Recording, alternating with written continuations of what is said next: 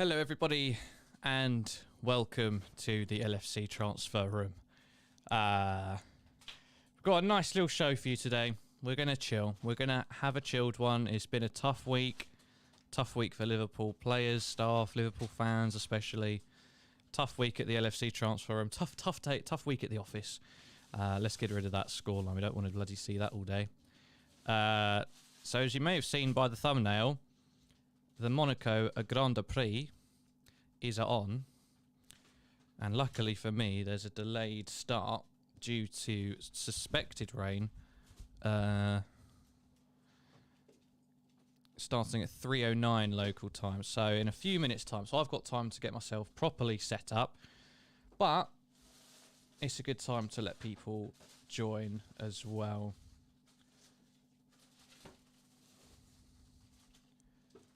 So let me get logged in. Let me know how everybody's feeling. We will talk about it, of course. We will talk about the events that transpired yesterday. But first of all, let's just get this Grand Prix up and running. We're going to watch that, and then the trophy parade for a little bit afterwards as well. And then I'll probably leave you when the championship playoff final goes underway, because I don't think I could last that long, and I would quite like to watch that match, but hey, we'll see what happens. So it's the Monaco Grand Prix, of course. A bit of a new twist for the LFC transfer room. The F1 transfer room, perhaps.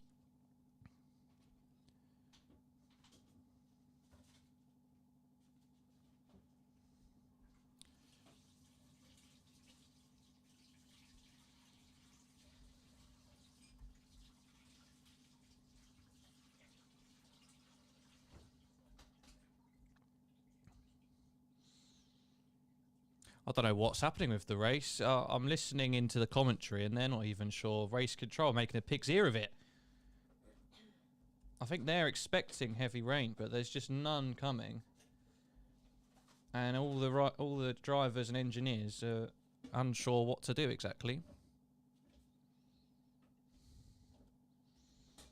Hyla, hello. Do inform me. Do let me know what this statement is. Oh, God. Bad news rarely comes alone. What is it? What's going on?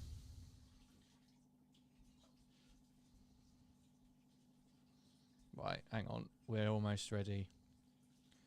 Let me try and...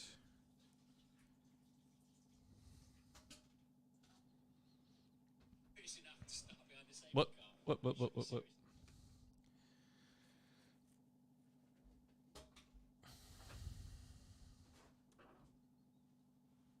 Right, they're still... Right, Sadio Mané's decided to leave Liverpool this summer. He's ready for a new experience after many special years with Reds. It will be confirmed to the club. Well, do you know what? It's not a surprise, is it? It's not a complete shock. And I'm fine with it. I think it just feels worse because of the result yesterday. If it had been the other way around, if we'd have won yesterday... Oh, who knows what would have happened if we'd have won yesterday. But... it would have been much more of like a fairy tale ending to a illustrious Liverpool career. And unfortunately, it just feels like it's petered out for him. I don't think he'll be in with much of a shout of a Ballon d'Or, because I don't think there's any recognition of AFCON or qualifying for the World Cup, even under the circumstances they were in. I just don't think that that's really going to be taken into account. I think Benzema's probably got it in the bag now. Which is a shame. So now that it looks like the rain's falling a little bit more, and they're going to start at 2:16 local time, or 2:16 time here, 3:16 local time to Monaco.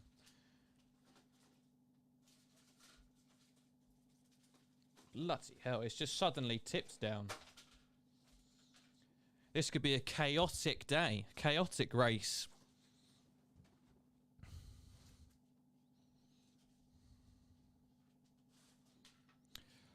Arsenal for Life says, hope you're feeling better today. Do you know what? I'm actually not too bad. Had a nice roast dinner.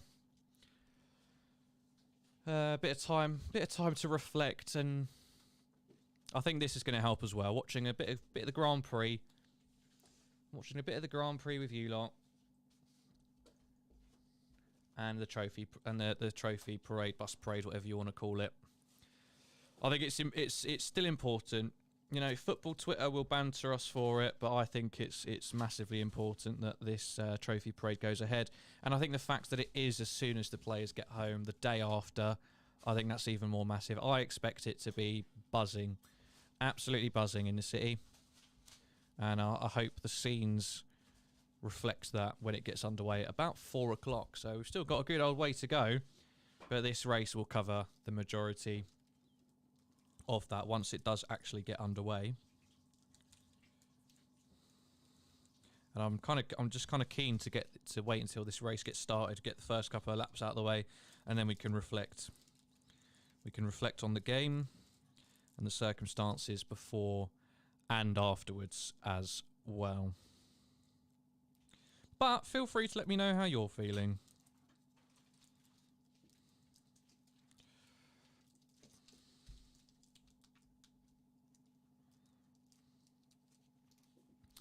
Matthias, I'm good. I'm all right, thank you. I hope you're not doing too badly either. We still won 2 trophies, so it wasn't a bad season at all. As for F1, come on Ferrari. Yeah, if I have to pick between Verstappen and Leclerc, I'm Leclerc all the way. He's got pole. Can he finish at Monaco? Can his engine hold out? And can he get another win, which would put him back in front of Verstappen, wouldn't it?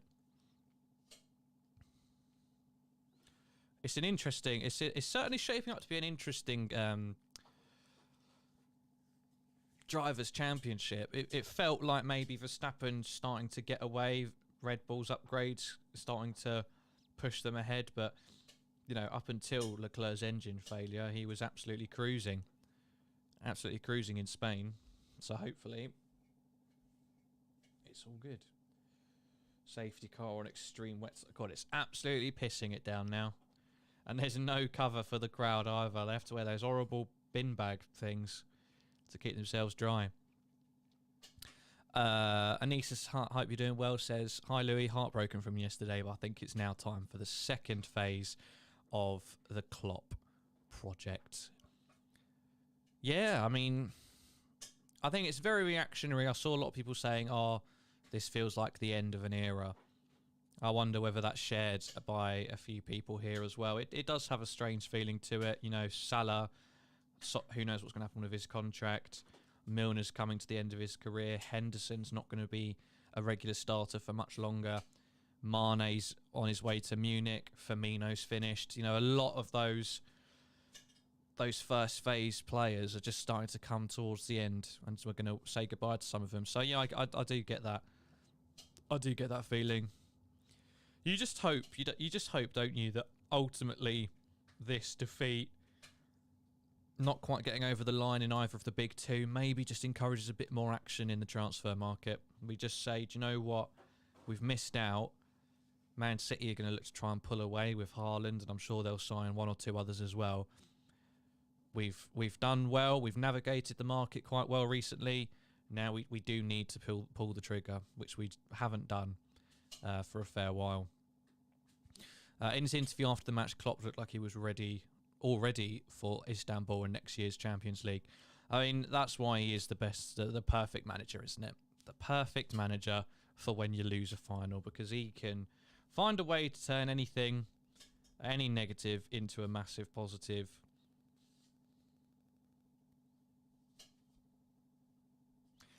So, an interesting question that I will pose to you whilst we're still waiting for this formation lap to take place. The European Super League, nobody's best mate, but considering the monstrosity that was UEFA's planning, and considering that the European Super League would be funded by the clubs taking part in it, so they'd have their own security, they would be all paid for, they'd have that a tight ship. If we were able to stay in the leagues, stay in the cups, and replace the Champions League with a Super League, does that slightly tempt anybody else a little bit more? The fact that we could completely control things like this, stop things like that from ever happening again, does that maybe just, I'm not saying convinces you entirely, but does that just slightly waver your decision? Because ultimately UEFA were never the good guys in this debate. It was always just We don't want an elite bunch of rich billionaires taking our clubs and doing what they want with them, throwing them into a league that's not really competitive and will have unlimited funds and become more like an NFL type thing. But UEFA were never the good guys, because they're looking to make their own changes for their own personal gain.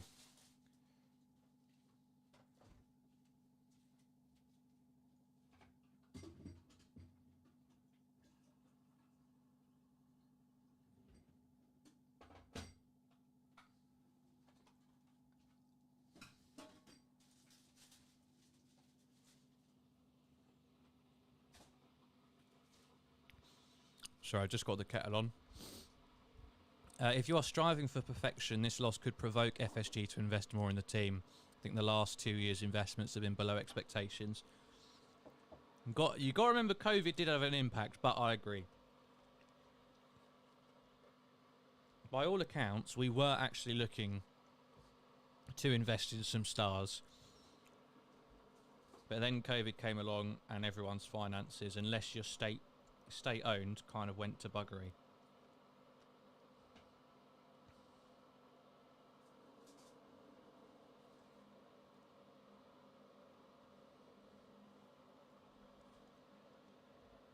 What do you make of these Kane rumours?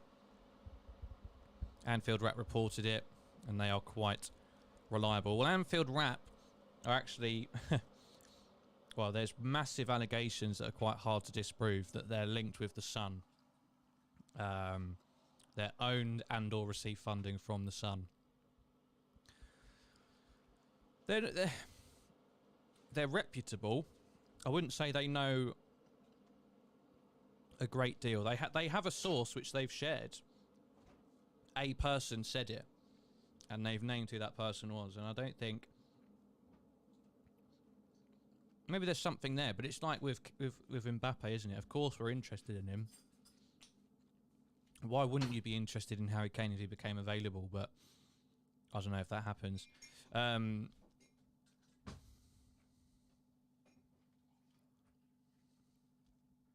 The new Champions League is based like a Super League. Don't know why no one else is worried about it. Yeah, so would you rather it be in that? So I guess the only question now is whether you'd rather it be owned by UEFA, who are known to be massively corrupt and are only in it for the money, or would you rather it be owned by the clubs, who are owned by people who are probably corrupt and are only in it for the money? But it's still in the club's name, and they'd want to protect their assets, so they would make sure it's well run at least. And the formation lap is underway. Look, has the rain stopped? I think the rain has just about stopped.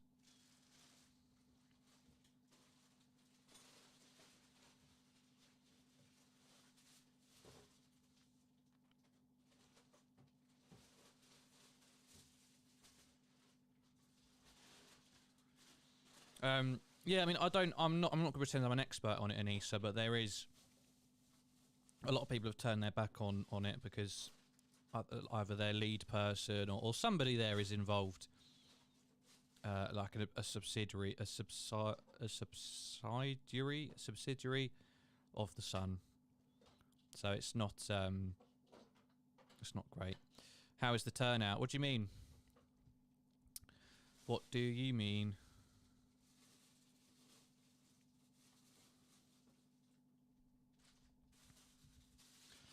I'm excited. I'm excited for this race. I know it's Monaco. I know the cars are massive and there's not much room for overtake, but street circuit, bloody small.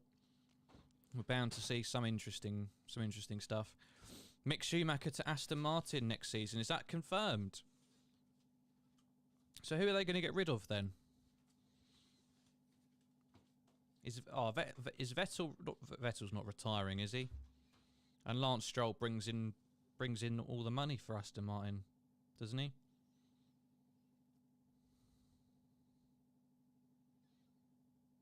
Oh no, the parade doesn't kick off until 4.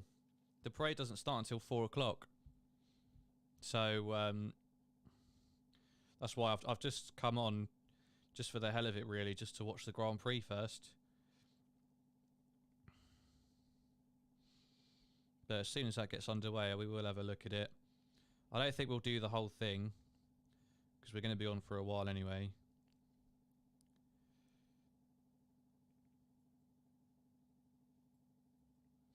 But Stroll's going. Is it so? Do we know where Stroll's going, or is he just a free agent at this point? I don't know. Oh, going to Indy. Oh, fair play. I mean, Lance Stroll's just a glorified Mazepin, isn't he? In terms of he is there for the money.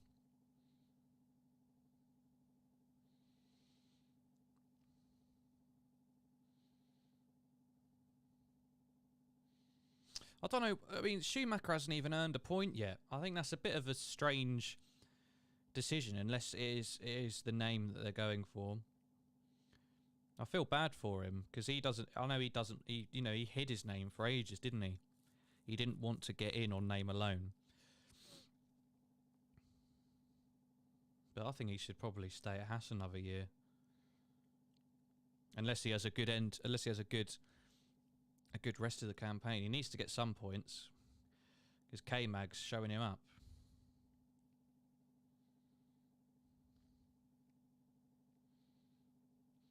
Speaking of being shown up, bloody big race for Carlos Sainz. He can't have another DNF, otherwise you'll be seeing a Drive to Survive episode all about how he got booted out.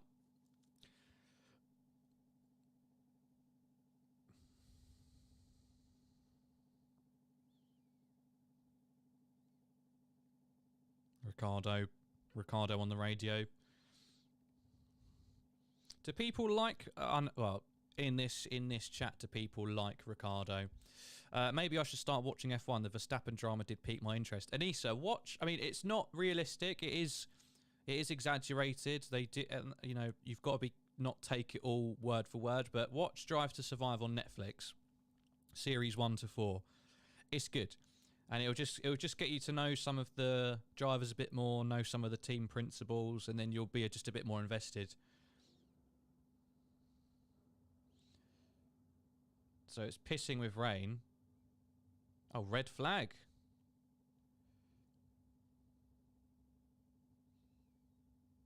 Good God.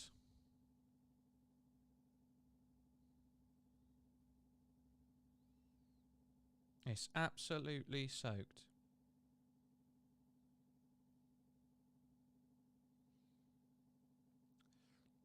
This is going to be a short race. How long have they got to fulfill the race? 2.5 hours? Yeah, I don't know whether Sainz is performance based. Well, if he keeps on DNFing, then definitely will be, but it's a shame.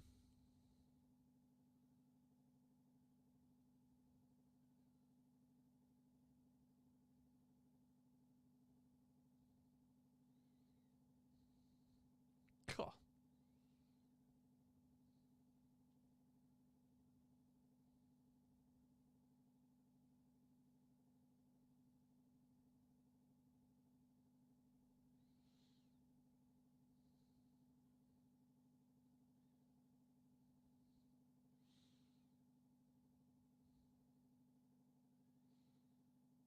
It's pandemonium in the paddock.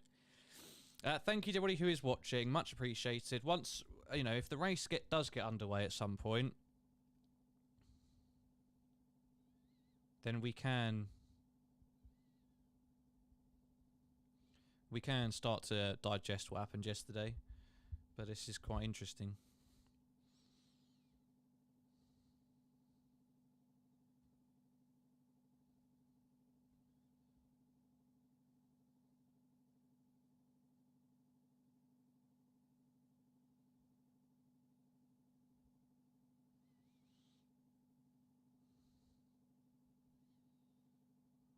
Speaking to Christian Horner, who I cannot stand.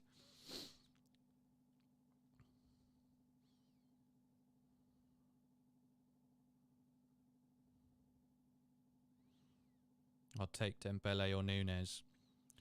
All right, who are we talking about? Strikers. Somebody mentioned...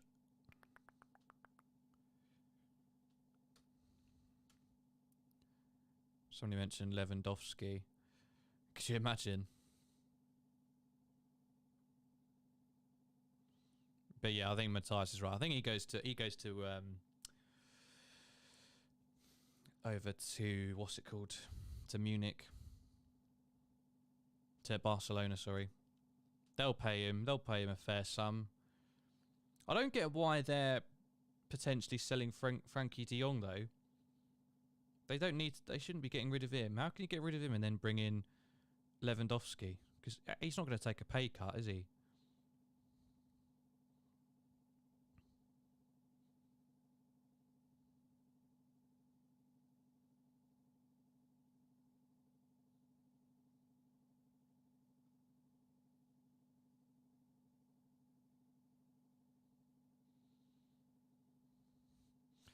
Klopp doesn't go for former players. He tried for Götze, though. He tried for Götze, however you pronounce it. He tried to convince him to come, and Götze made the wrong decision in the end, and ended up not having a particularly great career. Who are we saying then? Because Mané is off and Man City just got Haaland. Oh, I don't know. I feel like if only Mané leaves, I just don't know who we'd go for. But if Salah leaves as well, then we would see a bit of a rebuild. Because, you know, some people, Sebastian, who's a regular on the channel now, he said Diaz has probably always been the replacement for Mané.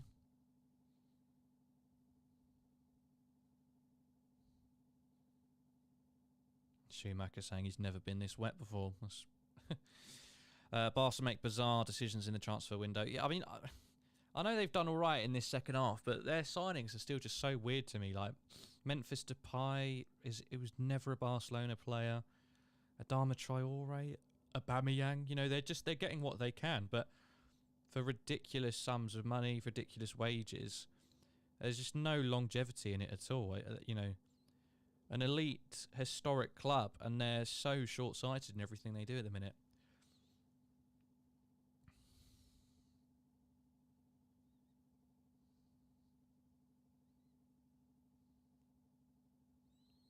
I beg Liverpool to get Kane. I wasn't sure about this before, but we need a gunman. But you wonder if we are just gonna if we're just gonna leave the false nine behind. And yeah, as Bob Carter says, like Gary's been saying for a long time, if we're just gonna go for that real out and out goal scorer. You know, we'd have to change our team around a bit. The midfield would have to have a different role. You know, we wouldn't have that option of the striker dropping in and making a four in midfield. So this could probably be one of the most interesting summers and pre-seasons in recent times, because it does have that air of an end of an era, the real ending of that first generation of a settled Klopp squad.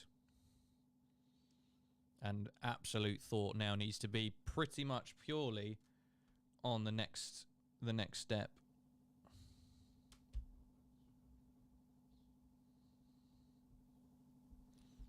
I'm just turning up my microphone a little bit, so sorry if I suddenly get louder. I've got Reese's Pieces today.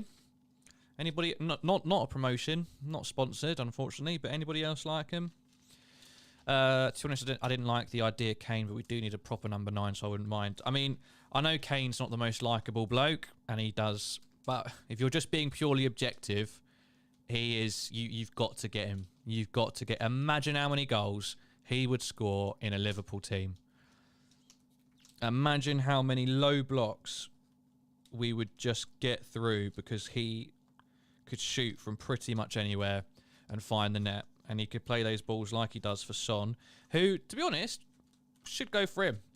If we had to pick between the two, I'd get Heung-min Son all day, every day.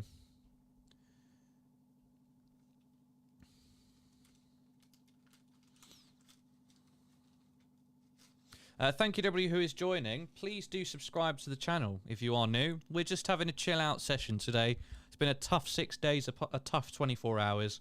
We're going to watch the Grand Prix. We're going to watch the bus parade. And we're just going to chill and reflect on the season and on yesterday. And see what happens. Whoop.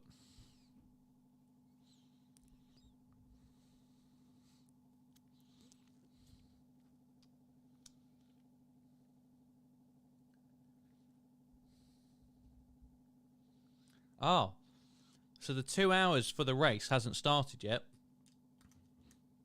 So at this moment in time, if we were to start, we'd still have a full race.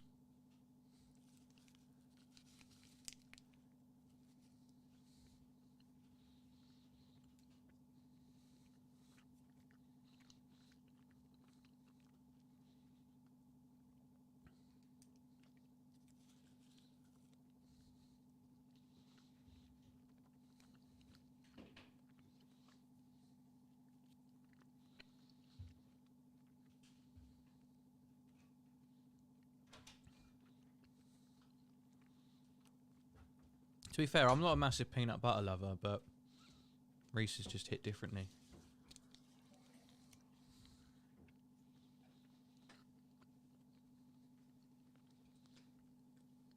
Oh.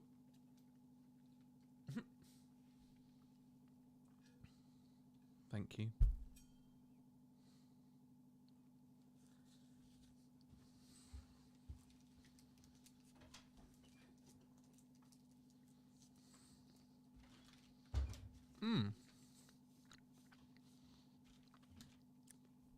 Yummy. Now, peanut butter itself, I don't like. Don't like at all.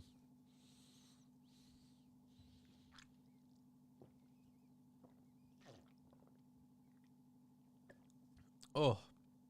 Abdi Q, yes. Fabrizio Romano has even said it, and Mané kind of alluded to it after the Champions League final. It looks like he's certain to head to Bayern Munich this year in the summer. So the first of the iconic front three is confirmed to depart the club, and it adds to that sense of an end of an era that we seem to be coming to. Luckily, Klopp has re-signed. Thank Christ for that. To 2026. So he will oversee the second generation. The second phase. And there's nobody else better to do that. It's the end of Liverpool FC, unfortunately. Mané is leaving in the summer, and Van Dijk and Salah are past their best.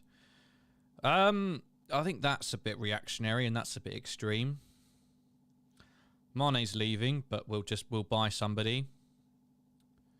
We can get somebody else in, or Diaz can fill that role.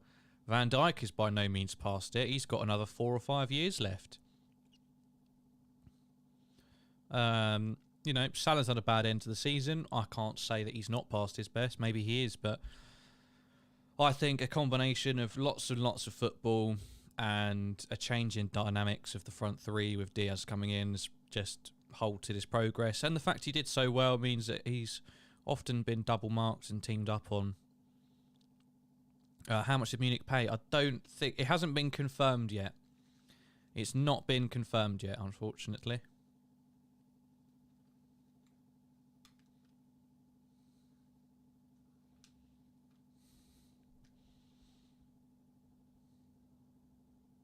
Makes me sick how Americans have peanut butter and jam sandwiches.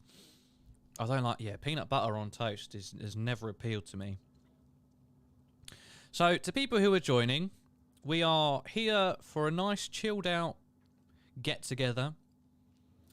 And I'm waiting for the Monaco Grand Prix to start. But a massive spell of rain has put a halt to that for now. And then the trophy parade will start at about 4 o'clock. So it might end up overlapping a little bit. I'll have to get 2 screens up. Who would you blame for us losing the Champions League final? Oh my God. Courtois for not letting us score. Having the best bloody game of his career.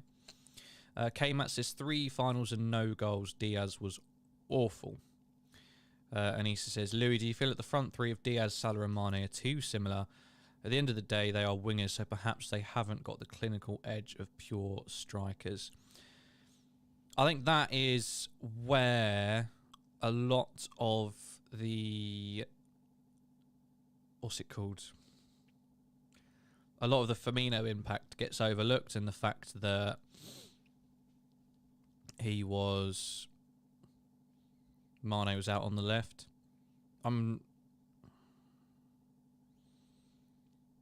Because Salah can play as a winger and also as an inside forward. Mané can do the same. And then but he acts as like a second striker a lot of the time, Mané. But Diaz doesn't do that. Diaz is much more of an out-and-out winger. Capable of cutting in and getting a shot off or going to the byline, but he is more of an out-and-out winger. And it's not about whether they're too similar or not. It's just, I'll stick to what I said yesterday in the build-up. They're just not tuned. They just, the management haven't had time to alter the dynamic of that front three to suit all three of whoever plays there. They had it sussed and sorted for 2-3 years with Firmino, Mané and Salah. Jota came in and was, had that pre-season as well to get accustomed to it. Diaz was rushed in January and just kind of thrown in the deep end, and he did very well, but it does feel like it's just slightly taken away from the others slightly as well. Bobby and Casey did well coming on, should have come on much earlier. I was literally screaming for them to come on. I thought Firmino was pretty atrocious when he came on. I think he gave the ball away unnecessarily a good few times. Mick Nolan, thank you very much for subscribing. Much appreciated. That's very, very kind of you. If you are new, and if you haven't done so yet, please do like this video, and please do subscribe to the channel. We're here with a watch-along for the Monaco Grand Prix, and then at 4 o'clock onwards for a little bit, we'll do the bus parade. Auditing Ireland, I hope you're doing well. I hope you're doing well and having a nice Sunday afternoon. And you're welcome to get involved and have a nice chat. Diaz is still quite raw in my opinion. Exactly. And I think my prediction is after a solid pre-season with us, we'll start to see some real gold. Not just from him, but from everybody back in that front three. Whoever it might be at the start of next season.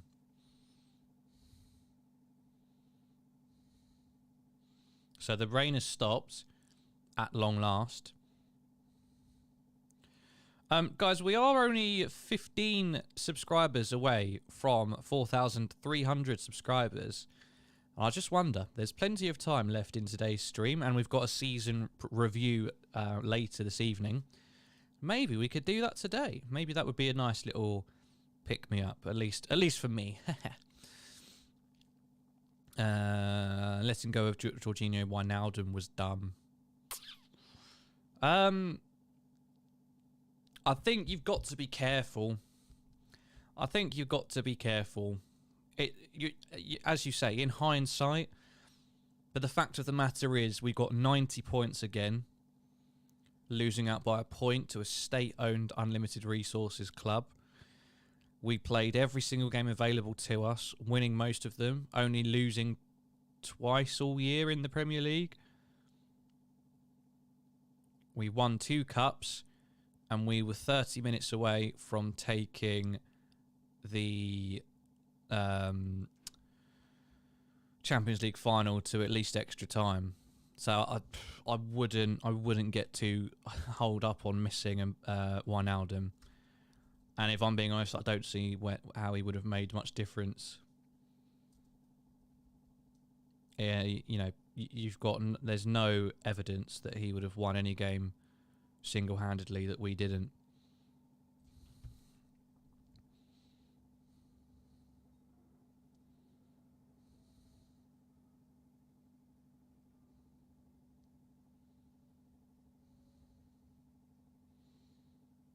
Yeah.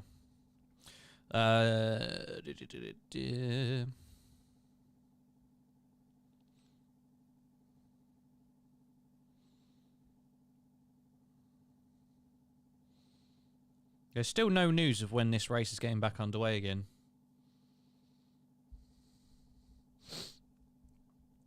There's a lot of cloud cover. It's horrific. Monaco's a shite place. They've got a nice port and one bloody casino, but the rest of it is absolute tosh.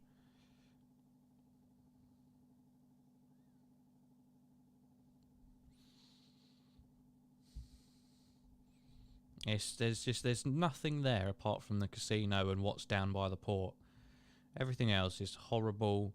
Most of the flats are empty because it's just rich people stockpiling.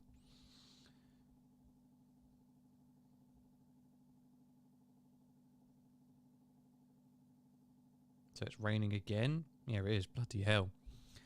It's just never going to stop. We just ran out of steam mentally. It must be so hard for our players. Imagine drawing a league game and that potentially ending the title. Insane. Madrid didn't have that kind of pressure. I don't know. I don't know if it was tiredness or not. At the end of the day, we created the chances. We just didn't take them, and Courtois had a bloody good game. Last time Real Madrid lost a European final was to Aberdeen. Levels to this game. That Monaco team with Mbappe was fire, though. Novak Djokovic. Oh, yeah, of course. But the stadium's not even like... Is it even in Monaco? Because it's a principality, isn't it? But it's just it's like Monaco's just a massive hill. The stadium's like a little bit further away in the mountains or something. But it's rich man's playground. Novak Djokovic lives in Monaco. Well, Lewis Hamilton owns a place in Monaco. They all do because there's no tax laws there. So they all list that as their address, and then whee.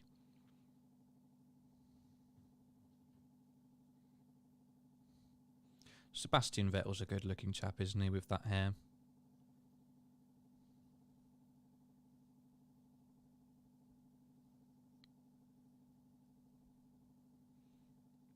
Sooner go to Lanzarote. Hell yeah. Lance Stroll, 2 points. I don't like Lance Stroll. It's the most expensive place in the world, and the crime rate is almost non-existent because it's all billionaires, lol. And nobody bloody lives there. And there's a very finite amount of people, so if there's a crime, you could probably quite easily suss out who it is.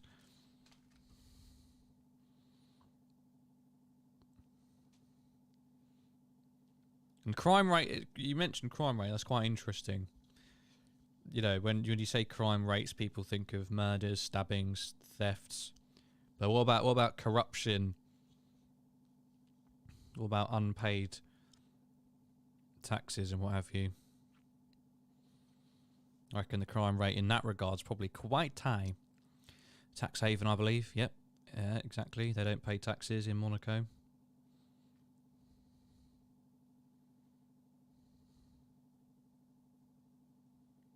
That's cool, those portable tents they've got. They just shove up on top of the cars like instantly. Stops it getting soaked in water.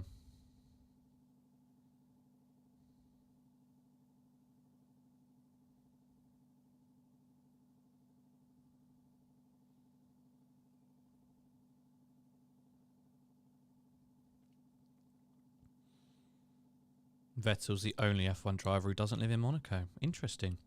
Very interesting.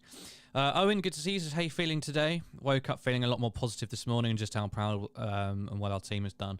Yeah, I think, especially getting the morning out of the way as well, I think I do feel okay. I might feel shit again later, but being on stream always cheers me up a little bit.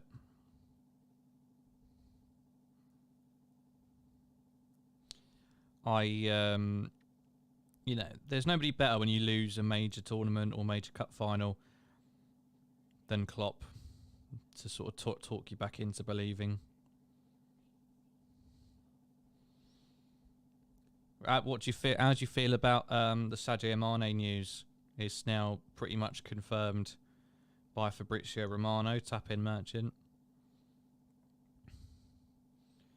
So it's not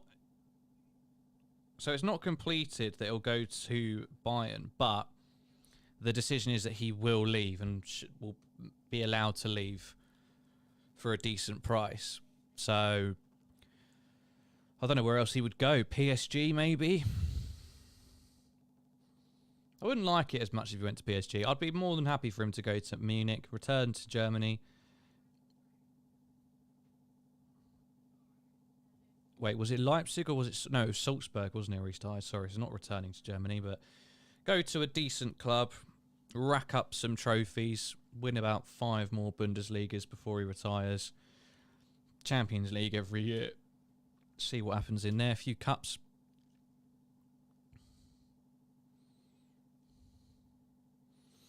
What has Kimi Räikkönen done now? Has he just completely retired from racing? Or has he picked up anything else? It's a swap deal, Mané for Sané. God, could you imagine? How old is Sané now, actually? Is he getting old?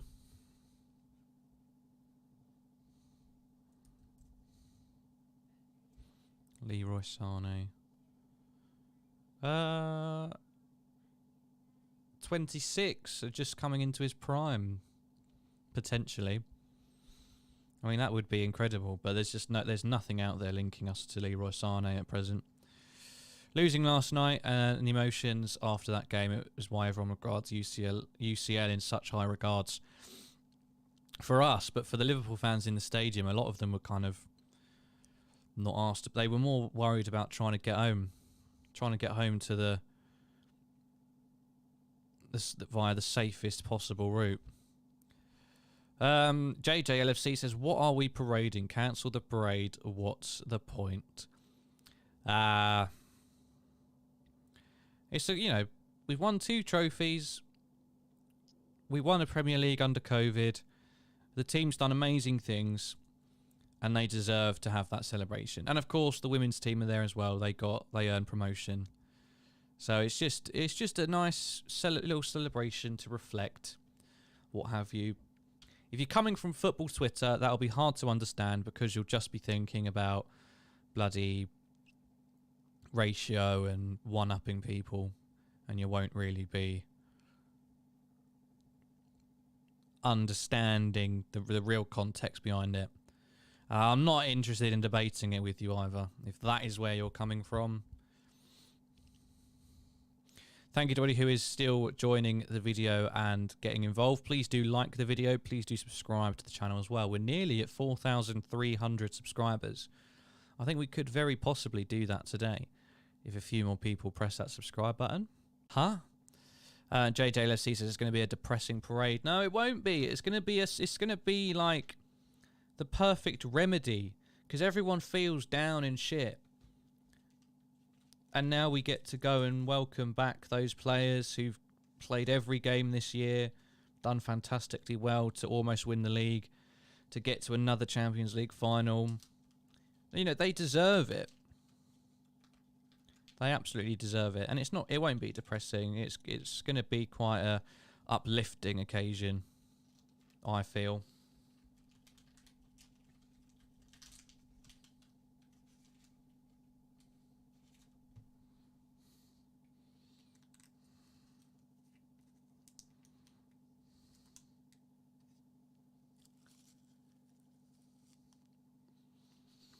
Oh, so I didn't know Monaco was actually up for debate in terms of hosting an F1 Grand Prix.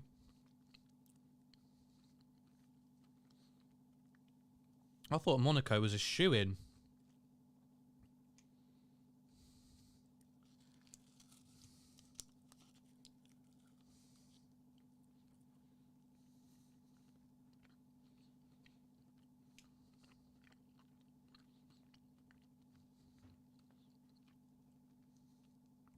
So those of you just joining, we're here trying to watch the Monaco Grand Prix before the parade gets underway. but there's some serious rainfall that's prevented the start of this race. We've got no idea when it's going to get back underway. So I do apologise. Have you heard about the Ousmane Dembele rumours? I mean, if we could get him with a new physio, the physio who's been working with Keita and Matip and Thiago, then potentially. Do you feel we need a goal-scoring number 9? What are your opinions on Darwin Núñez? I just don't think Núñez fits in terms of profile, in terms of cost. We could do better. We could get cheaper, a little bit more unknown. Someone with still a high ceiling. I just don't think he suits the profile. And I think he's a very incredibly raw talent, very young still. He would need a lot of coaching, whereas I feel like we need somebody for now, probably.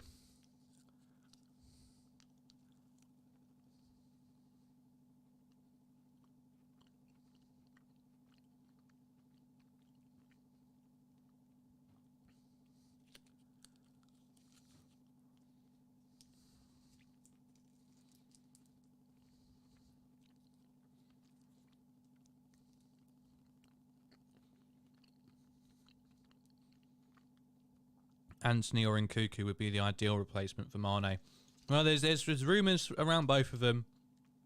We're not going to see anything for a fair few weeks, I would say. We've got Carvalho coming in 1st of June or 1st of July. I think everybody's going to take a couple of weeks for sure. All the staff, all the players, obviously, and absolutely chilling out. Lacazette could fix Mané leaving. Bloody hell!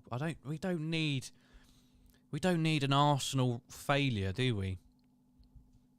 How old is Lacazette?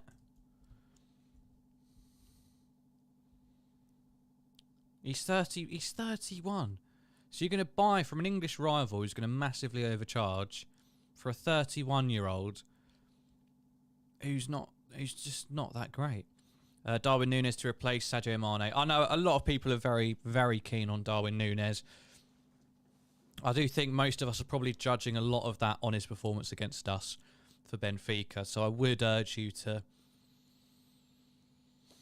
just remember that when you are mentioning him. A lot of what you've seen will have been his performances against us, and Minamino performed brilliantly against us, and he's not done amazingly.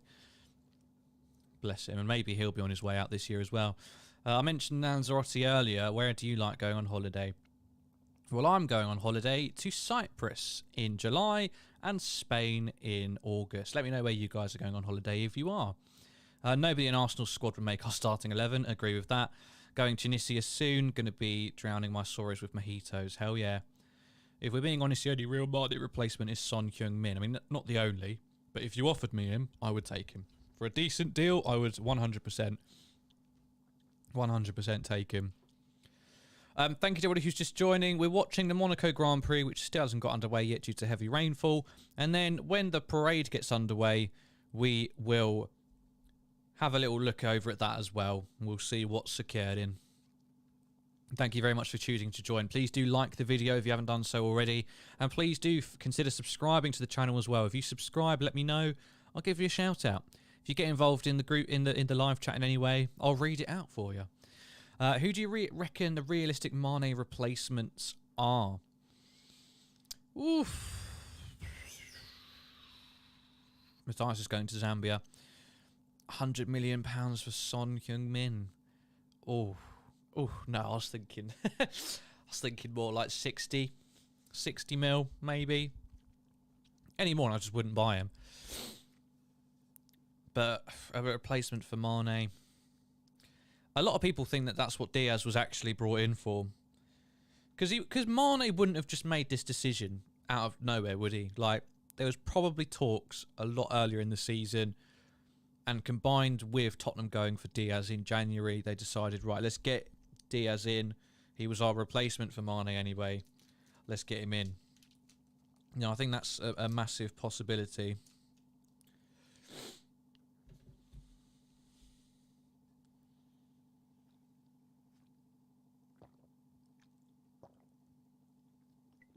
Oh,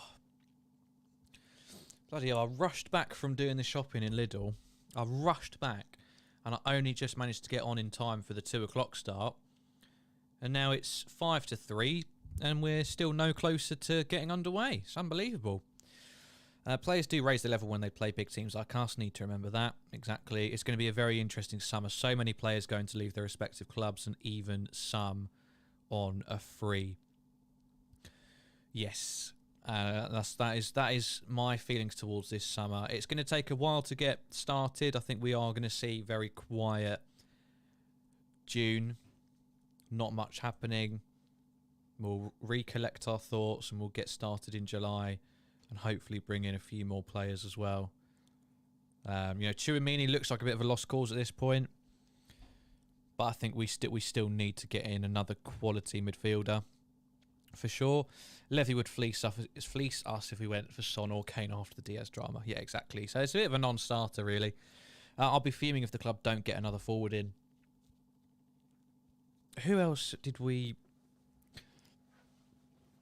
look at? Let me just go on the YouTube channel and have a look at what other players, other strikers that we've spoken about.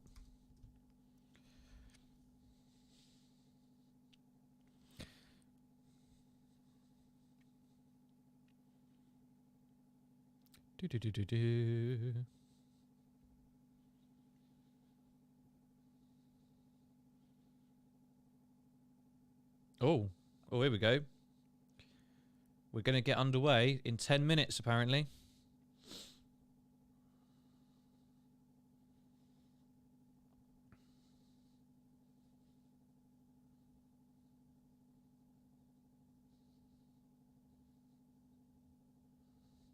Ten-minute warning. That's it. Everyone's running. The paddock's going wild. Nope. I'm not as mad as I thought it would be. Yep, here comes Mick Schumacher. Pelting it back to his Haas, which is at the back of the grid. Surprise, surprise.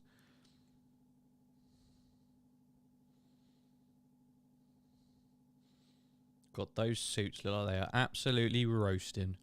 No, thank you. Do you rate Gabriel Martinelli from Arsenal? Mate, I've never heard Jurgen Klopp mention a player every time we play an opposition. Every time we face Arsenal, almost unasked, he will bring up Martinelli. I think he absolutely loves him.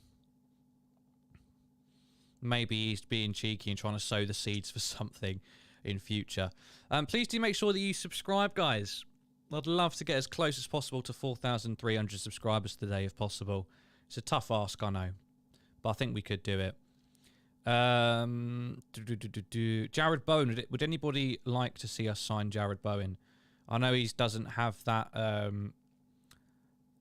that pizzazz of a foreign signing, but he has been pretty spectacular in a West Ham shirt. Would anybody be interested in that? Not whether it's likely to happen or not. Serge Gnabry. Would you look at him as well? That's someone else that we've spoken about. Obviously, Chouamini's unlikely to happen. Ismaila Sarr from Watford. I mean, relegated, so could bring him in as an option. Who else was there? Calvin Ramsey, right back. Jude Bellingham. It's next year, isn't it? It's next year is the year of Jude. They've lost Haaland. They're not going to lose him as well. Yeah, Darwin Núñez, Karim Adeyemi, but he's made a move already. Gnabry. Yeah, I think there's not a lot of options that we have been linked to just yet.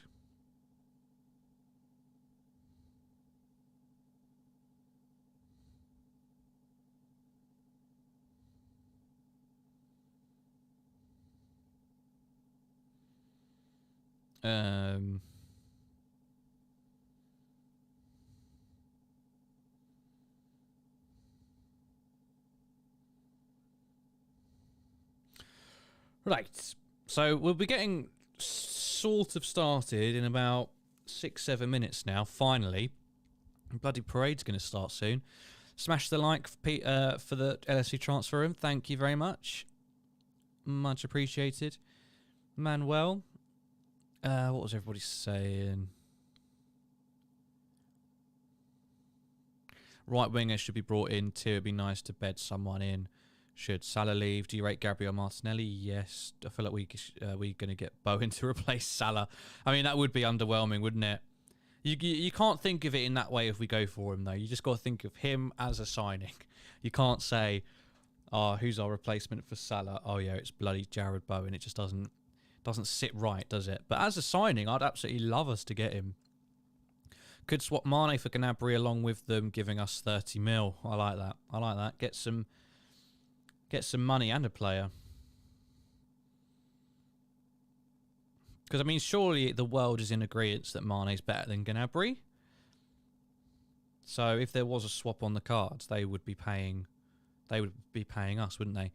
We need a full-on centre-forward. Mané will leave. Jota and Bobby don't cut it. Someone that will stay centre for the delivery that we can provide. Aryan says Darwin Núñez coming. I don't know. Maybe I'll be surprised, but I would say probably not. What's the most realistic signing you want at Liverpool? Mine is KDB. Oh, unrealistic. I was going to say. I was like, what? Your most realistic signing is KDB from our biggest rivals in terms of league, in terms of winning the league next season.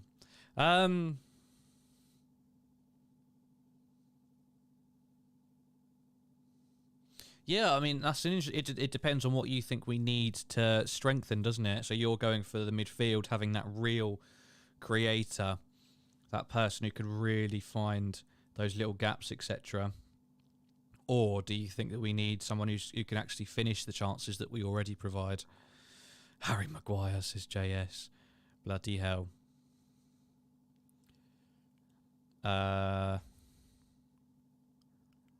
You know you want him. I could not think of a player that I want any less but Harry. Do you remember that first season they had with him where they thought, they genuinely convinced themselves that he was up there with Virgil van Dijk? How bonkers does that seem now?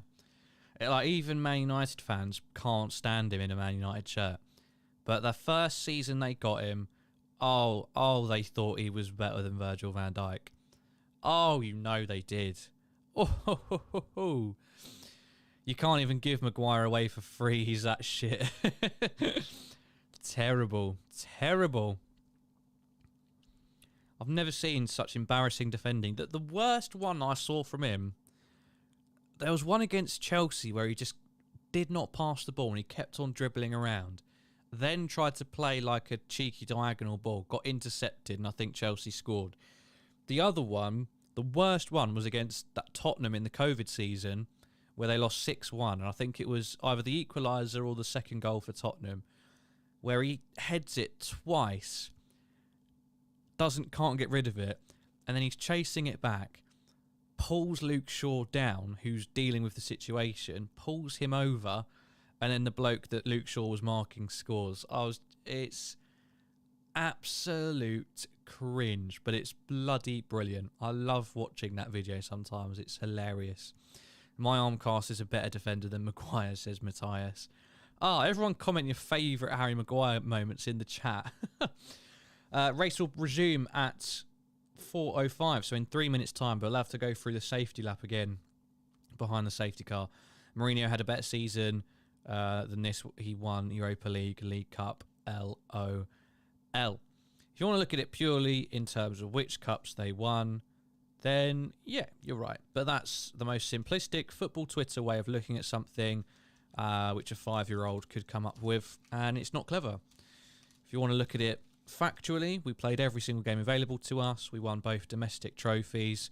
We got to the Champions League final, not the Mickey Mouse version, and we took a state-owned conglomerate to the final day of the season with unlimited resources and lost out by a point. So, you know, I'd call that decent when he basically dummied the ball in the derby.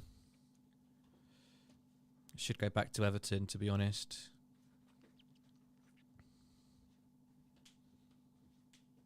Oh, yeah. That was this season, wasn't it? Embarrassing. And he just has no self-awareness, does he? Because he came out with that statement saying, "Oh well, I've played most games though, so I must be doing something right, mate." Because you've got Curtis Jones as a reserve, not Curtis Jones, Phil Jones as a reserve centre back. Of course.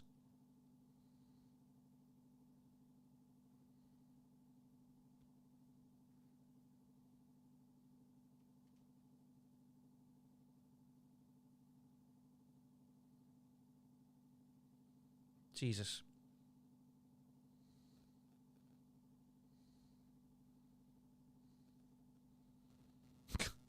They don't know if it's going to rain again or not. It probably will. It's just depends on whether it stops the race again.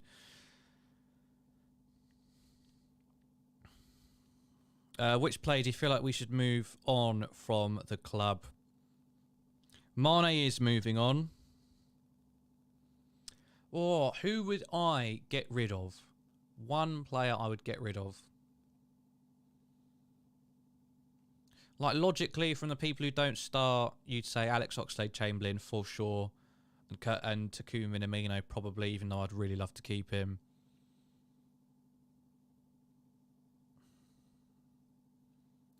But I don't know. From the starting 11 or the real squad players, I don't know. I really don't know. Headbutting Maguire, yep. Kicking Pogba in the head as well. He did that. Pogba was fuming. He's just a bit of a... He is a slabhead, isn't he? Not just in looks, but in his head space as well. He's a bit not all there. So Red Bull on 195 points. Ferrari 169. Mercedes still in third place. Still sandbagging, still in third place. Thank you to everybody who is just joining now. Much appreciated. Please do like the video. Please like the video and please do subscribe to the channel as well. It's massively appreciated if you could do that. Press that subscribe button. We're nearly at 4,300 subscribers. We're only about 15 away. Don't let the number in the top left dissuade you. Watching Forrest Huddersfield. Do you guys want me to? Do you want me to? Because maybe I could. So I'm going to watch it anyway. So I guess there's no harm in watching it here. Let me know if you would like me to stay on for the championship final. But don't feel like you have to say yes. Yeah, the parade's at 4. I bloody knew it.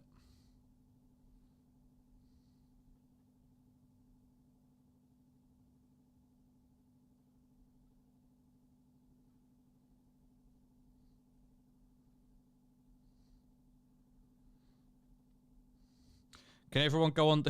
Everybody go on the Liverpool FC City Parade live stream. It's not started obviously yet, but just go on the live chat and just everyone spam LFC transfer and tell people to go and watch it. Are you showing the parade live? I can't show it live, you know, because it's Liverpool who own the rights to that footage. Even though they're showing it for free, they still own the rights, so we can't just like re-show it. It would be awesome, but we'll just. It's more about just having something on in the background and we can just continue to have a chat. Have a bit of a therapy session and chill out. So we're still doing, remember that we're still doing the full 77 laps here. Still doing the full 77 laps.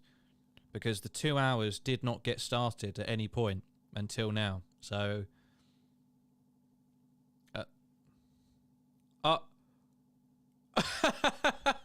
Oh no! Latifi's crashed on the safety car lap. Oh my god! Oh!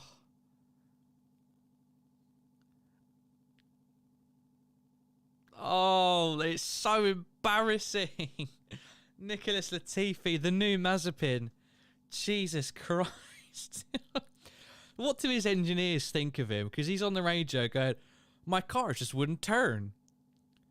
I just crashed into the hairpin. My car wouldn't turn.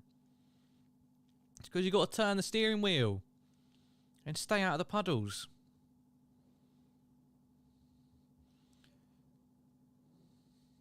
So now Guan Yu Zhao moves up from 20th to 19th, I believe, because he just went past him.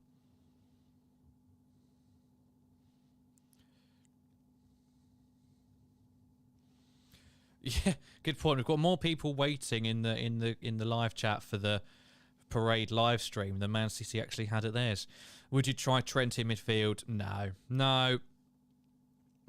It doesn't need to happen. We need to get specialist midfielders. We don't need to be, because I had thoughts about this, like with Alberto Moreno, when Klopp kept on saying in press conferences, "Oh, best finisher. Oh, Alberto Moreno. He's one of the best finishers in training." And me, dumb head, I was like, "Oh, well, why don't we try him as a winger? He's got pace, and he can score. So that would be great." So there's going to be a rolling start, so we're not going to get the traditional lights out and away we go, by the sounds of it. Nicholas Latifi just doing Nicholas Latifi things. So the safety car's going in any second. Oh, you guys don't like any of my accents. That's a terrible Canadian accent. No, it's not. Leave me alone.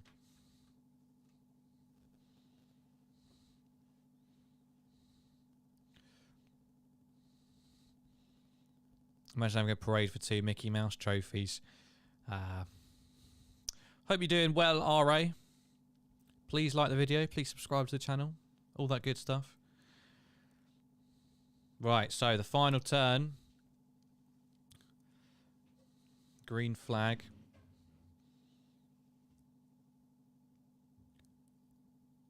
So they're just going to keep going, no? Oh my God.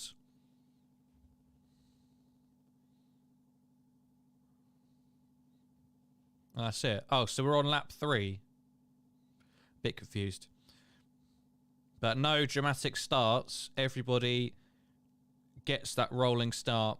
And Leclerc obviously keeps first place. No changes thus far, with Latifi crashing on the safety car lap. Apparently they are sedating Mané until the transfer deadline, so he has no choice but to sign a contract extension. Whoa! Gasly and Stroll almost colliding. No, Stroll and Latifi almost colliding in the pit lane. Bloody useless. Useless Latifi, that is.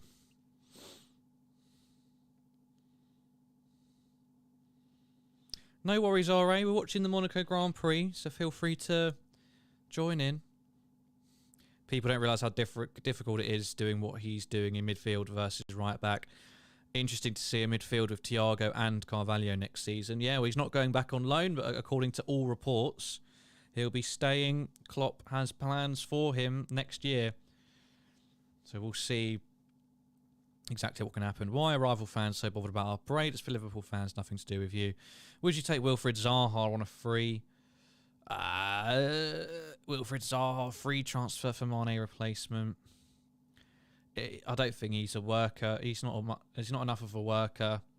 He's got pace. He can beat the odd man. But, you know, there's a reason that he's still at Crystal Palace. There's a reason he went to Man United, failed, went back to Palace, and has been there ever since. Also, his attitude does seem to stink sometimes, and I do hate to say it. But he's just a very angry boy sometimes. Make Formula 1 like Mario Kart, that would be lit. Yeah, well, you have to get rid of these bloody street circuits first. Or make the cars crash proof.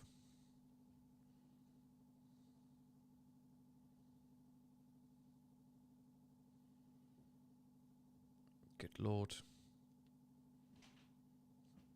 I don't know how they're controlling these cars. The back tyres are just all over the place as soon as they apply any pressure to the old accelerator.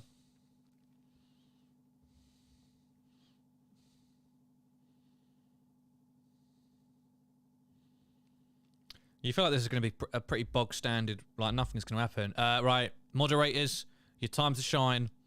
Get rid of that stuff. Get rid of it quickly.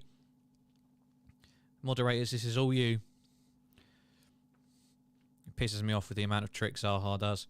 Here's a question. What are you afraid of? I'm terrified of spiders. Oh, yeah. Yep, I don't like spiders. Not a fan of spiders at all. Someone said they were scared of snakes.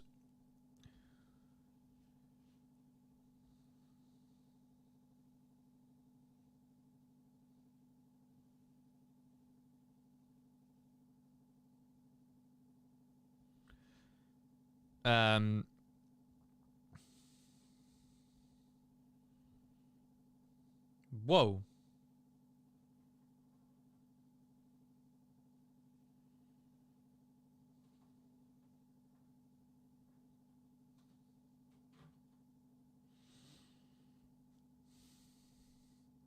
What time's the parade? Says Shane. It's about 4 o'clock. 4 o'clock the parade gets underway. So we'll have both on at the same time. The Monaco GP and the parade. Because it is going to be overlapping somewhat.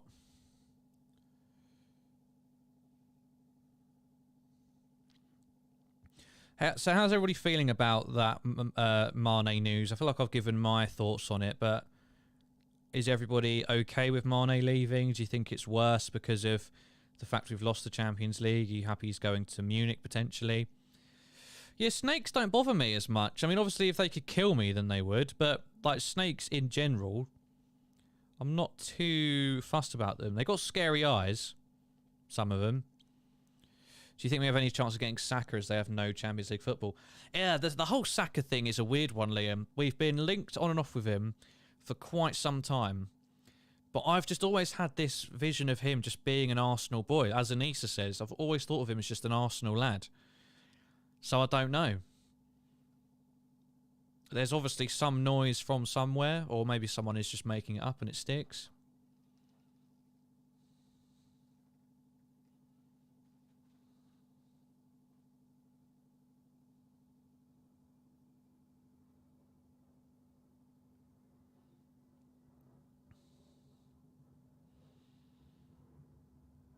So a few people have gone on to Inters now. The track's drying out fairly quickly at parts.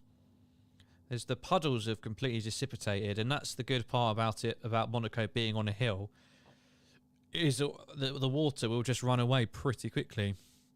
Yep, thank you, Matthias. Much appreciated. Keep an eye out. Keep your eyes open. Better than the people in the watchtower of the Titanic did that night in 1912. Terrible job. Sackable offence.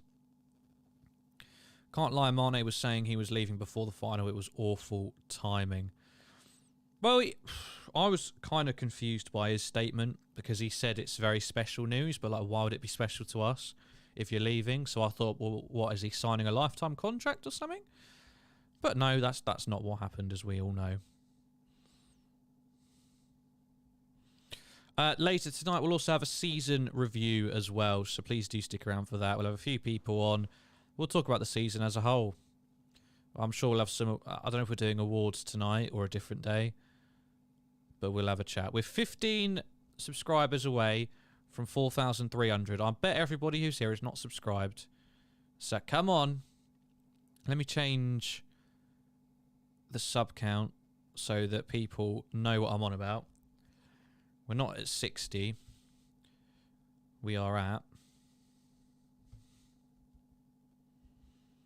85. 4285. We're at exactly. So 15 more subscribers between now and the end of the day would be pretty spectacular. I learnt in science that snakes used to have legs. Nope. Well, that would have been a different story. That would have been a different story. Well, no, they just would have evolved from other reptiles, no? Hi, Liz. Hope you're doing well. Spiders, I'm terrified. I do have slight claustrophobia, but I can usually handle that one. I've kind of got the opposite of claustrophobia. I quite like tight spaces. Apparently, Saka's rejected us before. I think they're his boyhood club. Yeah, that's the opinion that I have as well. Saka is average. We need a proper number 9 and a midfielder. So, Nathan, who would you go for? And I hope that doesn't come across as like an attack. Genuinely, who would you like us to do realistically? We'll do a quiz when we get to 5,000. There'll be another quiz at 5,000 subscribers. And I the way that we've grown this year, I don't think you'll have to wait too long, because it's been a hell of a ride. And it's just a shame we didn't have that trophy yesterday to kind of wrap it all up and sign off on a high. Thank you, Harkin, for subscribing. Much appreciated. Hope you enjoy your stay with us. So there's been next to no overtakes thus far. Mick Schumacher's fallen back a little bit. Liam Chalice. I'm sure you've subscribed before. Liam, I'm sure you've subscribed before. Douglas Taggart says, wouldn't say a legend. All right, Sadio Mané, you wouldn't call him a legend. He's won everything, though. He's won everything with us. He's won AFCON for his side. He was a fundamental part of the first phase for Liverpool. You know, I know we had Firmino already, but he was that major attacker who came in. He's done his fair share. I mean, would you not call him a legend? It's interesting. It's interesting. Parading the two mini cups after losing out on the big ones yet again. Embarrassing. Well, I hope you're doing well, Dull or Inco, whichever you prefer to be called. Please do like the video and please do subscribe to the channel. And I hope you're doing well. And yeah, feel free to stick around and join us. I know you were here yesterday. And it's much appreciated watching our content. So stick around if you want to know about the Monaco Grand Prix, how that's getting on. And potentially the championship playoff final as well. Just a couple of people have mentioned that. So I'll go back through the leaderboard at the minute. It's Charles Leclerc out in front, Sainz dropping off about 3 seconds now, Perez just behind, and Verstappen as well. Norris, Russell, Alonso, Hamilton, Ocon and Bottas complete the top 10. Magnussen is in 11th in front of Ricciardo. Albon, who's risen quite well. Zhao, who started at the back of the grid. Gasly, Vettel, Schumacher, who's fallen down slightly. Stroll, and no surprise, Nicholas Latifi at the back. He just unsubscribed to subscribe again, hasn't he? I'm sure I saw Liam Chalice turn up in that corner as well. Parading. Oh, so Dull, are you a Liverpool supporter? Because I did not get that impression. Oh, I apologise. I thought you were a troll. I thought you were from another team. Would you see Klopp staying longer than his current extension? I reckon with all the competition that's soon to come to the league, especially Ten Hag at United, the challenge will certainly keep Klopp longer. I think look, this could easily be wrong, but I think what... Oh, no, Liam, no, I think you're right, because I don't recognise your profile picture either from before this stream. So, apologies. Apologies. I think I was wrong on that one. Going back to Emmy's point, I think what Liverpool and what Man City have done for the last 3 to 4 years, consistently hitting 90 points, consistently losing less than 5 games a year, and being competitive in multiple competitions, is something that is so difficult to replicate. And that's why, you know, everybody thought Chelsea were going to win the league this year. They're nowhere near as structurally sound, as fundamentally sorted as we are, as unfortunately Man City are.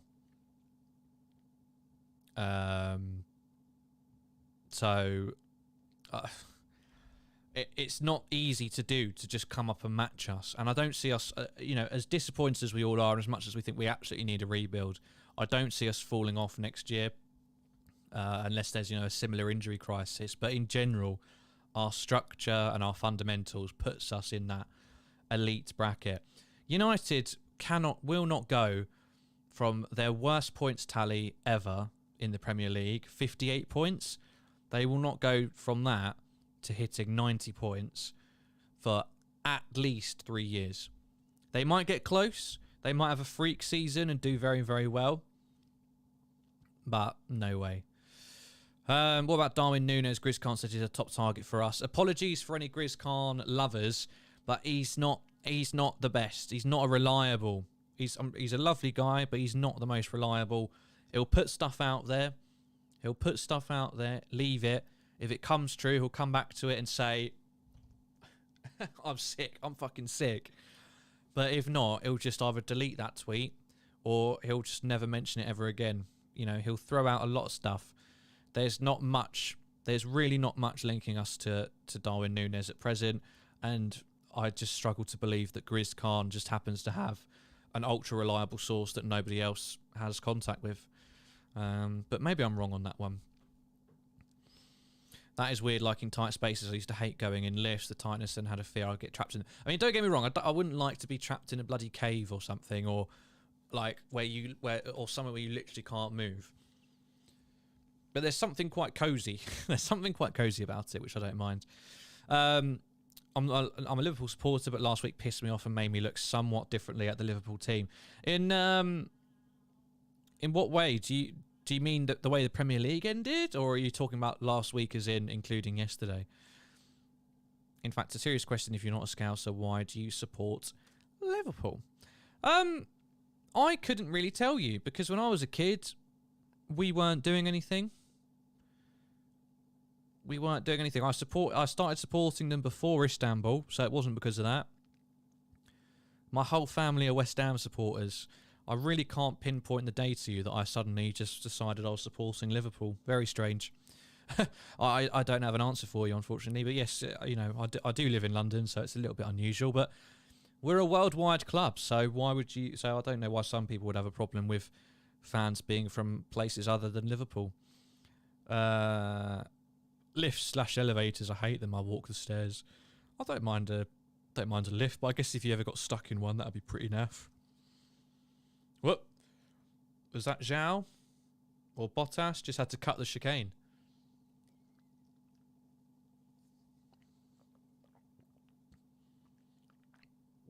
Yeah, Zhao Guan Yu has completely cut the chicane, and he'll have to give the place back to Gasly.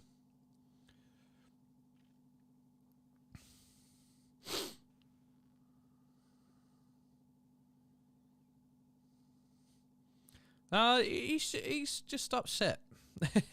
He's all right. He's just upset. He's passionate and he's upset. Oh, thank you to everybody who's still joining. Please do get involved if you'd like. We're a friendly bunch. We're watching the Monaco Grand Prix just about, and the bus parade will get underway in about half an hour or so. I will be watching that as well, and we might even watch the Championship playoffs if I'm feeling up to it. Nottingham Forest versus Huddersfield. Winner goes to the Premier League. Let me know if you'd like me to do that or not. But nothing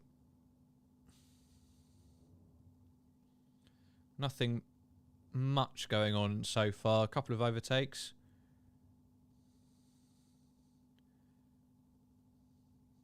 So Zhao's gone back past... No, so Gasly went past Zhao. Sorry about the... my family chose Liverpool when they first came to England. I will admit that was when they were dominating, but we've continued to support the club. Just fell in love with the culture. I'm Swedish and I support Liverpool. Yes, I live in England now, but my nationality is Swedish.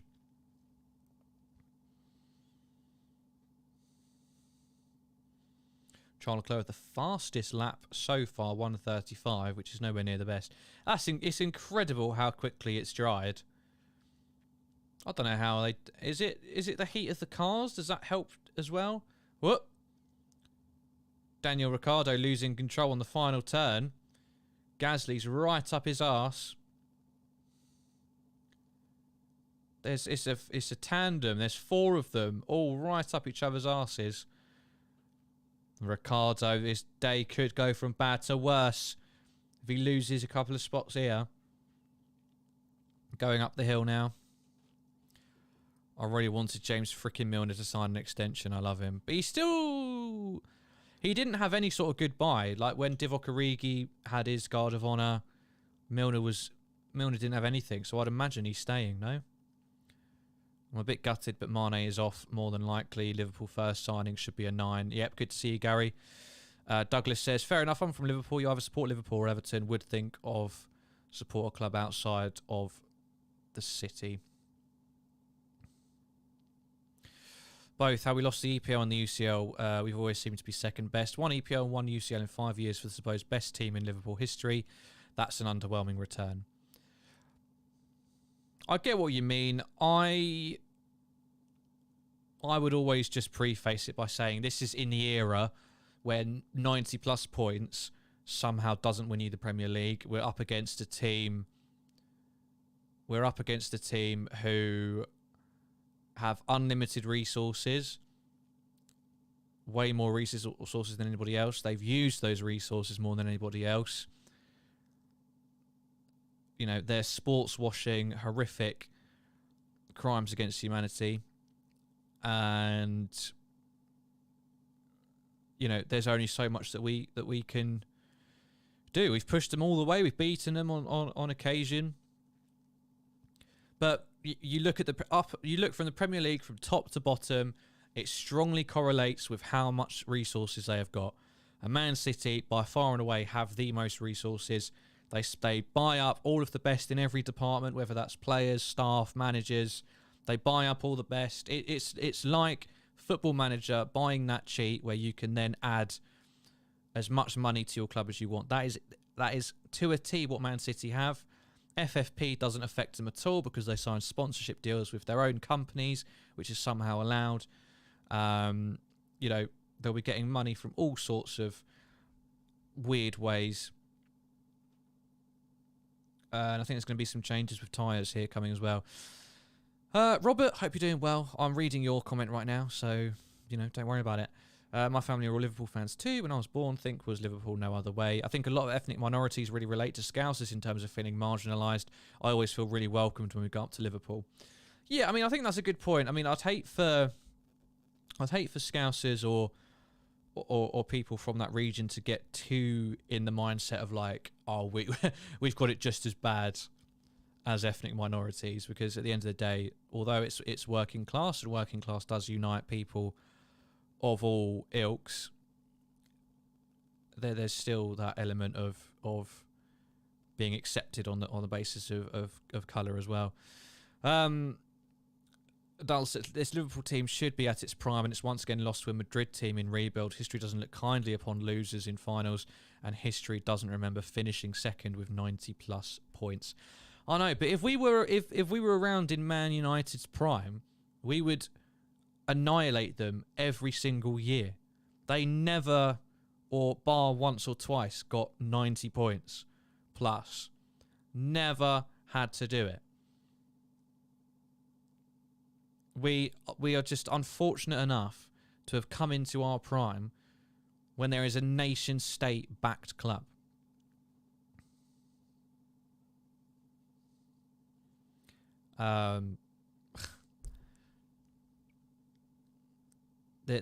You know, you can look at it in that black and white sense of purely focusing on us, but there's context to everything. There's context behind everything. You know, don't let football Twitter wind you up too much with their, again, black and white, yes or no, this or that, ratio, one-upping mindset, because everything is much more complicated than that. There's a much more grey area. There's context behind everything. Is the trophy parade live? Yeah, about 4 o'clock it'll get underway, so we'll tune into that as well. Sadly, missed the Luis Suarez era too, being I got into football right around the time he moved to Barca. Well, I'm lucky I got to see him, even though, you know, he did get done for racism, and I think we often forget that, for making racist remarks. I think we are, excuse me, a bit too quick to try and forget things like that when remembering him. And, you know, he acted like a bit of a bellend on his return, didn't he, with Barcelona. You know, there's celebrating with your club, which is fine. I don't expect everybody to be like that when they score or their team does well. By all means, celebrate. But some of the way he acted was complete dickhousery and not into it particularly. So Science has now fallen back. Sorry, we are watching the Monaco Grand Prix, by the way, but with a wet Monaco street race, there's not much in the way of overtakes or fights going on, especially further forward in the pack. Dale says, fair enough. I get your point. Maybe I'm still too gutted from this past week. Might be better in a few weeks' time when the new season is about to start. I share your frustration 100%. We were so close. We were so close to a quadruple. And it is horrible. It's horrible. So I completely understand where you're coming from. Emmy says, I'm Uruguayan, but for me, it was the Dortmund comeback game in the Europa League. For me, the passion from players and fans, even though the squad was nowhere near where we are now, been in love with the club since. Oh, I didn't even get to watch that game. I was bloody gutted. I was in Cyprus, and I remember someone reading out the half-time score. I think it was 2-1 or 3-1 to Dortmund. And I was like, oh, well, that's the end of that then. That's a shame.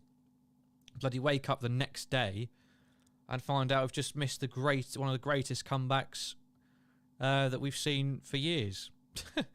And speaking of missing comebacks, I only missed the Barcelona game as well. Didn't get to see that one, so that was great. Completely missed that one. Had the updates on my phone because I was doing something. Why shouldn't Liverpool go for Harry Kane or Son now that Mané is likely to leave? We'd get shafted. We'd get absolutely shafted for the price. He's an English player. He plays in the same league as us, big rival, and Daniel Levy doesn't like us because we managed to nick Luis Diaz from them in the last minute. So we would get absolutely shafted.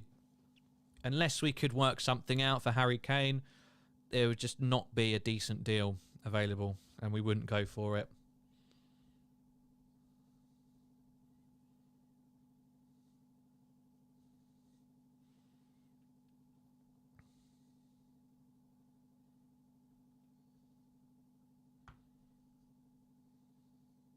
Whoa!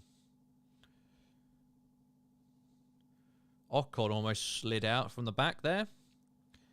He's fighting with Lewis Hamilton. Bloody hell. Whoa! Yeah, Ocon made contact with Lewis Hamilton. Is anything going to happen? There's just no room for these cars. The cars are bloody massive, and there's just no room at all. I don't know when Lewis is going to get past him. God, I would have loved to have seen Klopp going up against Fergie. I hope you'll find joy in your day. Thank you very much, Liz. Gary says, in some Liverpool's games this season, Liverpool were and are crying out for a striker. Oh, crying out for a striker, sorry. Liverpool needs to prioritise the league, get a 9, and Liverpool will be champions. I take your point, Gary. And hopefully you're right. Hopefully we have another comeback next year. So Leclerc's moved to the intermediates and Sainz is the leader, but he's still on the wets. Perez 10 seconds behind in second. And he's climbing. He's gaining quite rapidly. It's drying up, so Sainz pretty much...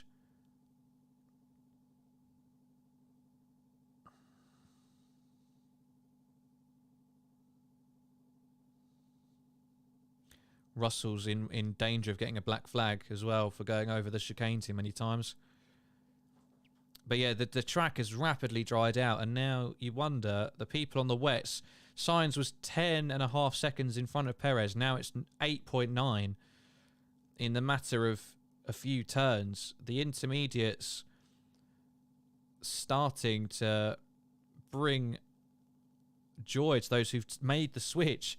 It's now 7.7, just like that. Sainz really struggling on the wets. It's just not suitable at all.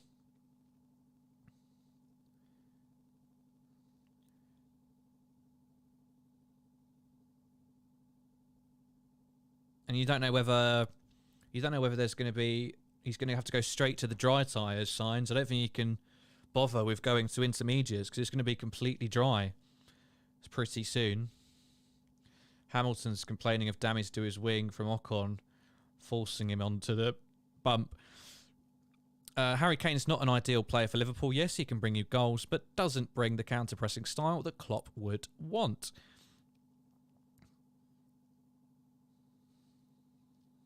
I know, but does there come a point where he would score so many bloody goals that would be unbelievable? What? Moderators? Moderators, get on it. They're even putting rude words in it now. I'd love to have a go in an F1 car. I'm probably too fat to get in one lot. Well, you've got to, I share your frustration. You've got to be bloody small to get into those things. All-time LFC, Gerrard is currently Becker in terms of favourite Liverpool player of all time. My favourite Liverpool player of all time. Just from my lifetime, you've got to remember, growing up, I was young, obviously.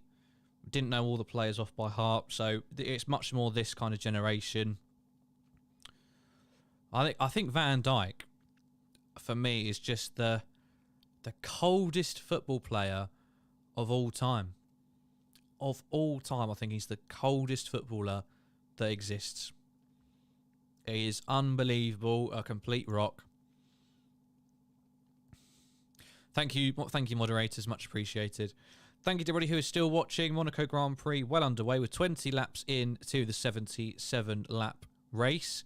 We're watching this. The trophy parade, bus parade, starts in about 20 minutes' time, so we'll have that live as well. We'll try to keep an eye on all of it. Hamilton trying to go around Ocon is too wide. He's being really held up here. Hamilton on the inters, Ocon on the wet, so you can catch up to people, but you just can't overtake them.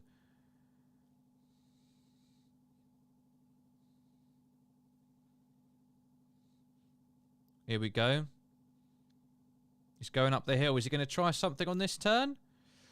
Most of the back laps cars, Ricciardo, Zhou, Albon, Schumacher and Latifi have now all switched to hard compound tyres. So they're trying to get ahead. Some of them will have already made 2 pit stops. Did you see the argument between Rio Ferdinand and John Terry? Oh, mate, it's so embarrassing. It's so embarrassing. And Virgil van Dijk would never do that. You know, 2 of the best English centre-backs ever, fighting it out like children. Virgil van Dijk, nowhere to be seen, ever. Never getting himself involved in stuff like that. Who was the first player's name that you guys had on your LFC tops?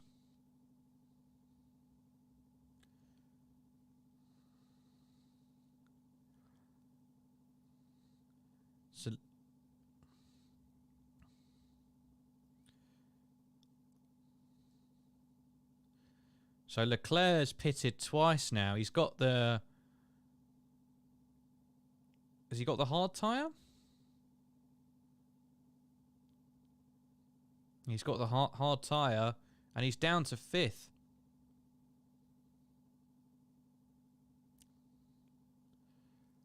Oh my God. Leclerc is bloody fuming.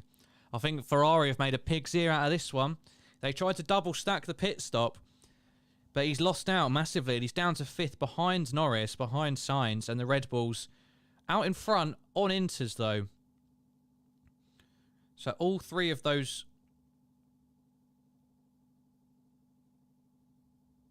All 3 of those non-Ferrari cars in front of Leclerc will have to make a pit. So can they get back out in front again? Perez is going into the box. Perez is pitting. He was the leader. Are they going to double stack? Yep, Verstappen's there.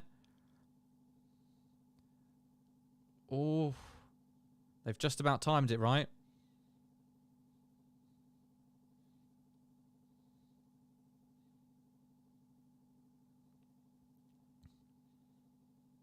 Sergio Perez is going to be in the lead. Ooh.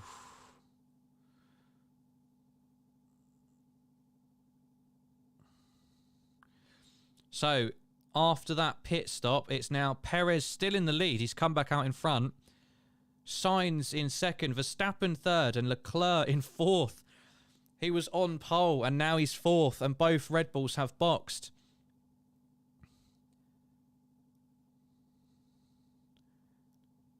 Hamilton's gone in the pits now as well. Hamilton was... Oh, he was on the intermediate, so Hamilton no doubt stopping for the hard tyres as well. Who's your ideal replacement for Mané? Hi, Josh. Hope you're doing well, mate. It's a tough one. Luis Diaz. Jared Bowen. I don't know. I don't know. It's a tough one. I'm just trying to think of players that we're actually linked with.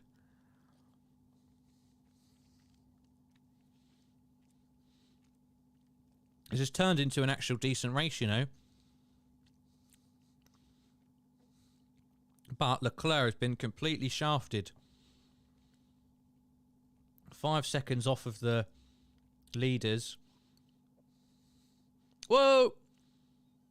Guan Yu and Schumacher having a bit of a collision. God, and Perez and Sainz are right behind him.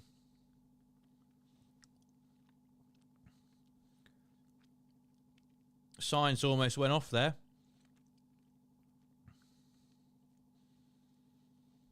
Sainz held on to his car for dear life.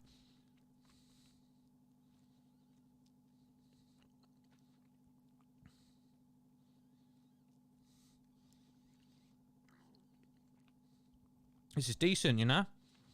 Oh, Magnussen's out. I didn't even clock. K-Mag. No.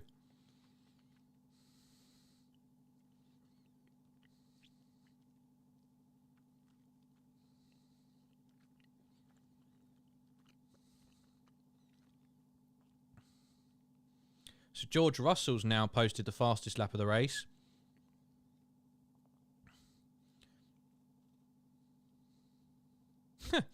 Russell's in 5th place, 10 seconds off the top 4. Norris 4 seconds behind Russell. So we're starting to see those gaps forming. Alonso, another 10 seconds or so behind. Hamilton, 10 seconds back on him. Ocon, 6 seconds. Stroll, 4.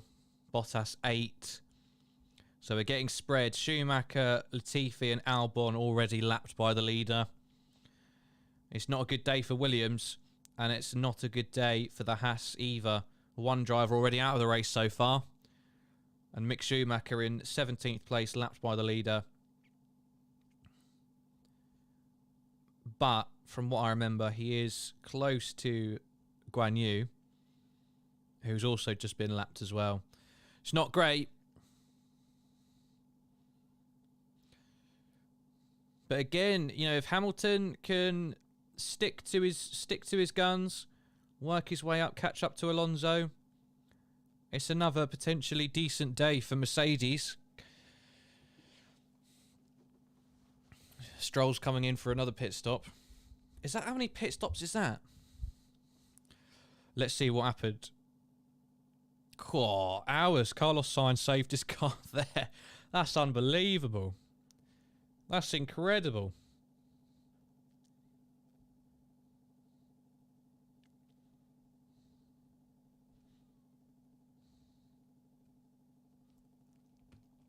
Would you rather score the winning goal in a Champions League final for your boyhood club or assist the winning goal in the World Cup for your country? Oh, Champions League. Champions League all day. Champions League all day. I mean, the World Cup's all right and all that, but nah, Champions League for my club. Oh, yeah, there's much more of an affinity between a man and his club than a man and his international side. So it's turning into a decent day. Mohammed, you can watch it on YouTube.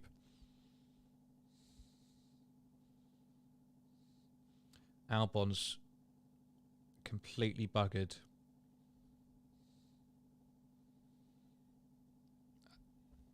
Albon's on the medium. Is that because he's used his...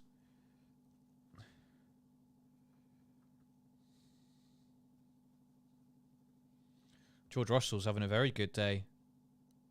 He's setting fast laps, and he's actually catching Charles bloody Leclerc. Slowly but surely, but he is catching.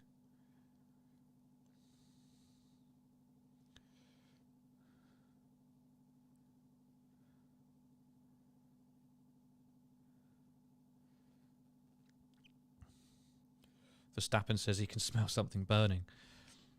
I hope that's nothing too serious.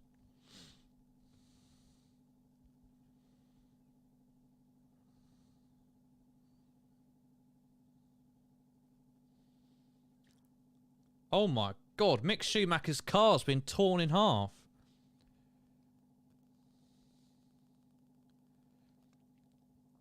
Magnussen already retired, but I'm not sure what's happened to Mick Schumacher's car. There's going to be a virtual safety car, probably a safety car. Or a red flag. But his car's been ripped in half. The cars are designed to do that. They're designed to pretty much implode upon contact to reduce G-force. But that's bloody mental. So we might have a bit of a stoppage here. It'll be a safety car or a red flag.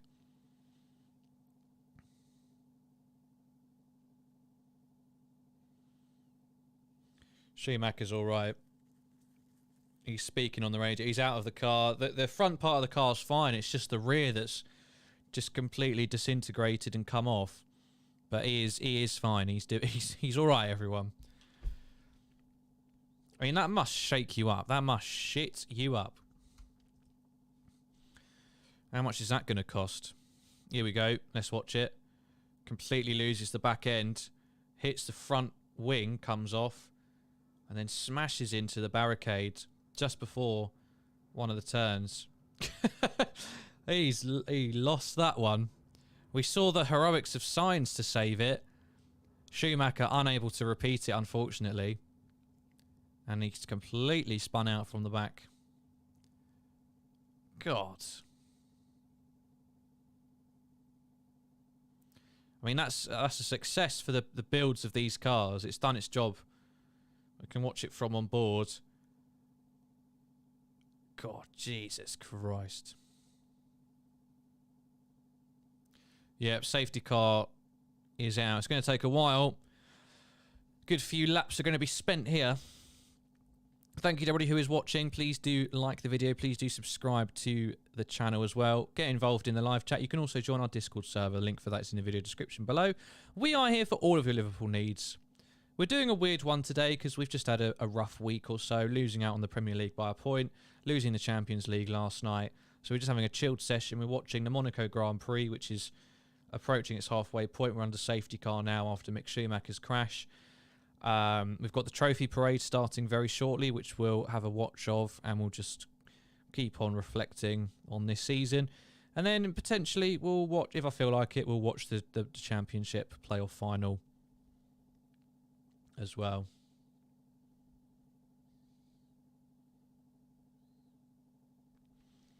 So let's, where's that?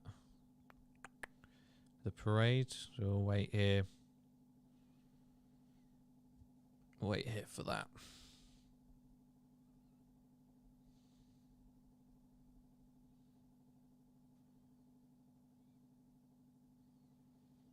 I don't want to look at the live chat of that video. It's absolutely horrible.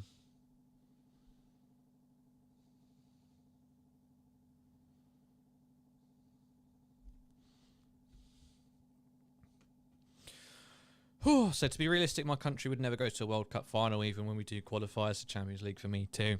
All right, but let's just say they did, Matthias. Let's say they did get to the World Cup final.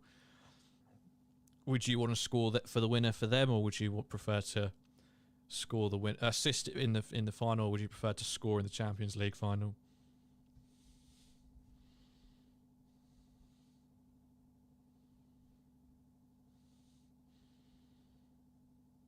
So they're lifting off.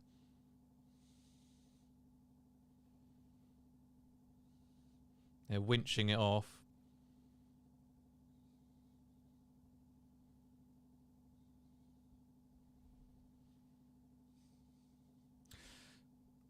The playoff final kicks off at 4:30, so only about half an hour's time, actually. Nottingham Forest versus... what's their name?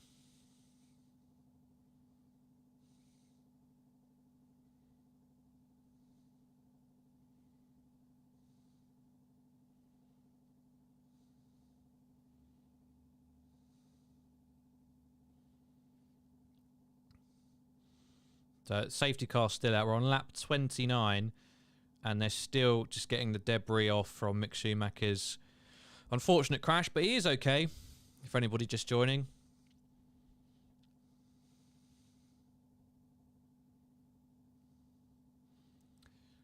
So Lance Stroll's had 3 pit stops already. Perez 2, Sainz 1, Verstappen 2, Leclerc 2, Russell 1, Norris 2, Alonso 1, Hamilton 2, Ocon 1, Bottas 1, Vettel 2, Gasly 2, Ricciardo 1, Stroll 3, Tsunoda 2, Zhou 1, Latifi 3, Albon 2. Latifi's overtaken Albon.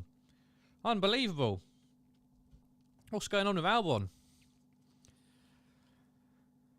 Thank you to everybody who is joining, getting involved. Please, as I said, like the video. Please do subscribe. We're about 12 people away from 4,300 subscribers. I think that would be a pretty good pick-me-up from where we've come from where we were yesterday night to where we are now. I feel a bit better. Does anybody else feel a little bit better than they did this morning, last night? I'm feeling all right. I'm okay. cries internally.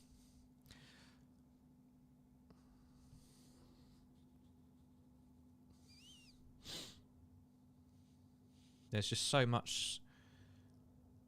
There's so many small bits of car and debris that have broken off. They're literally just sweeping it all up now. But they've done well. That's been sorted out quite quickly. So you imagine another lap or two and we'll be ready to go.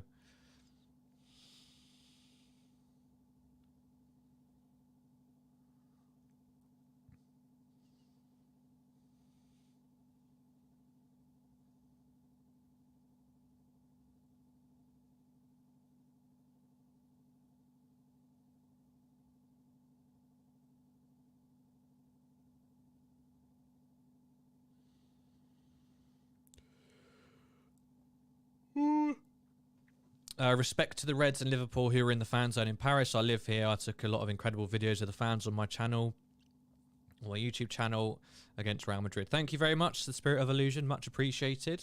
Thank you for being here. And, yeah, I think we were a bloody credit to ourselves, the way we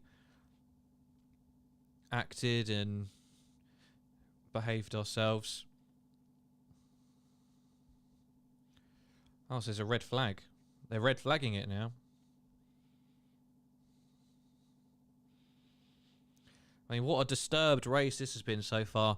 I didn't feel too bad about the losses, Anissa, as I was watching with family, cheered each other up. Yeah, I think that's a common theme, actually. Charlie was watching it with his family, and he said it probably would have been a lot worse if I was watching it on my own, which I had the luxury of doing. I mean, I know I had you lot with me and supporting me, and that was great. But afterwards, it was a bit horrible, kind of sitting here on my own, like, just empty, just emptiness. Quite naff. So there's a red flag now in Monaco. They need to repair the barriers so all of the cars coming back into the pit lane. It'll be the same as before the race, I think. They'll just be sat on the pit lane. The tents will go up. I don't know if the drivers will get a chance to get up, get some fresh air. Dry off a little bit, maybe.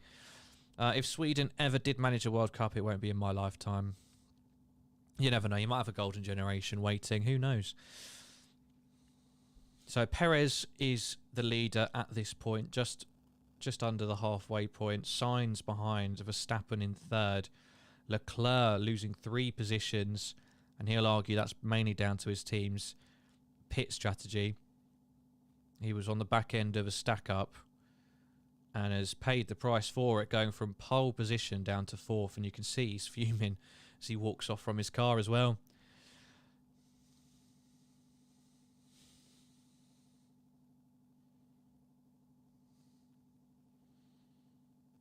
So I don't know how long it's going to take them to fix this barrier.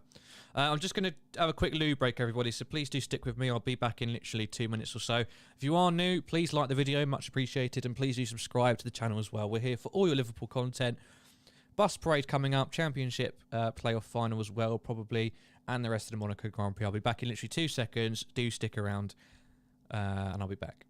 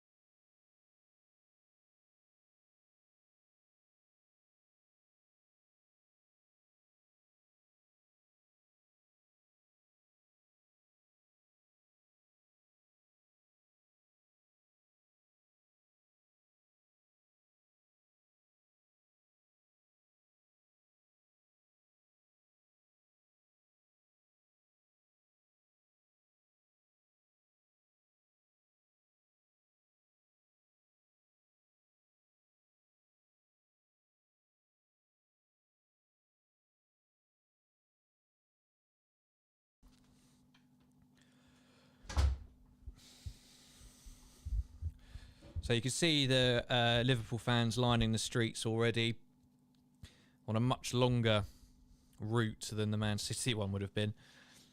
And we'll be getting underway fairly shortly on that. I don't know whether the players are going to come straight out onto the buses or what. But we are now at 4 o'clock. So we'll keep an eye on that. There is a stoppage in the Monaco Grand Prix. So no, won't be watching that until that gets back underway again.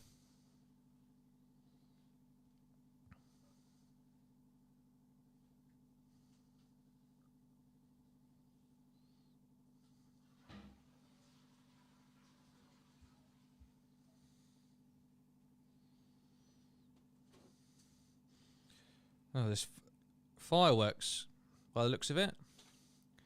In the city, a few fireworks gone up.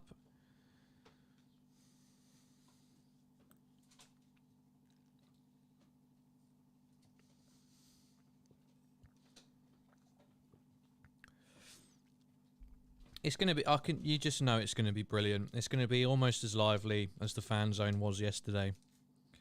People are going to come out in their droves to welcome them back. I presume they're literally getting back and going straight onto this.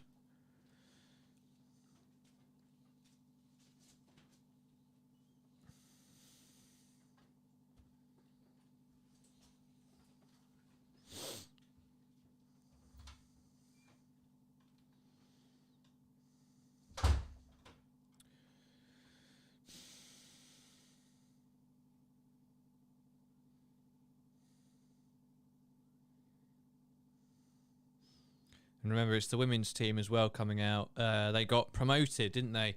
Because once FSG brought us, they kind of really stuck the women's team on the shelf, didn't they? Because we were brilliant. We were like top competitors.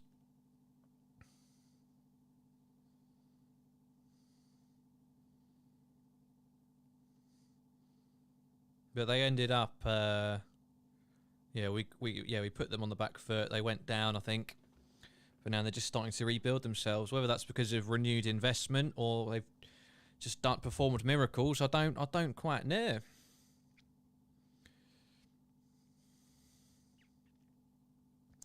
Yeah, well, by all means, Matthias, do feel free to go to the pub. It's no problem at all. Don't need permission. So the women's team coming out on their bus. They're not caught in traffic, but they're not on the route yet.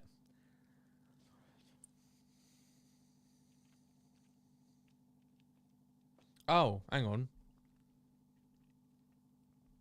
That's what I'm on. I'm on the bloody football. Wait. Channels. F1. Oh, the bloody race hasn't got back underway again. I was like, this is a long break.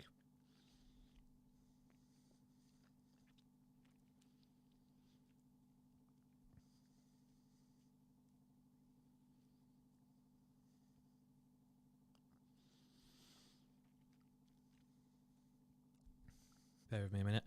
If Mané goes, he will not be replaced. They will say Diaz is replacement, and then Diaz won't have a backup. Oh, we'll be back exactly where we started then, won't we? If that's the case. So the players are on the bus. The route has started, and there's flares all over the gaff. It's a sea of red smoke. The players look in joyful enough spirits.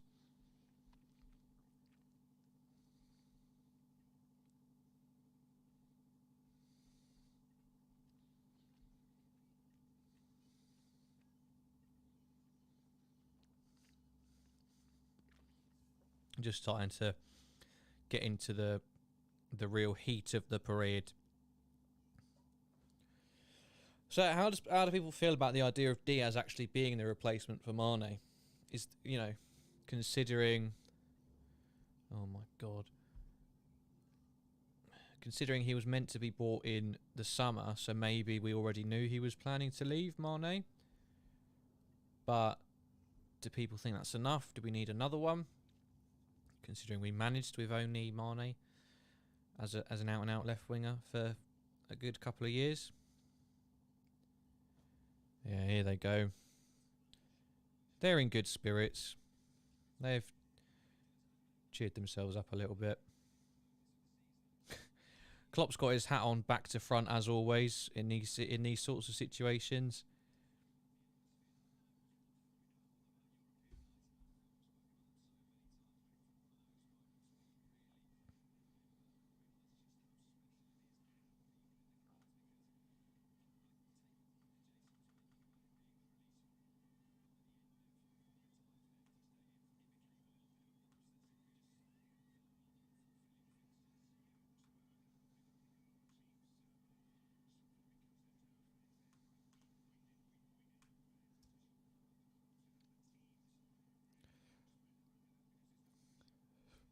Okay, so we're not back underway. I thought they were just showing a replay of when Leclerc had a moment of frustration, and I thought something had just happened, but no, there's still...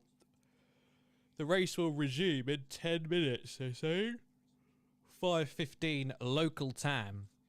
The turnout's good. I mean, the route... I don't know how long the route is. It's normally like 8-9 miles, isn't it?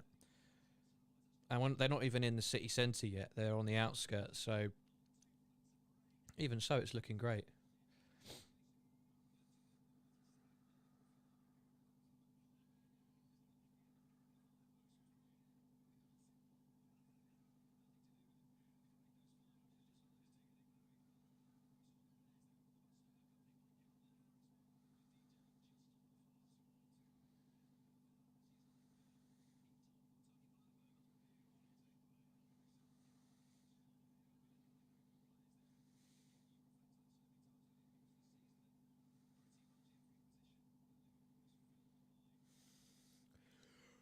Oh, God.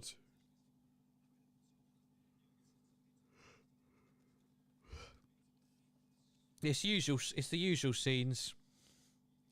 Simicast is loving life. Yeah, they've got all the cups with them, the Carabao and the FA Cup.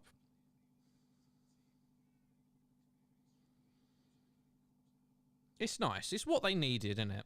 It's what they needed. Oh, you know, talking back onto Liverpool, because that's what we're here for. I am proud. I'll say it, all right? I'm proud of those boys for what they've done.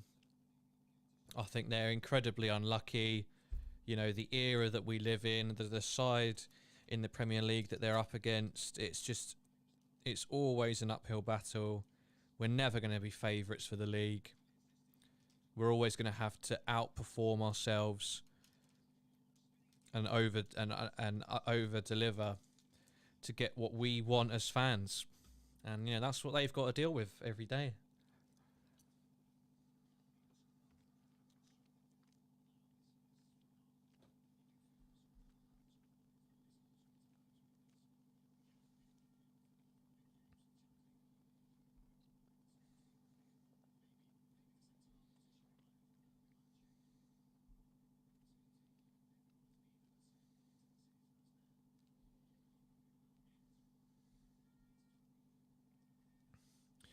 Bear with me a minute.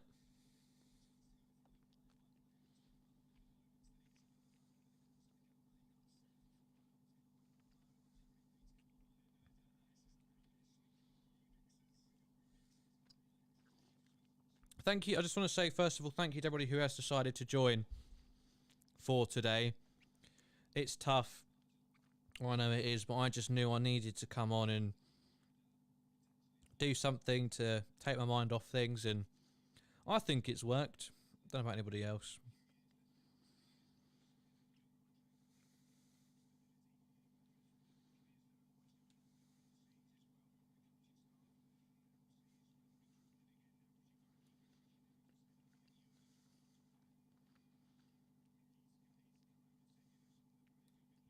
They've got a DJ on the bus.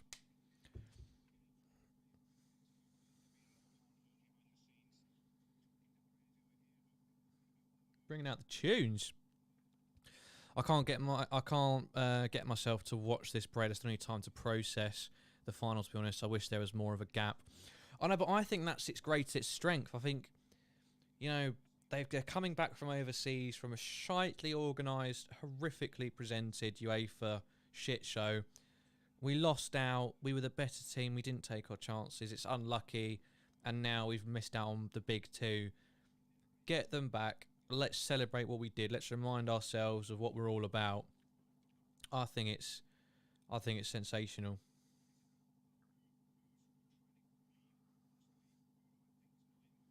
So they're passing through a bit of the land where I guess they're not allowed to have people crowding around, but they keep zooming out and it's just completely empty. I'm not happy with that. So about 4 minutes until we get back underway again. A rolling start.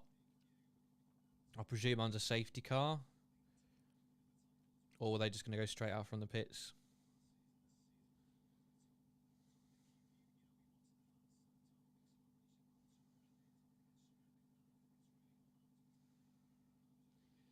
So to recap, it'll be Perez leading us out with Sainz behind, Verstappen in third, Leclerc fourth. Remember, he started in pole. Russell with the fastest lap time so far in fifth. Norris, Alonso, Hamilton, Ocon and Bottas in the top 10. Then it's Vettel, Gasly, Ricciardo, Stroll, Tsunoda, Zhou, Latifi and Albon, the two Williams trailing. And both Hasses, Schumacher and Magnussen have retired. Schumacher, of course, through a crash, but he is completely unharmed by the looks of things, and he was talking and happy on the radio. I feel fine with Mané leaving in terms of the left, but I think we need another player in terms of the middle. Jota doesn't look ready, and LFC Gamer says, don't World Cup finalists that lose have a parade too. Why are rivals bantering us? You have a parade for FA Cup anyways. Exactly. It's shifting the goalposts at any opportunity, just so that you can try and make yourself feel relevant and try and have a laugh at a team that's infinitely more successful than you are. That's all it is. In times like this, when things don't go your way, I think the best thing to do is avoid Twitter, of all places. You will see some horrific takes, and all it will do is make you angry. So just leave it for a few days, let it blow over, and then go back to scrolling on it. So the race, about 2 minutes or so, and we should be back underway. Leclerc has got some ground to make up. And actually, the playoff final starts in about 15 minutes as well.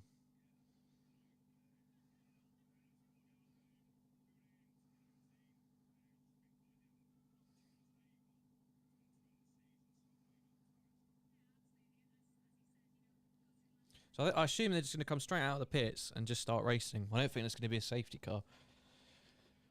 That's where my knowledge of F1 does become a little bit limited.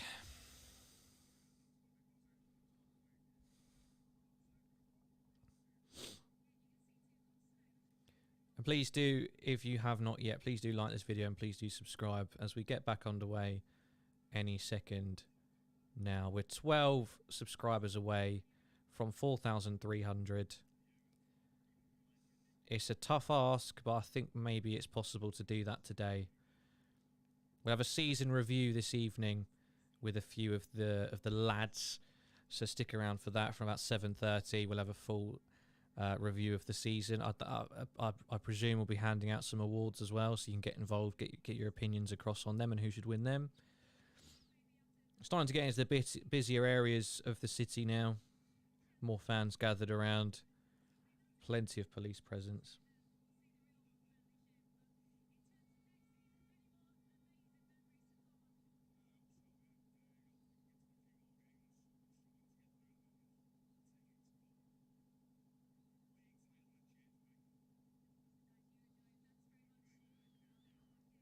I mean, the race, if it had gone to schedule, would have been long over by now, wouldn't it? Quarter past bloody 4. Should have finished half an hour ago, probably longer. But we've still got over half of this race to do.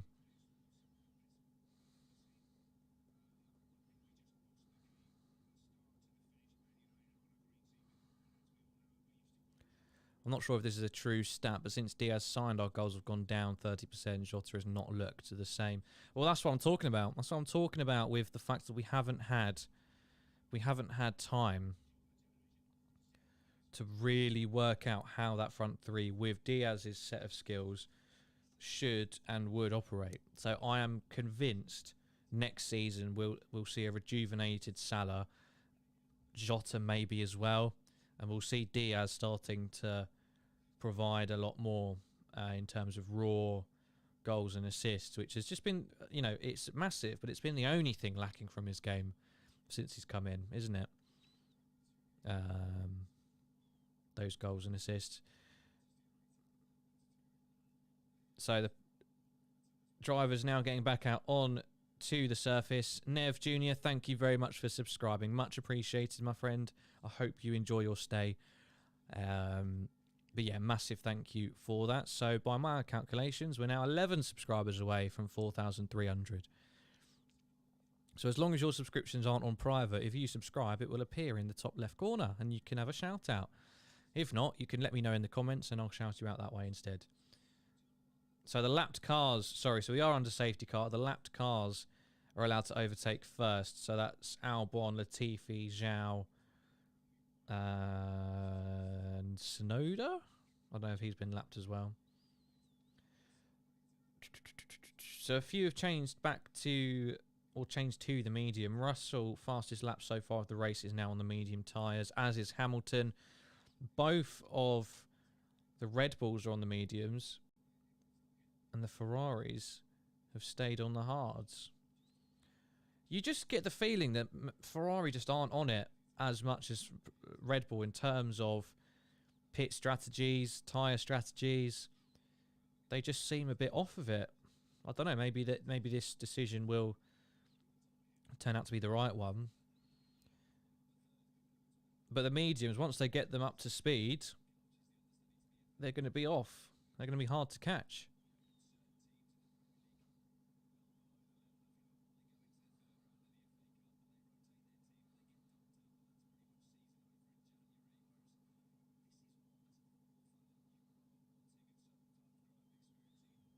Liverpool have to replace 3 players, Ox, Mané and Origi. Núñez to replace Mané next season.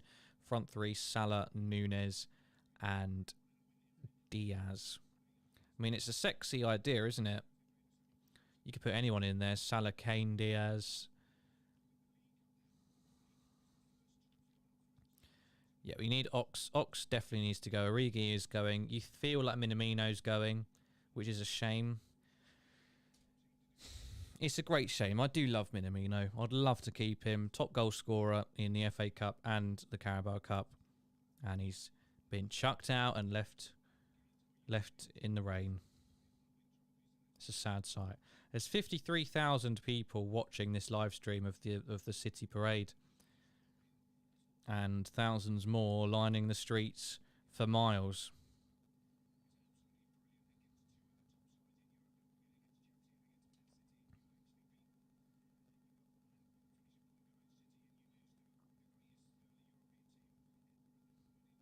Well, moderators, there's another one. I don't know where they come from. They've all got the same profile picture. And they all just tweet the same shite. So moderators, do get on that, please. Please shut that down ASAP.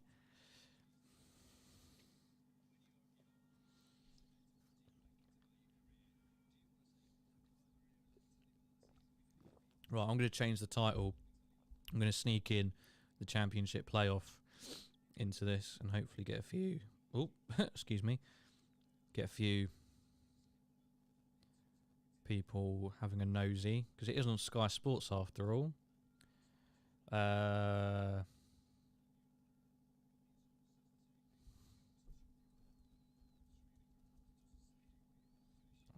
ain't got enough letters left. Oh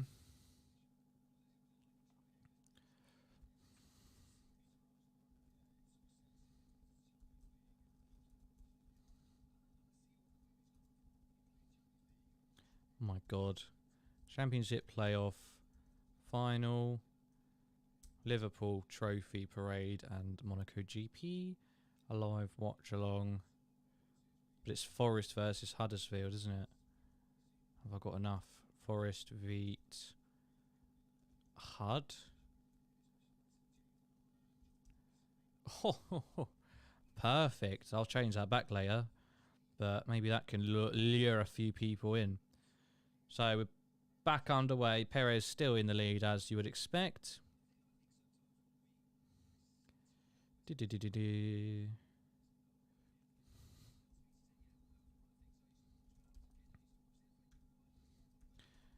Playoff. Free. Live. What a day. What a day this is turning out to be. Whoop. Perez locked up. But again, you know, there's just no space. There's no room whatsoever for anything.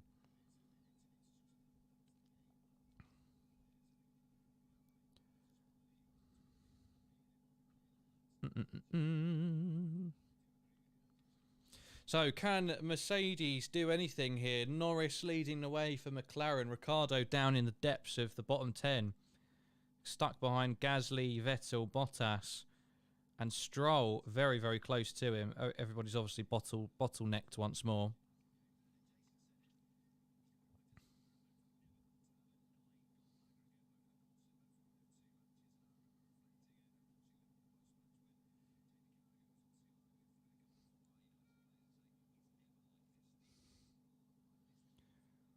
There are going to be any early overtakes, as we've still got 44 laps to go. Unreal. Unbelievable. And less than 8 minutes left until the start of that other game. And by other game, I mean championship playoff final.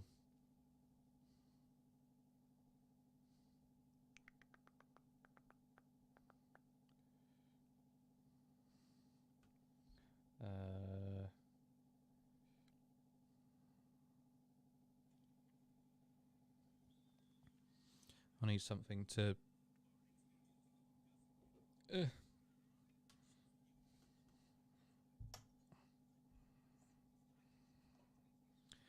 Nice, I've got a nice little setup here. Right, thank you to everybody who's still here. A few people have gone off probably to actually watch the trophy parade, which is fair enough, you know. Why would you listen to some bloke talk about it when you could watch the bloody thing? But the party never stops. The party never stops. And we've got a little bit of playoff final action for you as well, which I'm excited about. Huddersfield versus Nottingham Forest. I think I prefer Nottingham Forest because we haven't seen them in the Premier League for a while. Huddersfield had their chance. They blew it with the next iteration of Jurgen Klopp, according to some. What was his name again? That German coach who got sacked. But yeah, Huddersfield, you know, they're just not going to... You don't know. Nottingham Forest, a bit of a wild card. But Huddersfield, they've just not got anything. They're not going to add anything to the league, are they, really, if we're being honest with ourselves? So I'm much happier. I'll be much happier to have Nottingham Forest and give them a go in the Premier League. The players getting ready to come out now. And the Monaco Grand Prix still underway. Sainz 1 second behind Perez. Go on to that only real straight. Just a reminder, Schumacher and Magnussen are out. Albon has just made the fastest lap. Ocon has been given a 5-second time penalty, but Albon has made the fastest lap of the race. Mané leaving for Bayern Munich. Yes, he is, Tony. Thank you for joining. Hope you decide to like the video and subscribe to the channel as well. That'd be much appreciated. Yes, he has. Well, it's not confirmed it's Bayern Munich, but there is an agreement in place that he will be allowed to leave this summer in search of one final lucrative contract and one final big move elsewhere. And he'll go to an elite club such as a PSG, such as a Bayern Munich. Bayern Munich, the favourites at the minute, but as I said, nothing set in stone at this point. So we'll see what happens with that one.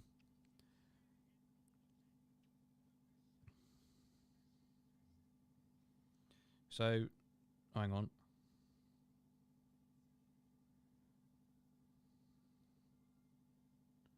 Who's Hamilton behind? Alonso.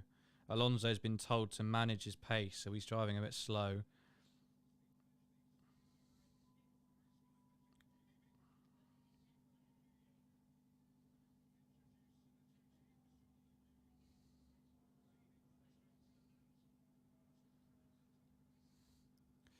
I mean, I absolutely can see why.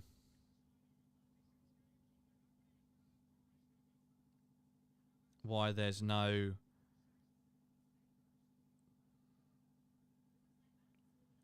What was I going to say? I forgot what I was going to say. Then I've lost my words. I'm speechless. I'm bloody speechless. Is it the national anthems? They play that.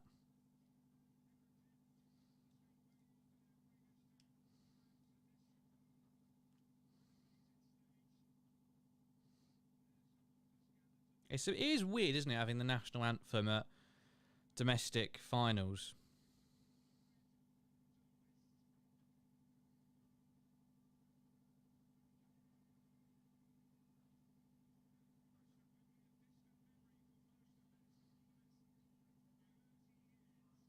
But no, that's what I was going to say. I can see why they want to, why there's talks of potentially getting rid of Monaco. It's just shite racing. Unless there's a safety car, unless it's pissing down with rain, there's nothing interesting to happen because there's just no space. You can get right up your opponent's arse, but they know they can just frustrate the hell out of you and maintain their position.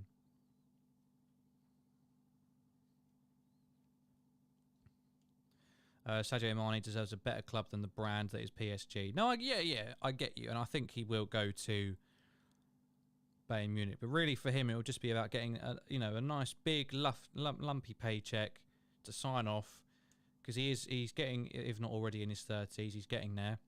So this is his last big contract, and he can just add loads of trophies to his collection. Lots of league titles wherever he goes, Munich or PSG.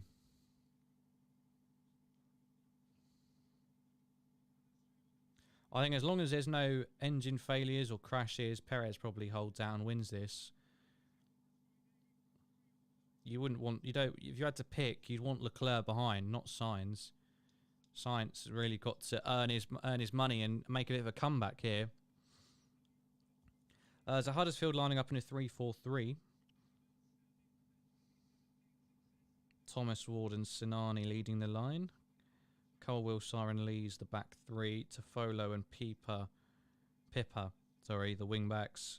Just a midfield two of O'Brien and Hogg in the middle.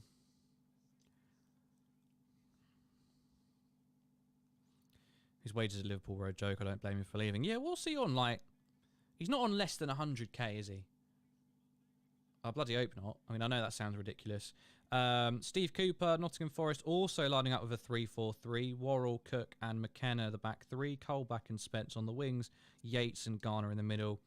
Zinkernagel, Davis and Johnson up top. I know it's a 3-4-1-2. Zinkernagel is more of a 10.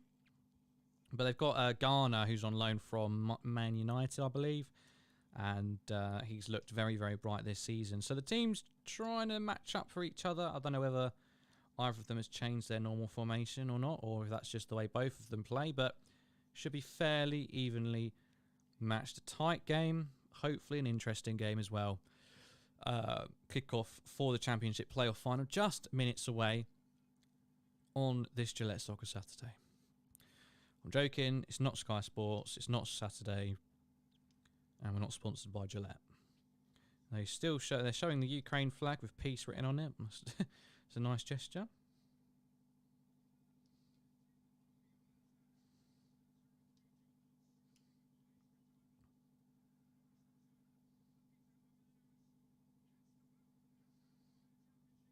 I keep saying it, but considering how much it was raining not an hour and a half ago, suddenly it's completely dry out on that track. It's mad. It's mad how that happens. On 100k, Sadio Mané. I mean, that is unreal, isn't it, in the current market, how we managed to keep him on that for so long. Because when did he most recently sign? I feel like he only signed a new contract a couple of years ago.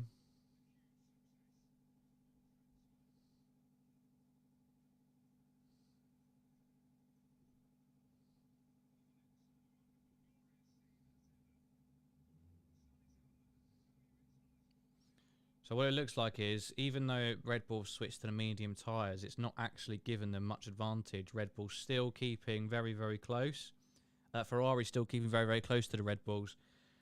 And the risk is now, for Perez and Verstappen, is that their medium tyres will fade away quicker than Leclerc and Sainz's hard tyres. And at that point, it will get even closer. But where do you overtake? Where is there enough space and enough time to get past? You're waiting on a mistake more than anything. You're waiting on a mistake. So for people who've just joined and don't know what's going on, the Championship Playoff Final is getting underway any second now, but I've also still got the Monaco GP on, which was meant to finish ages ago, but it's still going on because of heavy rain and Mick Schumacher with a nasty crash. We've got 30 minutes left on the race, they're saying, but I don't know how many laps we've got. And we're about to get underway here in the Championship Playoff Final. So we'll keep you up to date with that. And then once the GP's finished, I'll switch off. I'll switch completely over to Wembley, and we can focus on that in a bit more detail. It's not full in the Huddersfield end, at least, at all. Very sparse seating. And I wonder what that's all about. I don't know if the Forrest end is the same. Both teams will be attacking their own fans in the second half.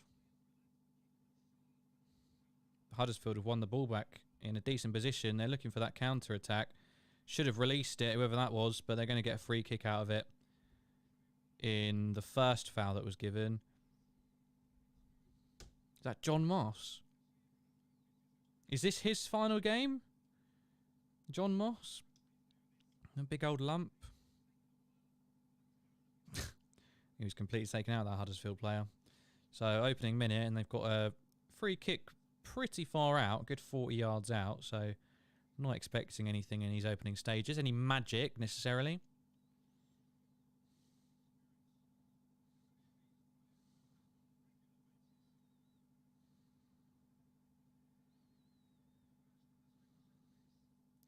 Here comes the cross into the box, very deep, straight out for a goal kick. So Sainz is within a second, so any time that if there is DRS, he'll be able to use it.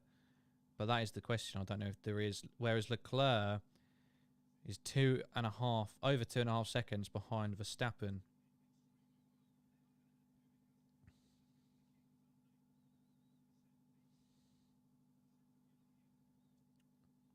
Russell just starting to fall off slightly from Leclerc? Or is he gaining? No, he's pretty constant.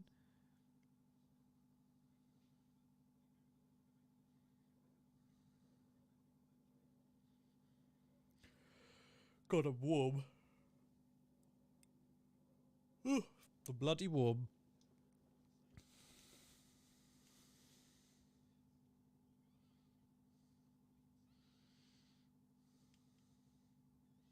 Huddersfield starting the brighter. They've won the ball back in a few dangerous positions and have tried to break quickly, or Huddersfield resorting to fouling.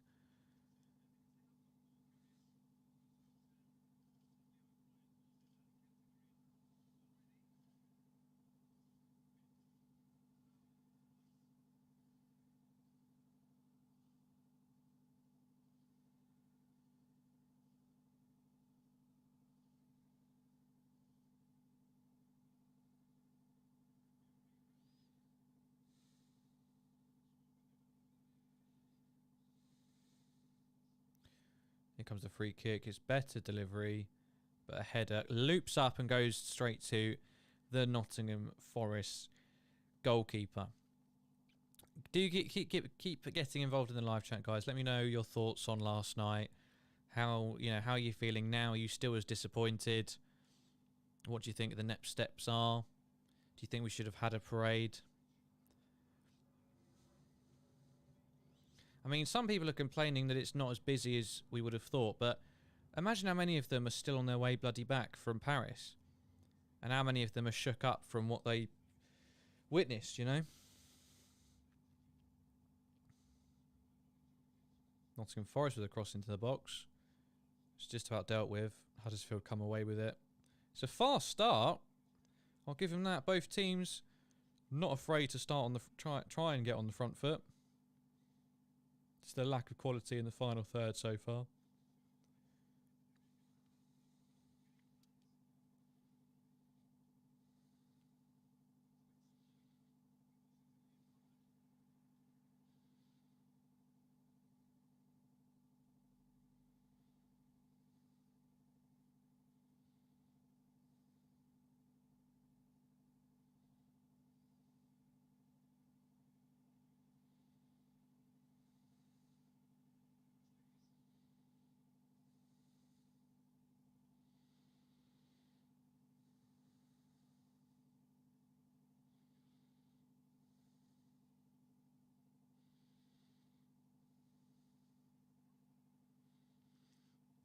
It's not it's not great for Ferrari. Their drivers have been somewhat shafted by their team. Poor planning, and Red Bull just much smarter with what they did. Ferrari attempted the undercut in terms of pitting early for the intermediates or the slicks, I can't remember. But it didn't pay off, and ultimately Red Bull were able to get enough of a gap that even when they pitted, Perez would still find himself out in front at the time. So, not great at all.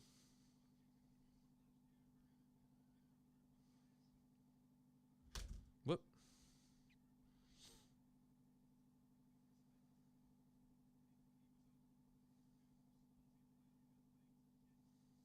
Alonso is still holding up Hamilton, and the gap in front is now pretty much 30 seconds. So, Hamilton's been completely frustrated and completely taken out of this race in terms of getting any further up.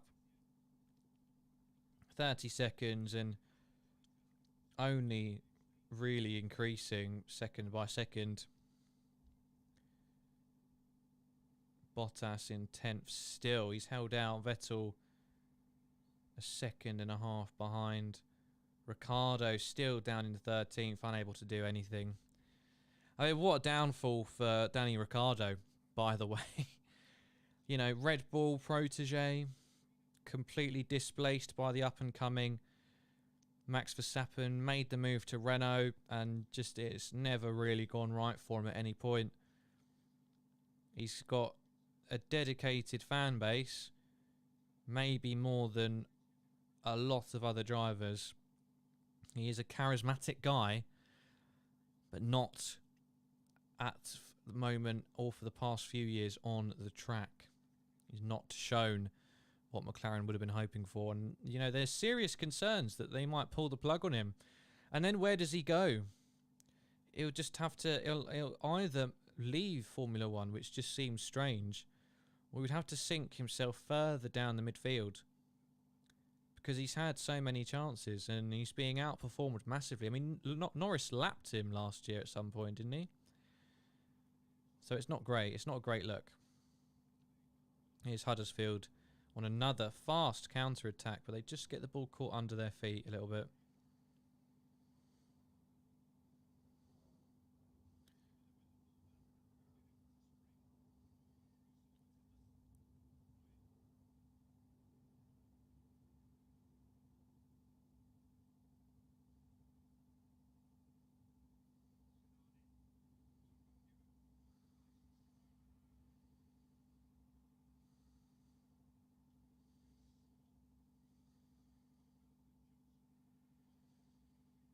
Fernando Alonso's just completely jammed up the the back of the grid by the sounds of it. It's 40 seconds.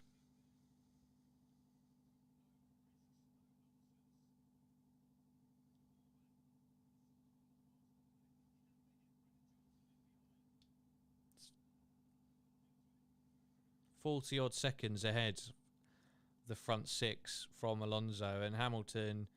There's just what can you do on this kind of track? John Moss is having a word with the players in the Nottingham Forest box. It's a free kick. No, it's a throw-in, sorry. Spence will take. It's crossed in, but it's over the bar.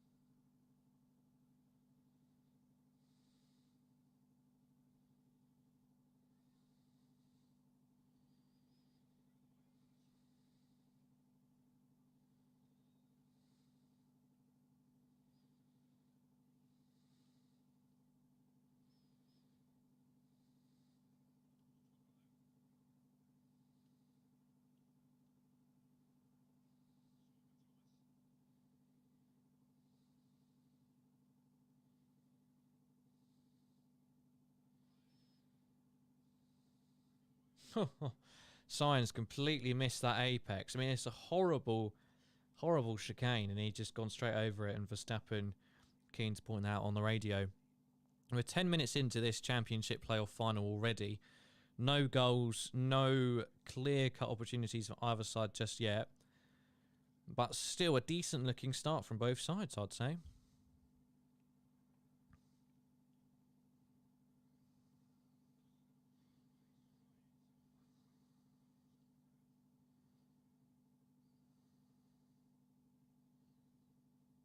We need something to happen here. We need a crash. We need a crash.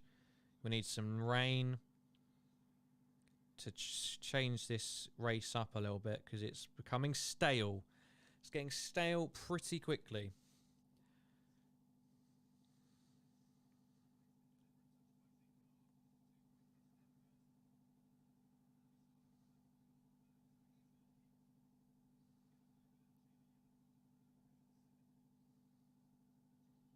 There's a free kick for Nottingham Forest in a dangerous area. They will look to put this one into the box. Is that James Garner to take? Manchester United loanee. Lots of hopes around him. Can he make an impact in Nottingham Forest promotion bid? Ball into the box. Is a decent delivery. Oh! Oh! They got to it all right. Was it offside though? Or it might have been just onside. Gets his head to it. Just wide of the post. Just wide of the post. You don't get much closer than that. It's unlucky. Yates could have got the opening goal there. Whoa. Huddersfield playing kamikaze football at the back. Nottingham Forest pick it up. There's space. Crossed in, front post, back out again. It's Alonso, still in 7th. He's not looking to pick up his pace at all. 32 seconds, the gap.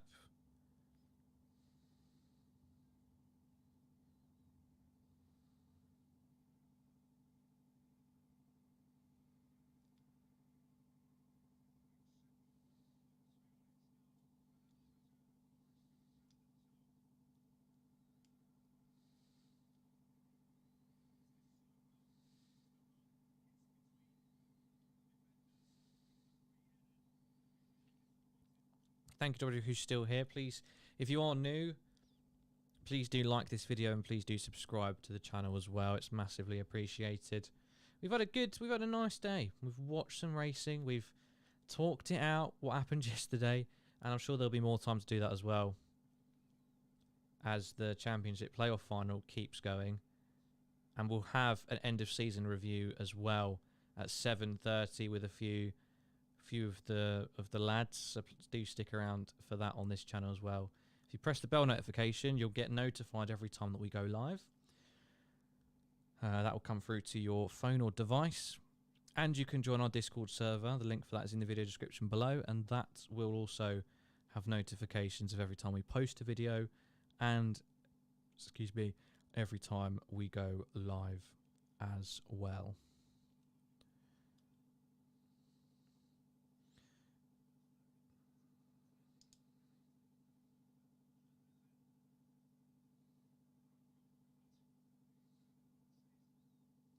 Norris has pitted because he's got 30 seconds behind him because of Alonso.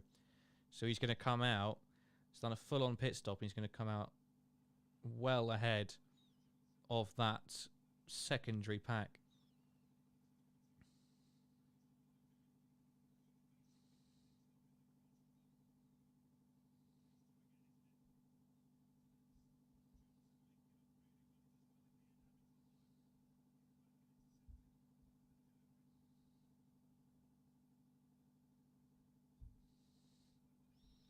So it's going to be a corner here for Nottingham Forest again.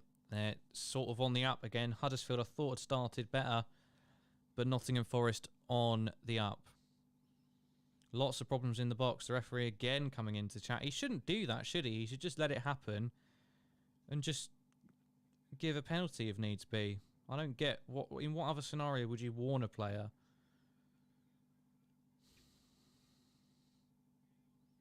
If the player wants to grab and pull shirts, let them do it and then just whistle as soon as the ball's in play. Whoa, keeper came for it, tried to punch.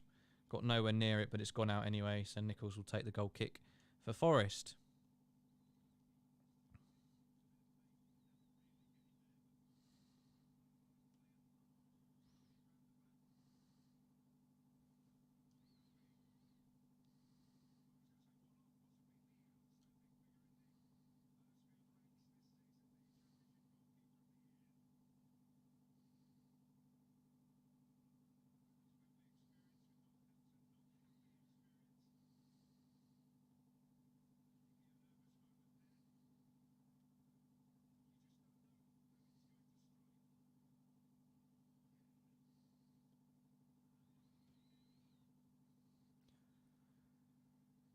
So Perez and Verstappen now starting to feel the effects of those medium tyres fading away.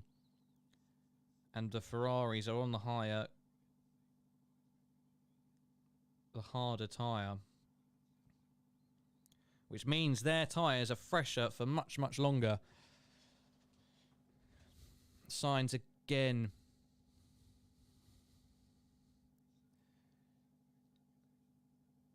Sainz again back within a second of Perez, who just looked like he was extending his lead. But as I said, the tyres coming back into effect again. Struggling. 0.675 seconds. So, but can Sainz find some sort of opening without cutting this chicane? Is he going to do it? Yep, he's done the chicane properly this time. And 12 minutes left of race time. So I don't know how many laps that roughly accumulates to.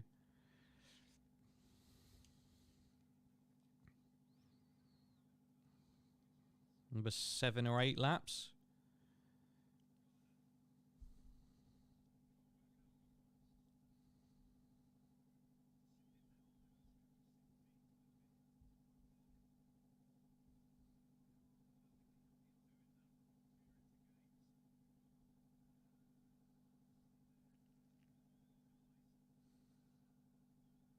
Thank you to everybody who is here. Please do feel free to get involved in the live chat if you would like to. It's a long old day. Plenty still left to talk about once this race is over.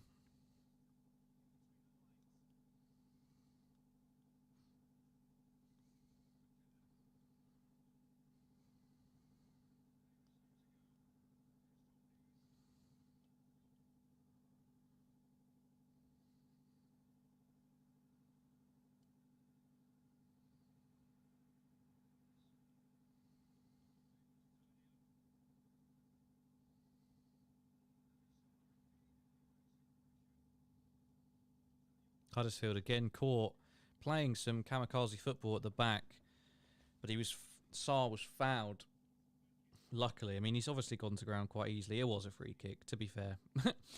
But he's just asking his players to talk to him a bit more because nobody gave him the call that he was under pressure there until he turned around and saw it for himself. We're nearly 20 minutes in to that final. And there's 10 minutes left of the Monaco GP, which has been filled with controversy in parts, but also quite a stale affair in others. So typical Monaco, really. If there's not crashes or rain, it's tends to be a pretty boring race. But I've still enjoyed it.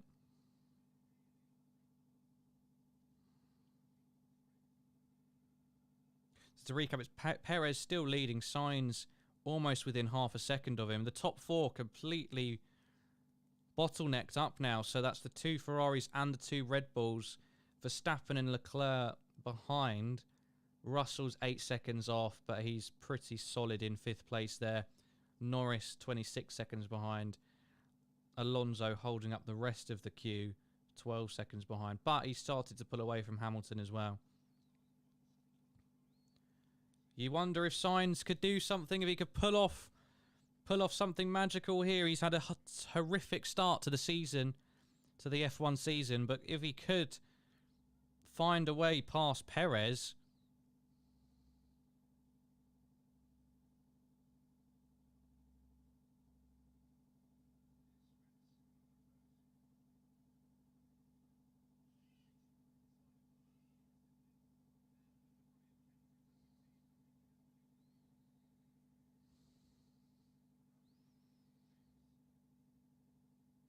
I forgot what I was saying there, but Ocon has been penalised for that crash with Hamilton earlier in the race, and he is not happy about it. He thinks he's been incorrectly penalised, which is, you know, I don't know many drivers who would accept a penalty, but it is the correct decision. Here comes Nottingham Forest. Can they get the shot off? Oh, it's miles over. He's got to keep that down. Got to keep it down. Who was that? Was that Garner? Done well, found the space, just nobody was interested. Ball watching from Huddersfield, but the shot really let them down.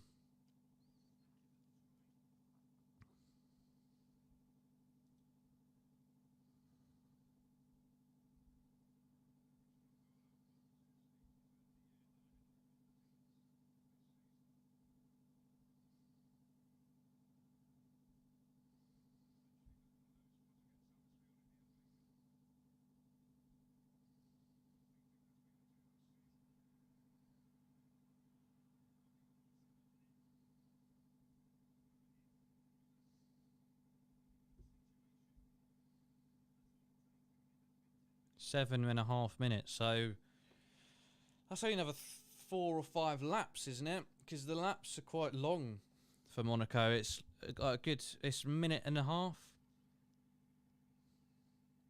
So yeah, 4 or 5 laps. So I'll presume it's once it goes to 0, then whatever lap they're on, they finish that, and that's the end of the race.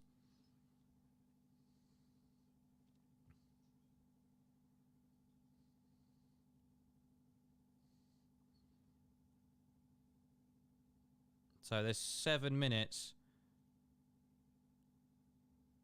for some sort of change in the lineup here. In the top 4 is where it's all happening. There's about 2 seconds maximum between all 4 cars of Perez, Sainz, Verstappen and Leclerc. Can one of them make an impact and change this lineup? I feel like it's going to stay the same. Huddersfield coming forwards, tries to get a cross in, it's blocked. And the Forrest defence just about get away with it and come out with a throw in. So 6 minutes left. So you get to 0 and then it's an extra lap.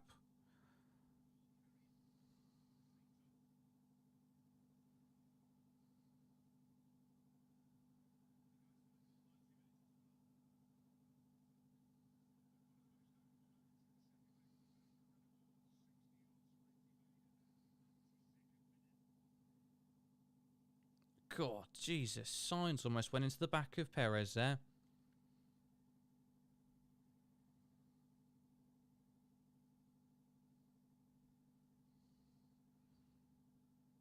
I mean, ultimately, Sainz will do good to have finished second after how badly he's been doing recently. So he'll be more than happy to just sit behind Perez if nothing opens itself. He's not going to send it unnecessarily. He doesn't need to.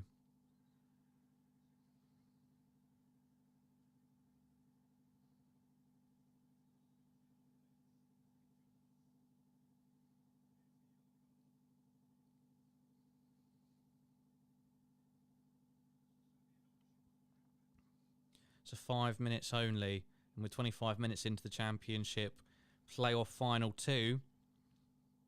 So halfway through the first half, and it's still Huddersfield 0, Forrest 0.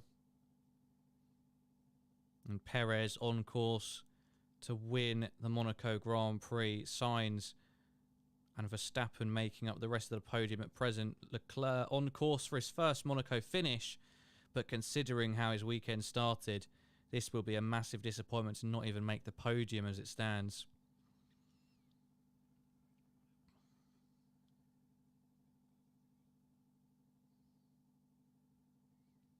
And they're just coming up to... So the leaders are just coming up to the back markers now of Zhou and Latifi.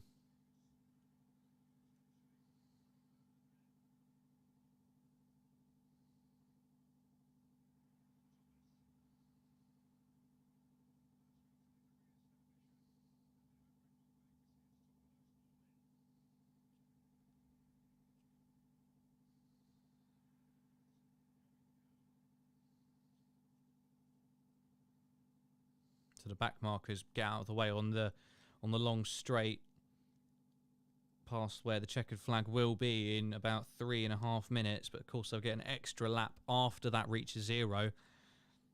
Huddersfield just playing it around the back in the other live fixture today, the championship playoff final.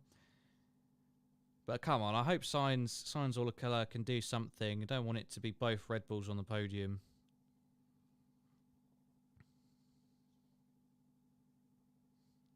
Sainz on that sharp U-turn almost twice in a row has now come right up Perez's arse and nearly collided with him.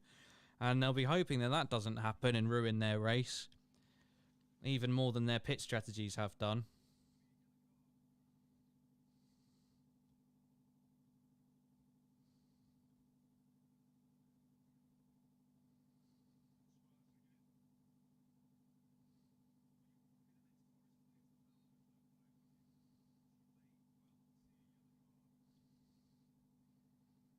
Latifi's the next victim. He'll need to get out of the way.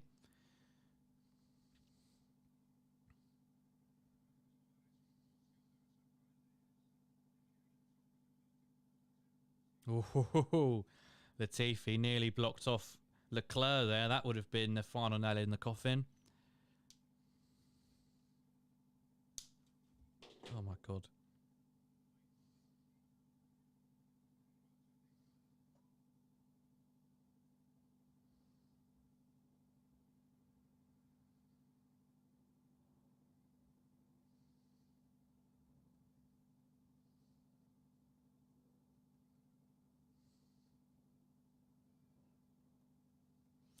So they reckon about 3 laps in total.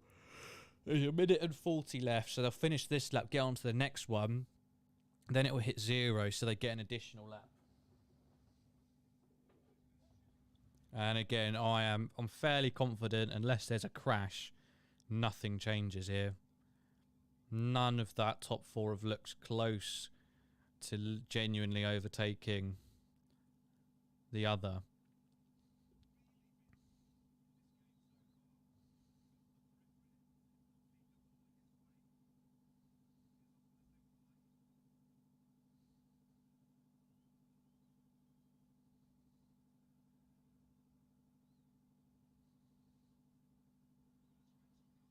Well, Nottingham Forest have won it back inside Huddersfield's half.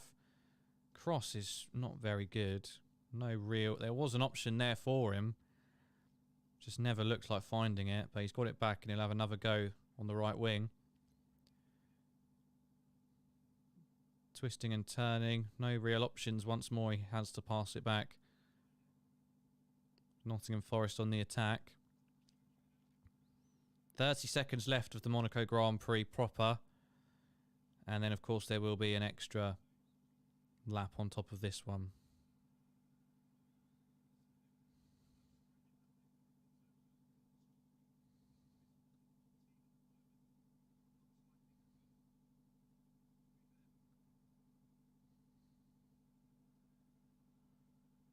So here we go. That's it. The clock is at 0. And we're coming up to the last couple of corners. And here we go. We're on to the final lap of the Monaco Grand Prix. Perez on course for a first Monaco win.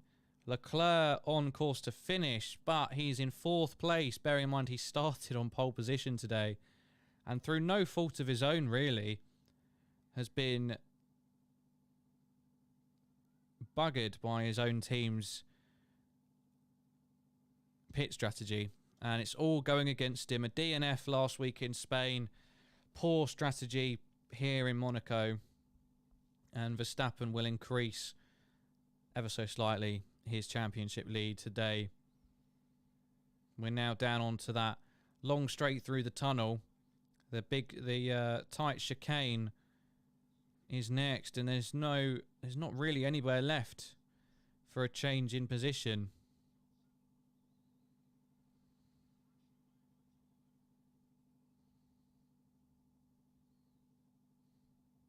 And it looks like this is going to be it. Coming up to the final couple of corners again. Sainz has dropped off. There's nothing there for him now. There's nowhere for him to overtake.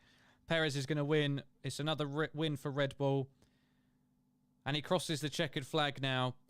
Sainz, Leclerc, disappointed in the end. Verstappen finishes off the podium. Leclerc will be absolutely raging long into the night. Ferrari, once again, just get it wrong. But it's a good finish again for both of the McLarens. Russell in 5th place. Hamilton held up by Alonso down in 8th. Norris has done well for the McLaren, in 6th place. Alonso 7th. Ocon 9th. Bottas 10th. Vettel 11th. Gasly, Ricciardo, Stroll, Latifi, Zhou and Tsunoda at the back, with Albon retiring and Schumacher and Magnussen out of the race earlier on.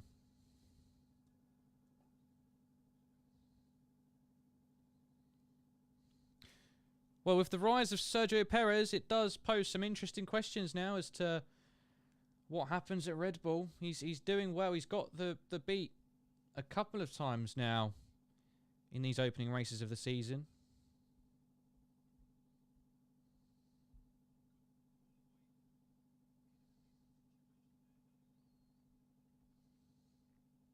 So let's turn our full attention over to the championship playoffs. Let me just get the screen up on my laptop so I can hear the commentary, and then I can turn it off on my phone. Not that you needed to know that anyway. But with 32 minutes in, approaching half-time, and it is still Huddersfield 0, Nottingham Forest 0. And again, just bear with me whilst I wait for it to load up on my screen.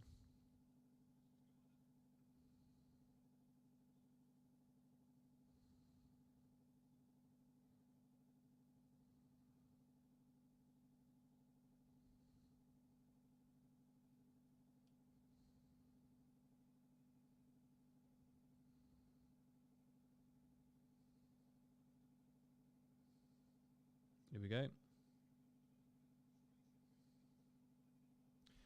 We've got it. We're live.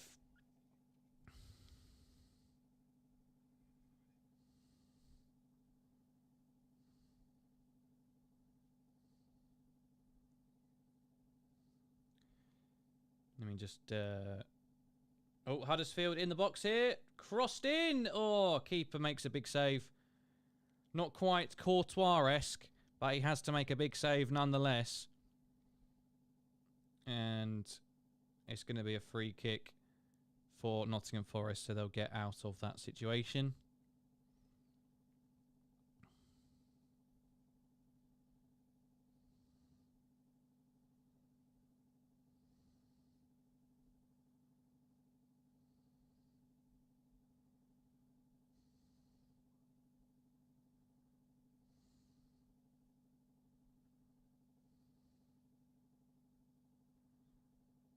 A lot of people are saying that the trophy parade was a bit of a disappointment, but I think we just had high expectations.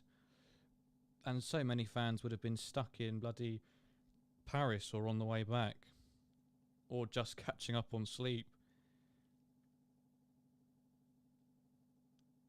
Forrest on the attack.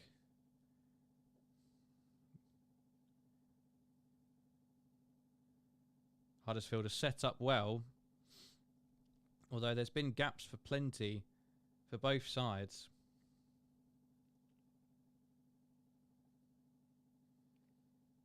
So according to Matt Moretto, Bayern Munich are working on a €30 million deal for Sadio Mané.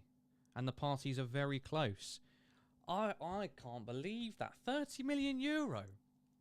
€30 million. That's peanuts. They're getting the bargain of the bloody century for Sadio Mané.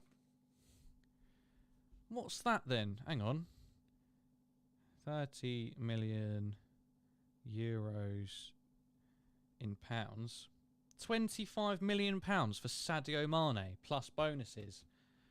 They're having a bloody giggle, aren't they? 25 million for one of our best players of the Klopp era. And it's not like he's in his twilight years. He's still just about in his prime. Well, we're being, unless we're working on a deal for Gnabry and Lewandowski, we've been shafted. We've been completely and utterly shafted there. I'm not happy about that. I'm happy with him leaving. I mean that in the nicest way. I'm happy that he's going to, you know, fulfill his dreams elsewhere, do his thing, earn a big paycheck. But bloody hell, £25 million for a player of his... He's a potential Ballon d'Or winner if yesterday had gone differently. A potential Ballon d'Or candidate. Harry Watt says Mané is crap. Well, that's that then, I guess.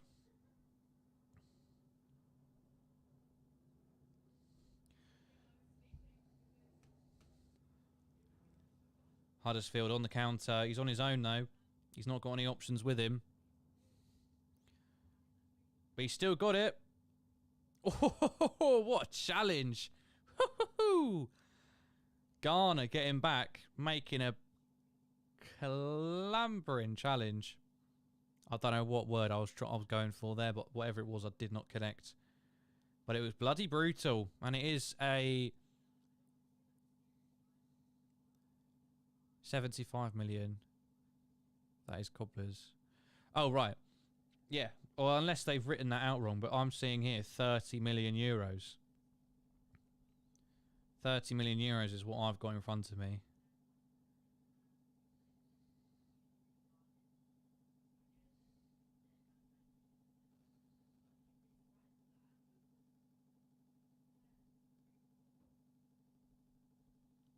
What? Oh, Huddersfield over the bar.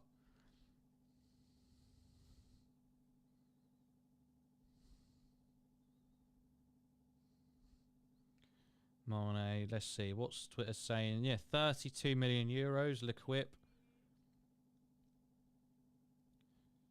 Romano hasn't said anything because he's saying it's not certain that it's Munich necessarily. But there's nothing about 75 million euros.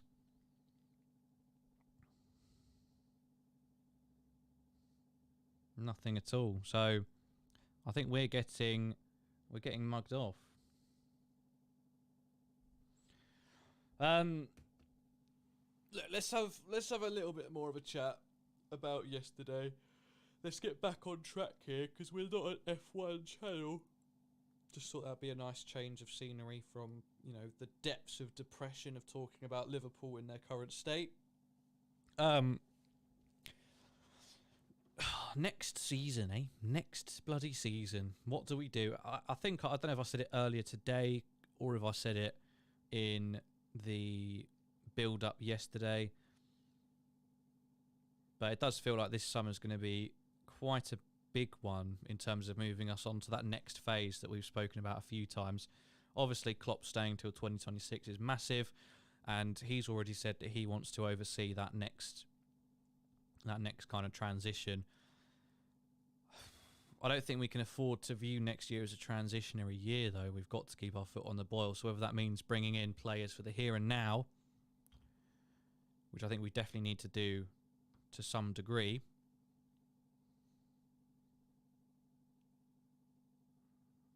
then we'll see. But, you know, players do need to come in. I think we do need to sign 2, preferably 3. 3 players.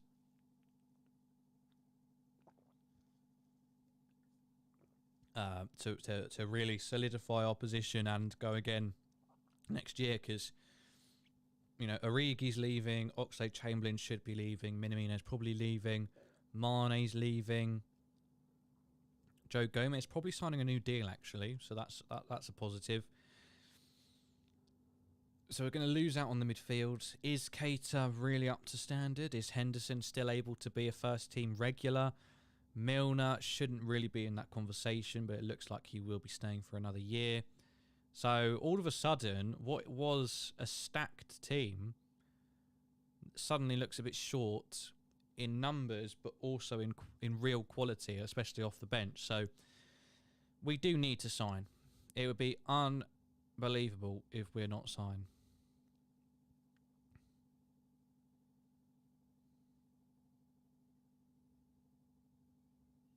No, Gary, I know he's worth. That's what I'm saying. I'm fuming. I can't believe that that's what the reports are saying. I hope they're not true, because 25 million is a ridiculous number for someone of Sadio Mane's ilk. He's just won AFCON. He's just got his team basically single-handedly qualified for the World Cup.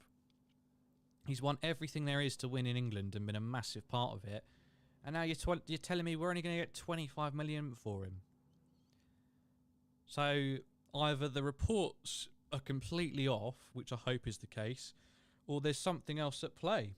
You know, like a Gnabry or a Lewandowski, which again I just find to be highly unlikely. So for me, it has to be the former, which is that hopefully those reports of a 30 million euro deal plus 10 million bonuses is complete and utter tosh. Otherwise, we have been screwed. It's karma. It's karma for selling Jordan Ibe for 20 million. It's karma for getting actual money for Brad Smith. And Dominic Solanke, selling him for 20 million. We've conned our way into selling players a bit too often, and now we're starting to see. Oh, Nottingham Forest take the lead. A brilliant ball into the box, and Yates gets on the end of it, takes it past the goalkeeper, and just before half time. That's a massive, massive moment for Nottingham Forest. The fans go wild in Wembley Stadium. It came out of nowhere, really. A hopeful ball into the box, but expertly finds Yates, who just sticks his leg on it, just knows he's got to get it on target, and takes it into the top corner beyond the reach of the keeper, who is static, does not move, knows he's not getting anywhere near that. I mean, he's gone for... It's a shot. It's a shot, really. It's a deflection. It's an own goal. It's probably going down as an own goal. Yeah, it's off the Huddersfield defender. Otherwise, the keeper probably gets down to it. Yates, I don't even know if Yates touches it, but it comes off of the Huddersfield player. Completely wrong foots the goalkeeper. And Nottingham Forest find themselves 1-0 up in the Championship playoff final just before half-time, and now Huddersfield have all of the work in the world to do. I thought they'd started the brighter of the two teams. They looked a bit more dangerous on the counter-attacks, but suddenly they are a goal down, and they've not really had much to show for it in terms of shots on goal. So what can they do? What can they do? all for Huddersfield to do if they wish to return to the Premier League once more.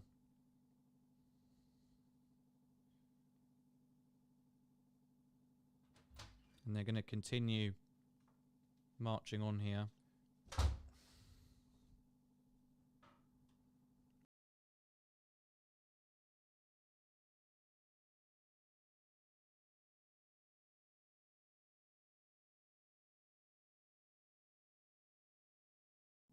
Afternoon, Jen. Hope you're doing well. Nice to see ya.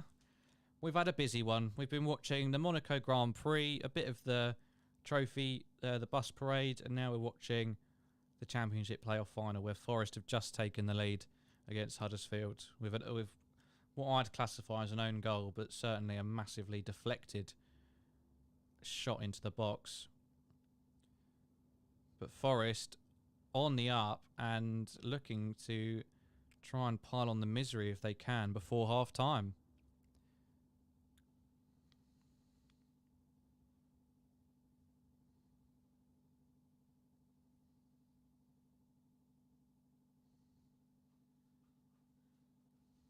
There's only 1 minute of added time, so we'll be at the break very, very shortly.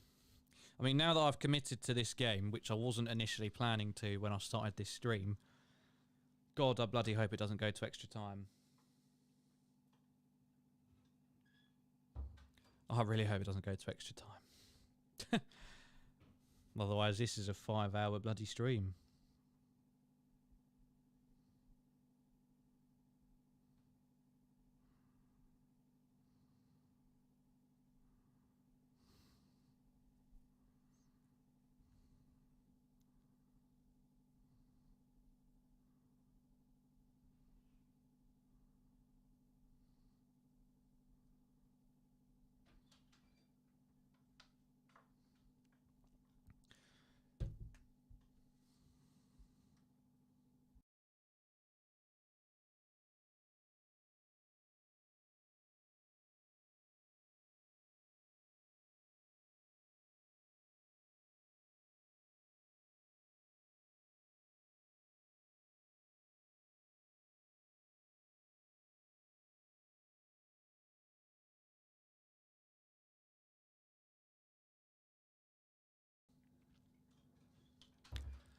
Right, it is half-time. 1-0 to Nottingham Forest. And, yeah, let's talk about Mané again, because that does seem to be the topic of the day. He has said that he's pretty much confirmed that he's leaving. Fabrizio Romano has come out and said it's all but a done deal, that Mané has agreed to leave Liverpool and his most likely destination is Bayern Munich. Since then, I've learned that the deal is probably about 30 million euros, which is 25 million pounds when converted. And I don't know about you, but that seems absolutely bloody bonkers. If we're being real, that seems unbelievably bizarre. What's your thoughts on that dreadful stuff last night? Oh, it was appalling how the French authorities have the nerves to behave like it. This is disgusting. Yeah, well, that actually does remind me. I hadn't forgotten, but I haven't actually spoken about that yet. So now is a good time for that. So regarding yesterday, I mean, if you watched the watch-along, you know that I was taken aback in the moment. It was a very somber moment, realising what was happening. Nobody in the stadium really had a clue. The commentary team of BT had no clue what was going on. All the while outside, people were getting crushed, rushed, having their pockets picked, getting their tickets stolen, getting pepper sprayed in the eyes, men, women and children, getting tear gassed as well. And there's been plenty of videos circulating on Twitter about that. So it's been an absolute travesty, and I said that multiple times. It's a shocking. It's shocking that UEFA have allowed that to happen. It's shocking how quick they were to try and blame the fans for arriving late when that was disproved within seconds of that announcement being made. People have been waiting there for hours and hours to get in. But the way the French had organised the checkpoints and the gates and the amount of people that they had ready and how they were dealing with tickets and fake tickets was just below par, and we knew it. We knew it was below par. We've not only launched an investigation in light of what's happened, but we made recommendations before the club had a say and spotted that there was a lot left to be desired by the way that this was being handled by the French authorities and UEFA. Made recommendations, and seemingly a lot of them were completely ignored. The worst thing for me was the tear gas and pepper spray and French authorities lying out of their skin, and I don't think we'll see any... I mean, what sort of justice is there? I don't think anything's going to come of any investigations, if I'm being honest with you. Unless someone pays up, Mané will be here through next season. Well, maybe that's what Munich have figured out. Maybe there's nobody really in the market. Excuse me. There's nobody in the market for Mané. So they're just going to scoop in, pay him what he wants, and he'll sort out the rest. He's probably had those conversations and said, look, just let me go. I've done what I need to do. The first team that I want to go to, you need to let me go there no matter what they offer.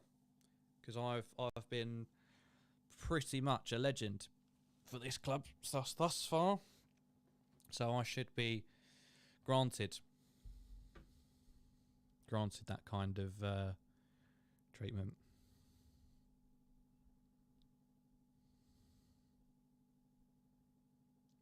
No justice. No, of course there isn't. None at all. I thought he was going to make an announcement about this. Well, yes, so I guess we are still waiting for that. But after the final, he said...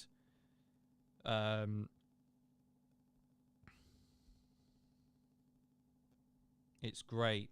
It's been a great journey, and I'll be backing this squad for next season. So that definitely sounds like a man on his way out. FSG isn't that nice, LOL. What do you mean? Oh. No, but what can they do? Because they either get 30 million for him, or he goes on a free. So you offer FSG money or no money, they're going to go for money.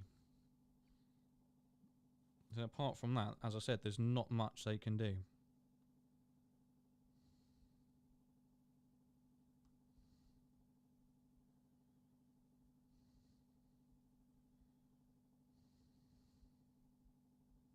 But in positive news, Jurgen Klopp has issued that rallying cry that he always does. He says, where's the final next season? Istanbul?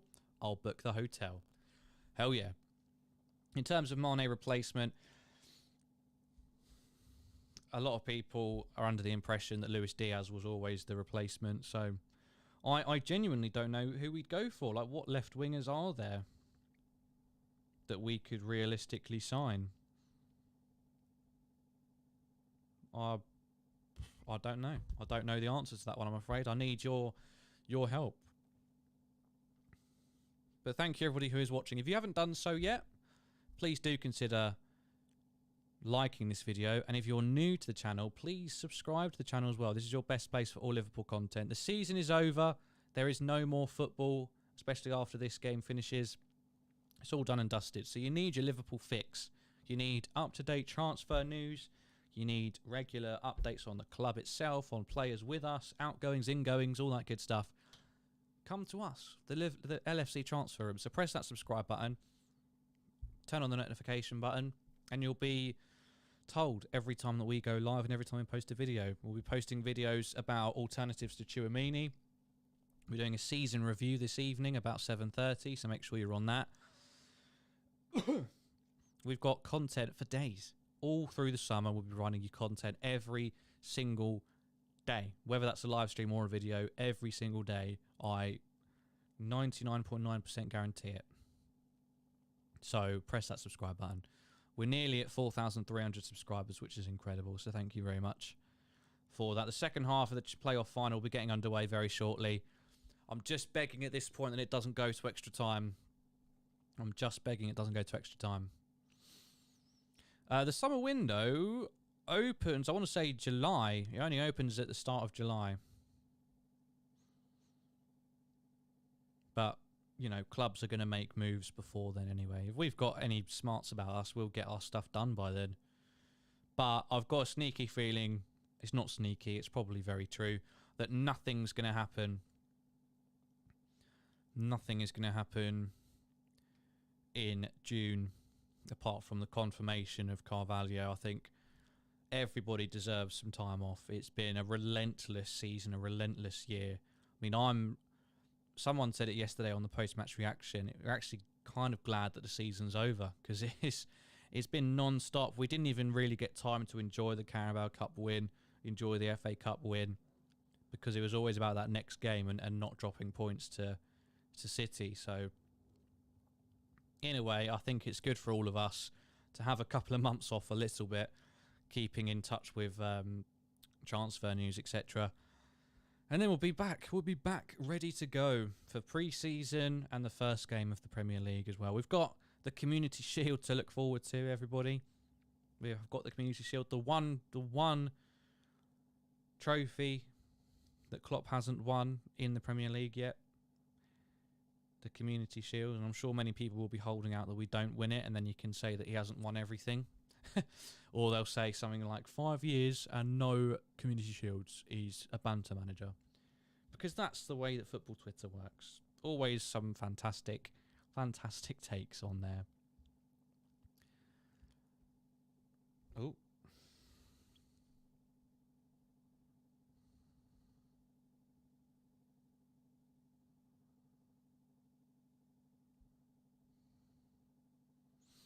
If it goes to extra time, I will genuinely have to end the stream. I literally cannot go to extra time. So I wasn't meant to do the watch along for this. We weren't going to do one. I was doing the Monaco GP and the trophy parade just because I knew I needed to do something to take my mind off of what happened yesterday. But we've just kept on going. The Grand Prix got delayed, and then kickoff for this game fast approached. So we said sod it. Who will we play for the Shield? It will be not Real Madrid. It will be Man City, won't it? It's the winners of the league versus the winners of the FA Cup. And Matty Orm, who probably hasn't slept a wink yet since he left for Paris on Friday, is still not home. What's he doing? What's he bloody doing? Great City again. Yeah, I share the feeling. Matty Orm has been on all sorts of substances this week, and he was caught up in everything that happened. So we're glad that he is back in the country safe and sound. He was caught up with all the Liverpool fans in the horrific conditions created by the French authorities.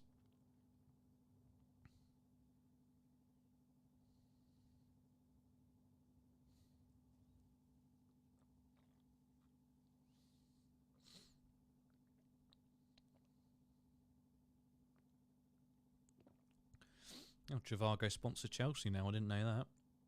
It's a brave move, or a stupid move, or a money-making move. Sleeps for the week. Jesus Christ. He was saying that 2 days ago, and he's still going. The Monday is going to be a good day for you, unless you just don't sleep until you roll over. The come down is going to be elite.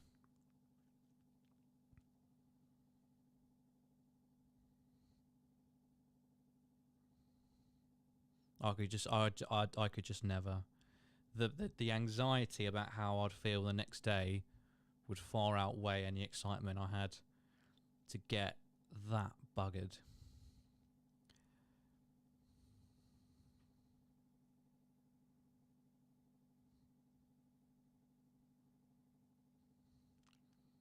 The trophy parade is still going on, by the way, but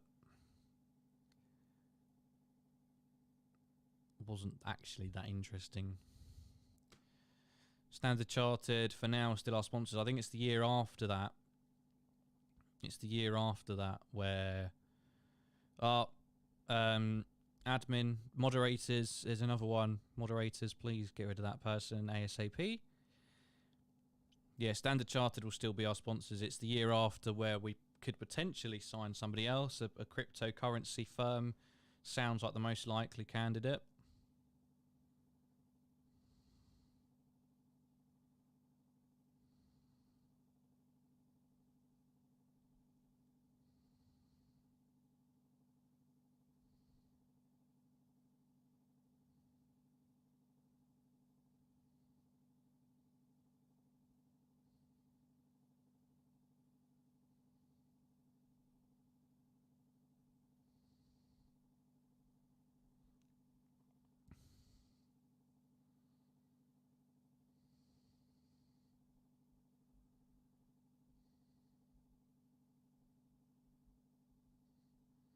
It's nice to see everybody, you know, smiles out, looking as happy as they can. I can't imagine how horrible not only the atmosphere around the stadium was, but how it was in that locker room, in the changing room after the game. It would have been brutal.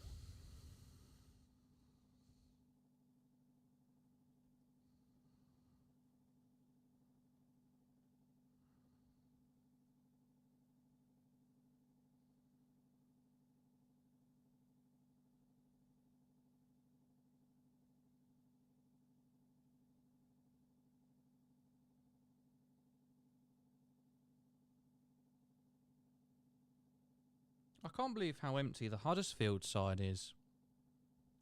The Huddersfield half of Wembley is so sporadic. They probably don't have 45,000 fans, do they? Let's see if Google has an answer.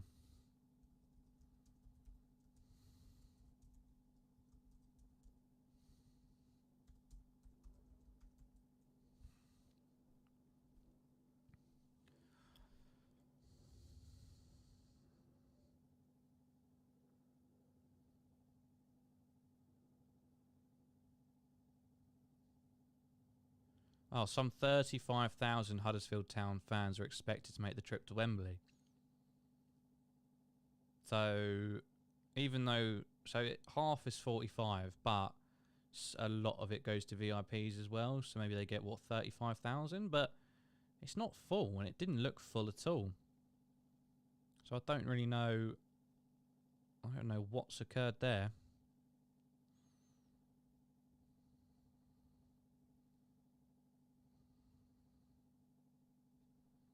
They've been left wanting, whereas Nottingham Forest, although they're in red, so I guess it's harder to see, it looks like they're much more packed out. The top half especially is very empty. But we're back underway in a second, at least.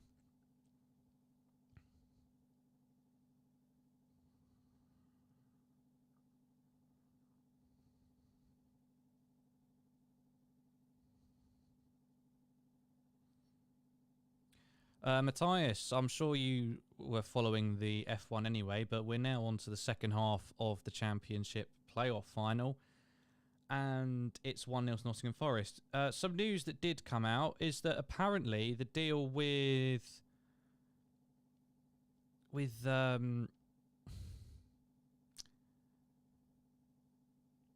Mané going to Munich, apparently it's for about 30 million euros, which comes to 25 million pounds. Now, does that seem a bit mental to you? For a bona fide Liverpool legend, won everything in England, only just turning 30, and we're going to get 25 million quid for him, if these sources are to be believed. So Munich at this point, if it's true, have, as I said, scored a potential deal of the century for pure, you know, what you're getting in terms of the players' history and what they've accomplished. It's unbelievable. It was Perez, Sainz, Verstappen top three, Leclerc came fourth, Russell fifth, Norris sixth, Alonso seventh, Hamilton eighth. That's what I can remember. I think Bottas was 10th. Schumacher, Magnussen and Albon didn't finish.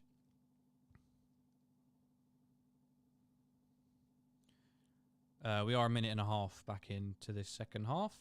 25. Yeah, exactly. It's unreal. I can't fathom how that's actually true.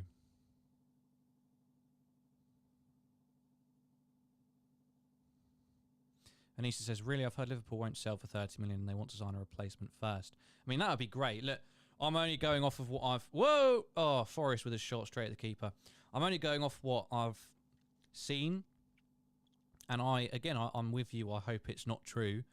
And, yeah, if we could get a replacement first, that would be great. But I just can't see Klopp wanting to hold up Mané. If Mané's had that conversation and told Klopp he wants to leave...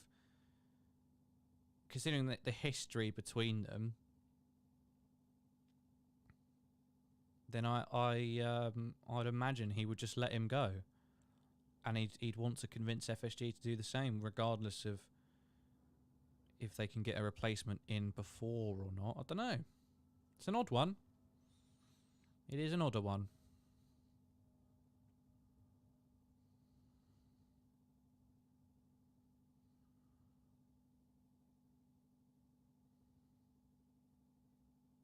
Huddersfield with all the work to do, but still struggling. I think there's another one. Yeah. Mods, bloody hell. How do they do it? How do they keep on doing it? It's the same, it's the exact same name. I don't understand.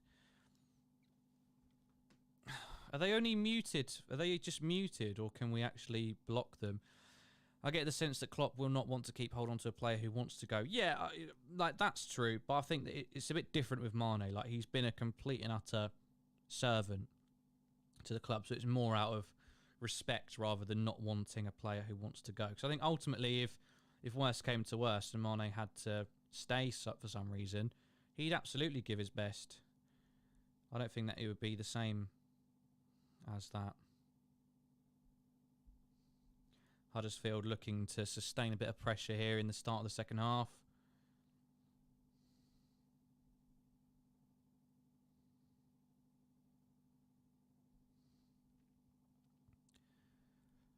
I don't want to though. I don't want to deny anybody the chance to. But we should be able to just completely block them. But hey, as long as the mods are still there and keep doing their stuff, we should be all right.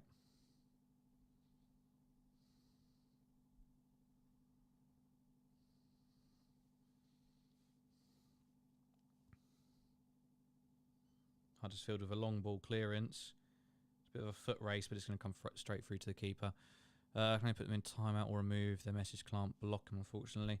Well, I might be able to. Can't hear me. Can anybody else not hear me?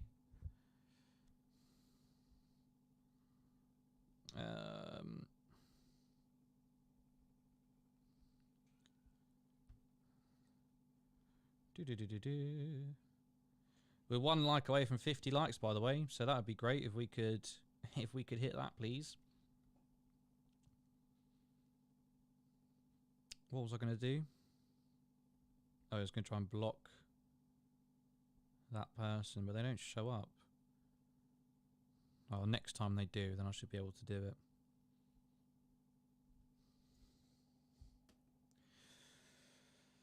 Oh, bit quiet.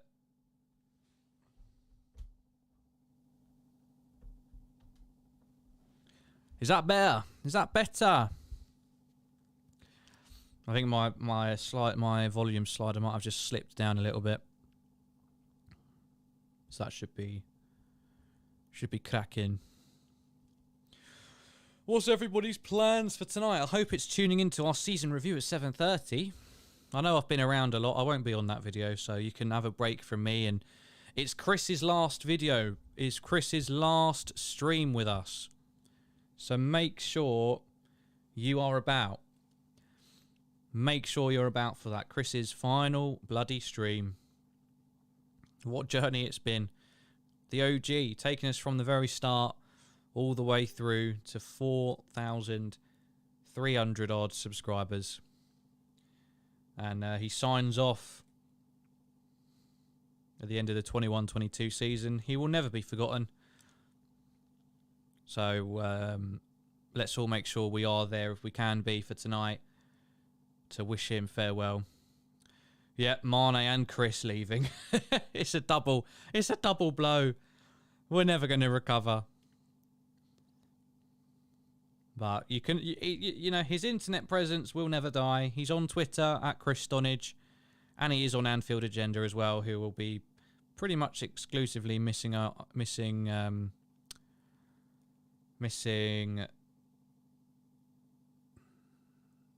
They're on Twitch, so they won't be on YouTube anymore, is what I was trying to say. Here come Nottingham Forest again. The defender does well to intercept that. And they do get it clear, but only as far as the Forest right back. It's Garner. Forest on the ascendancy once more. They're going to look to want to finish this game. 2-0, you feel, would do that. Ooh, it's a corner. Corner to Forest.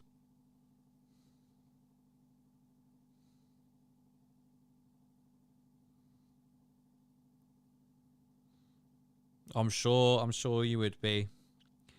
I'm sure you would be. It's you know, one day. So he's involved in a lot of projects at the minute. So he's had to make the difficult decision of choosing one to leave behind, and he's chosen us. That sounded so salty. Yeah, he's leaving us, so he'll still be on Twitter. He'll still be writing articles for the LFC Transfer Room, and he'll be on Anfield Agenda as normal over on Twitch when they go exclusive. Whoop, whoop. Spence does well to keep hold of that. He was being chased relentlessly. At least Kris ain't going to Munich, lol. Yeah, we are losing him on a free transfer, though, which is disgusting. We're getting no compensation whatsoever. I feel like Anfield Agenda should have paid us for him.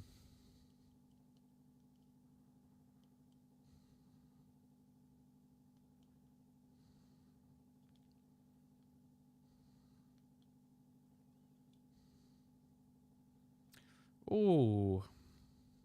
Free kick, Huddersfield.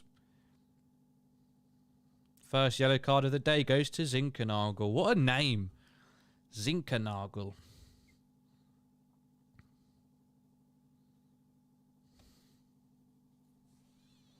Yeah, they're moving all their content over to Twitch, so there'll be not on YouTube. There'll be like highlights and clips from videos, but all of their live content will be exclusively on Twitch. So, you know, good on them. They've obviously got a good deal going on, and I'm sure they'll be ringing in the cash. So good on them. But we will continue on YouTube. We'll keep fighting. You know, it's 5 months, almost 3,000 more subscribers than we started the year with. And we're not even halfway. So imagine where we could be by the end of this year. I hate to think about it. It makes me sick. But it all starts with this lovely community that we've got. And a few of them are in this live chat at the minute. So thank you very much for being here, as you always are. Corner for Huddersfield. The crowd are getting up. The bloody half-empty Huddersfield side of Wembley is getting riled up here. 35 minutes left. I hope they don't get an equaliser, to be honest with you.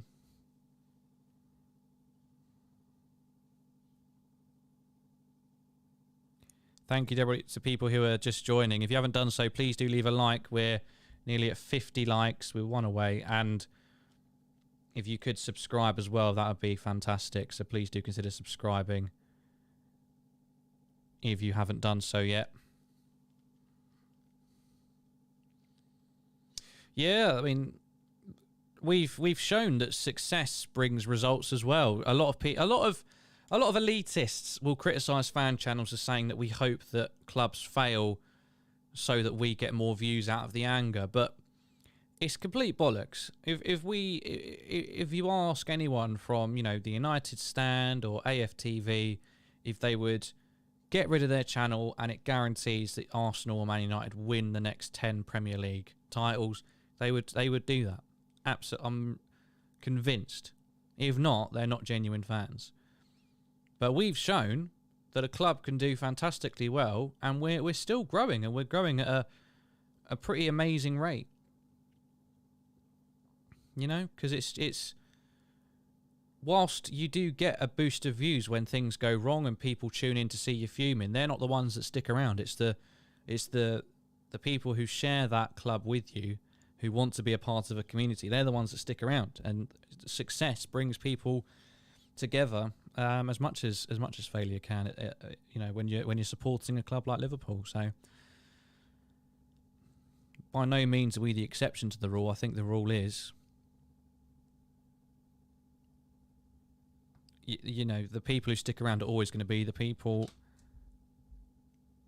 who support your club, not the ones who just come to see you rage for a few minutes when your club loses. You know, I love watching Mark Goldbridge when they're behind or when they're losing.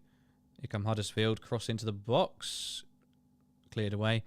But as soon as they start winning, I don't want to bloody watch him getting all giddy about his side doing well. So I switch off for a few weeks until they inevitably lose again. But you know, Man United fans will love being a part of that, and they'll keep on following.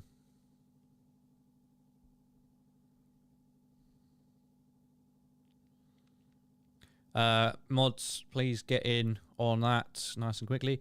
Anissa, yeah, I get your point, but at the same time, that's what I mean. It's about how your club's doing. Oh yeah, no, good idea.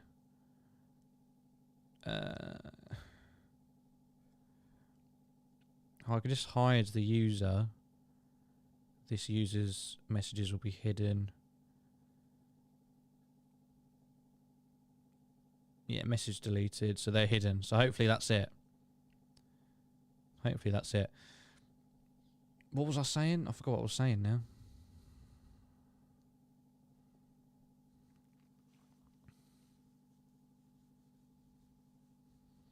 Yes, fan channels. Yeah, it's all about how your teams are doing, because we've been doing well for a few years. So there's not much to rant about. If you start ranting when we're consistently finishing top 4, challenging for titles, winning trophies, then you do come across as a complete idiot. Whereas you feel like Arsenal and Man United have got a bit more to rant about. I mean, I don't like people like Troops. I feel like people say that he acts like that in the ground when the cameras aren't on. If he does, like, no matter what, he needs therapy. He needs therapy. Nothing should make you act the way he does, like a petulant bloody kid. Whoa! Nottingham Forest shot away. Keeper was always getting to that quite clearly. Louis, we need some Richarlison slander. Well, good segue. Where's that come from? I don't want to be the opposition fan who starts talking about rivals, because that just comes across as pure salt, doesn't it? If we're focused on our own recovery and rehabilitation today, in the background of a playoff final, Monaco GP, and the trophy parade. Nisa says the people in charge of bots should actually realise by now guys care more about the footy than girls. So half an hour left in this game, and again, I am praying it does not go to bloody extra time. If it does, I'll have to end anyway, and it'll just be a weird way to end the stream when the game's not even concluded yet. But I can only really do another 30 minutes, otherwise I'm going to get somebody very angry at me.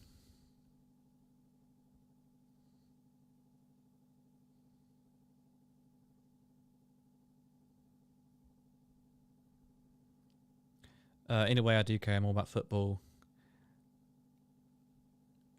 Yeah, I mean, who presses on these ads? Who presses on these things? That's what I want to know. We all know where to go if we need that kind of thing. But who the hell presses on something that just pops up on a YouTube live chat? They're obviously getting some success, because that's why they keep on doing it.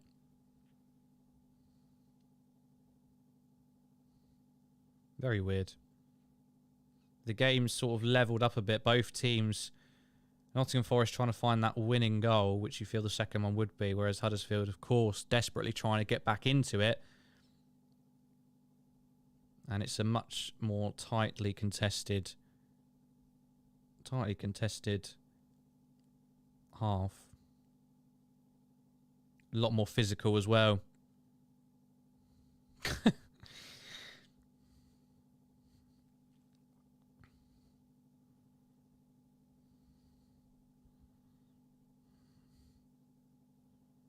It's Huddersfield on the ball. 28 minutes to go. Thank you to everybody who's still watching. It's been a long one, but I do appreciate all of the support, people getting involved, people liking the video, people viewing, going away, coming back. It's much appreciated. We're watching Huddersfield versus Nottingham Forest. We've finished watching the Monaco GP. It's currently 1-0 to Forest.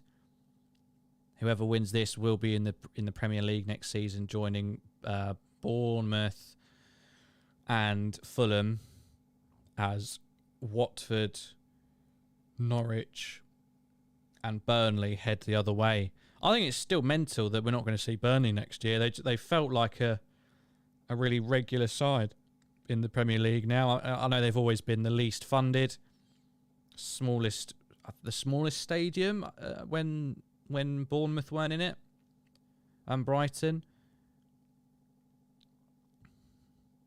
But it does feel weird not having them about. I miss the old days of, Blackpool. Well, no, not Blackpool. That's not what I mean.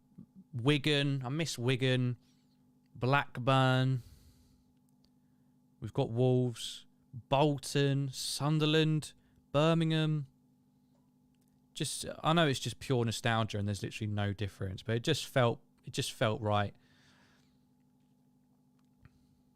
The streets will never forget that sort of league table with those teams in it. And a lot of them have had very differing success rates still since then. I'm still shocked that Leeds survived. Burnley seemed more resilient. Yeah, it was those draws. How many games did they draw? Burnley, they just could not hold on to a win in the early part of the season to save their life. And those 3 points that were reduced to 1, it's probably what came back to bite them in the end, and it was just too much for them to do.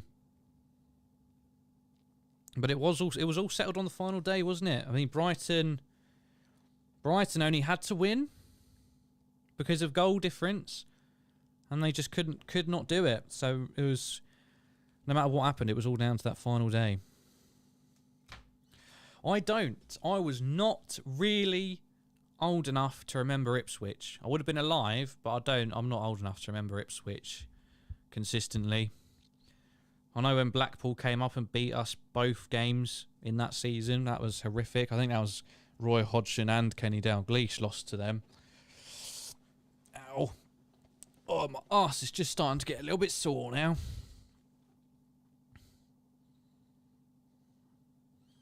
Wrong decision to sack Dyche. I think it's very easy for people to just be like, oh, well, they would have stayed up if they hadn't sacked him. You know, it was a sinking ship, but I don't think it's a case of you had to. I think sacking Dyche and going down to the Championship has hurt them way more than sticking with him and still going down, because he is more than capable of keeping them in and getting them back up again, as he did before. He's got that know-how in the Championship. He knows how to work with limited funds, limited players, but create a really solid team at Championship level. And I think he absolutely could have got them back up pretty soon. If not, kept them in a healthy position, especially with those parachute payments, those down payments when you get relegated.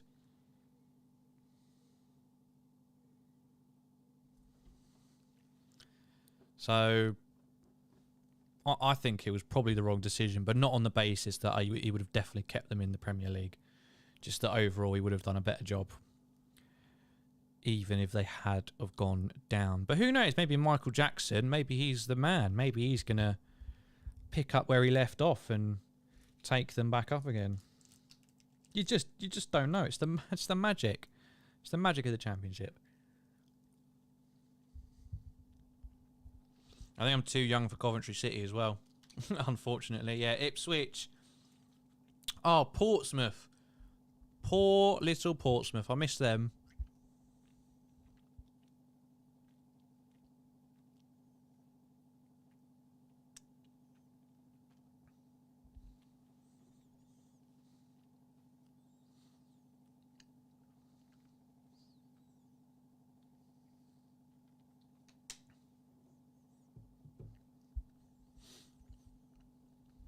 It's a bit of heading ping pong now.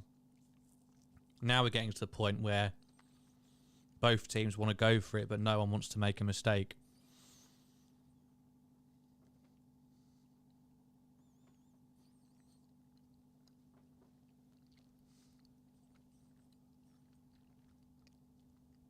Did I want Everton to get relegated?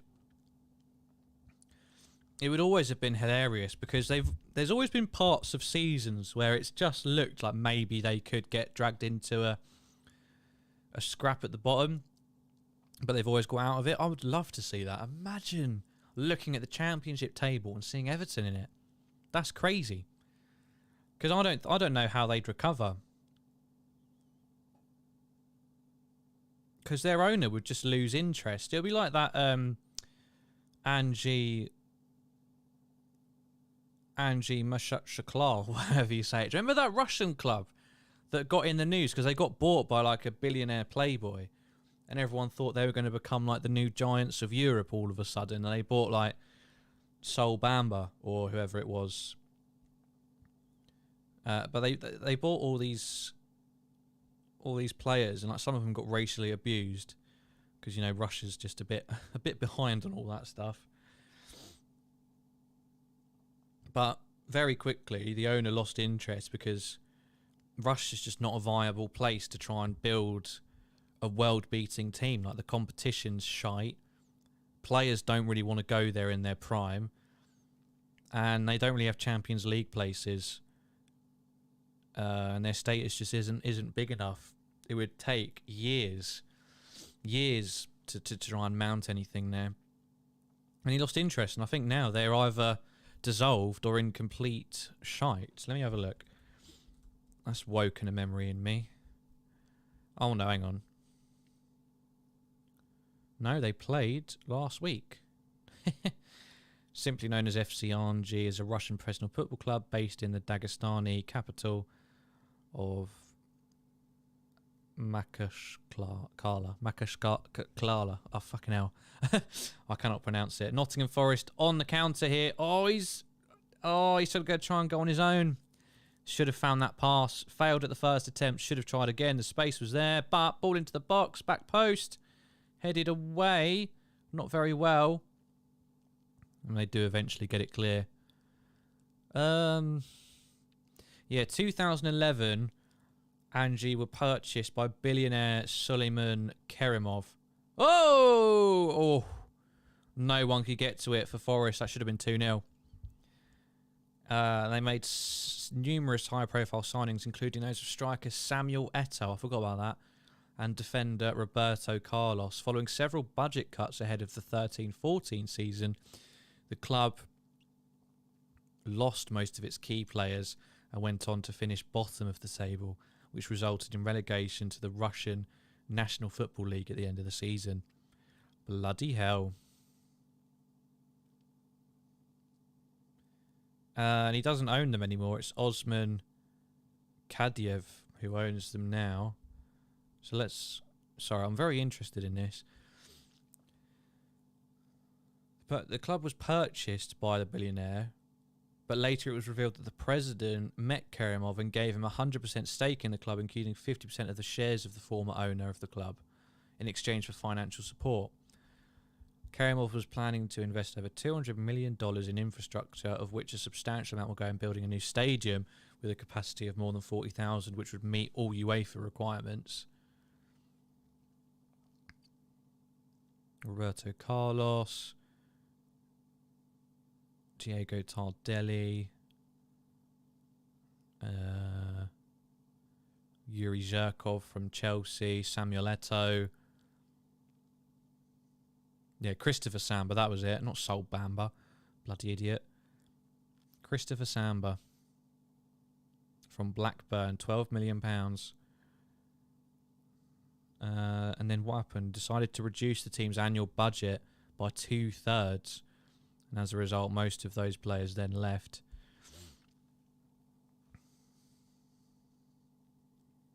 The reason for the move was the sharp deterioration of the health of Suleiman Kerimov because of worries about the club's lack of success. The fire sale continued. Several players sold have been recent signings. Oh, here's Huddersfield on the counter. Oh. Oh, is that a penalty? Oh, he's giving it the other way. He's giving it as a dive. He's giving it as a dive. VAR will look at this. We'll take a minute from our history lesson.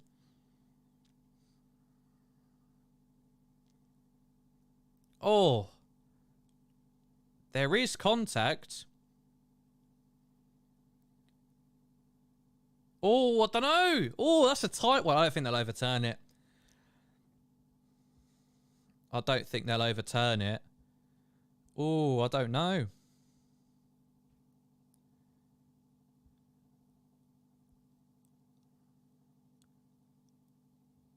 He moves his leg out. Why does he do that? Just kick his leg and it's a penalty. He's moved his leg out of the way like a bloody idiot. I think they've gotten away with that, Forrest. But the Huddersfield player hasn't helped himself at all. Why does he pull his leg away? He leaves it in initially. And then just before... Yeah, can check over. No penalty. I mean, I'm glad. Because that means they won't be level in the final 15 minutes.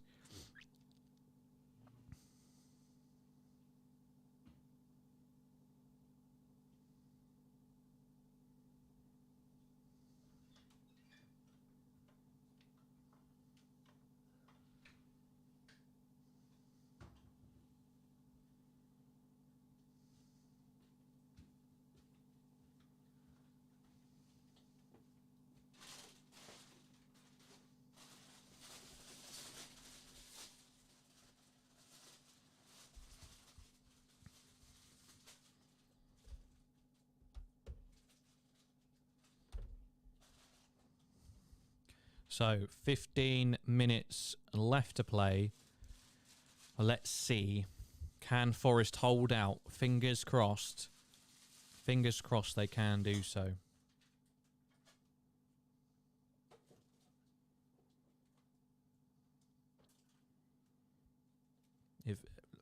If there's any justice in the world, Forrest will get another one. And then I know we can definitely catch the end of the game. Oh, bloody hell. Why hasn't that worked then?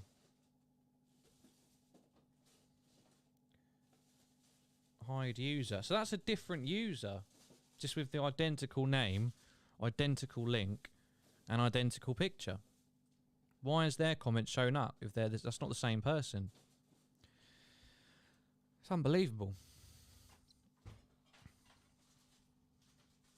I'd love to see Spurs or Chelsea go down, but we have more chance of winning the Champions League. Yeah, I don't think that's going to happen. Bill Kenwright or something, Everton owner, we'd probably go back into Coronation Street. My dream is to see United get relegated, but just for one season. I know they're too rich too, though. Yeah, unfortunately. Unfortunately.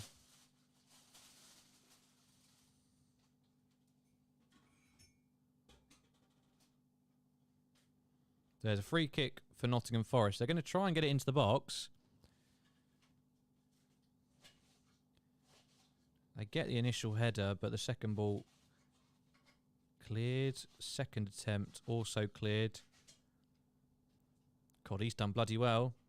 They've got it, and it's a throw-in for Nottingham Forest. So they'll keep piling on the pressure, and more importantly, keeping Huddersfield away from their goal.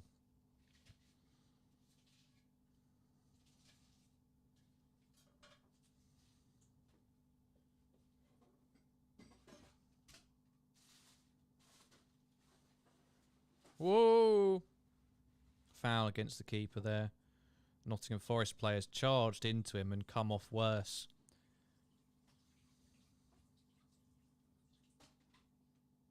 It did look like a nasty collision. He's raced into him and just basically hit a brick wall.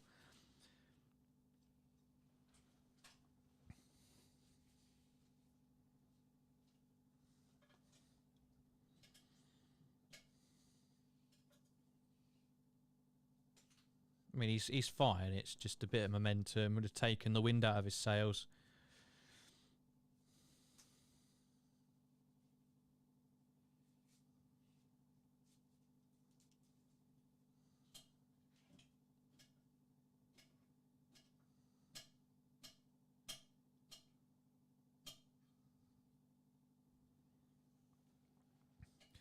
Now, come on. Yeah, it definitely wasn't a penalty. They're just replaying that incident again.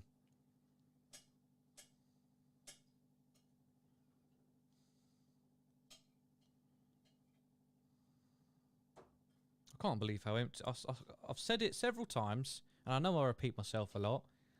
I can't believe how empty Huddersfield section is. It must just be that the whole city's in there, and they just don't have enough people to fill it. Because who from outside Huddersfield is going to support Huddersfield? So it's just the town of Huddersfield. Sorry, it's not a city, is it? The town will all be out there, and there's less than 45,000 of them, so they can't fill half of Wembley.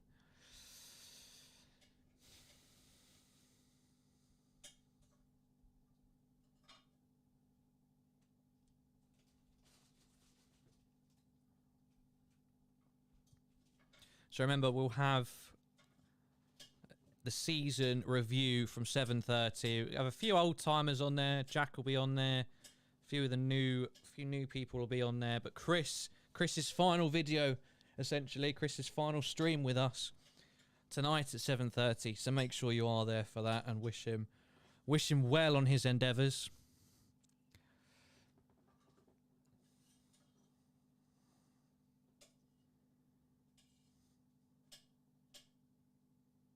Huddersfield are in here. They've cocked up. In the final third, Huddersfield have not looked confident or full of options. Remember, both teams are pretty well matched up, playing a 3-4-3, or at least some variation of that. But Forrest have always looked slightly more dangerous.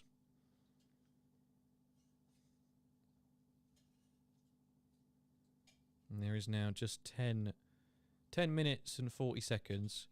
Free kick in from Huddersfield, headed and cleared by Garner. Now, is this squeaky bum time already, where Huddersfield just throw everything and it's consistent, sustained pressure on the Forest box?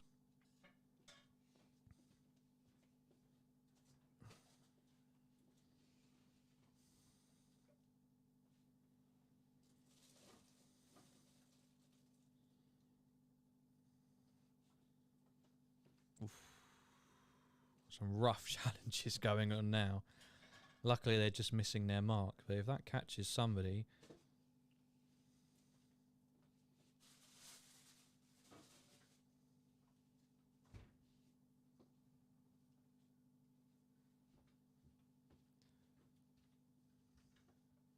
Corner Huddersfield, here we go. We're into the last 10. It's all or nothing for Huddersfield. Forrest desperate to cling on to this 1-goal lead.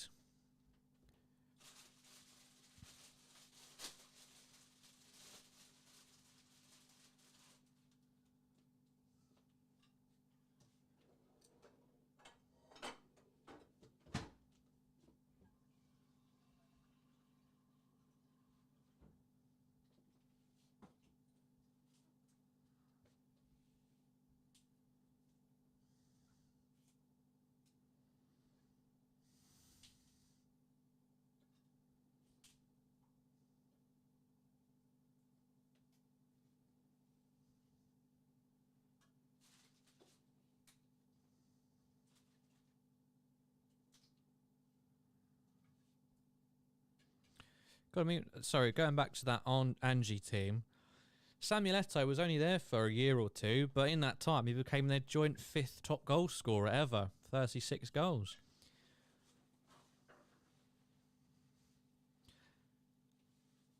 Their top goal scorer with 170. Seems mad, doesn't it? What have Huddersfield got left? They've been trying hard in the second half. And again, a poor delivery. Nobody in the box. Not sure what he was looking at. But they get a bit of luck with the clearance being intercepted. And they're crowding inside the box now. Oh, that's brought down again. Referee gives nothing. Huddersfield are going to feel very hard done by. VAR will look at it again, but...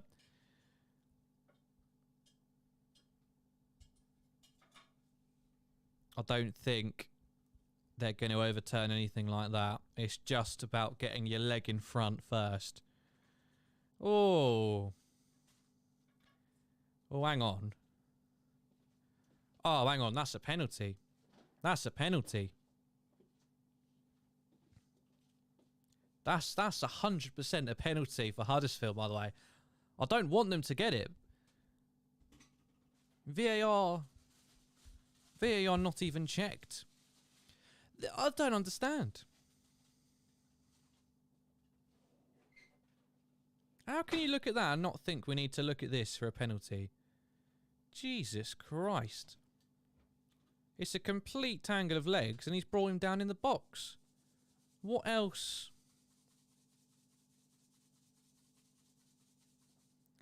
What else do you need to overturn that?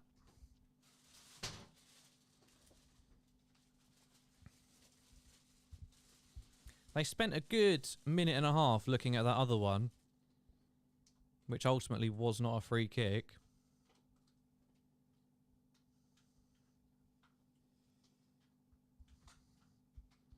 Huddersfield will feel very harshly done by here. And you do a little bit feel sorry for them if they're not to get anything out of this. But at the same time, sod 'em. Because I have to end at some point.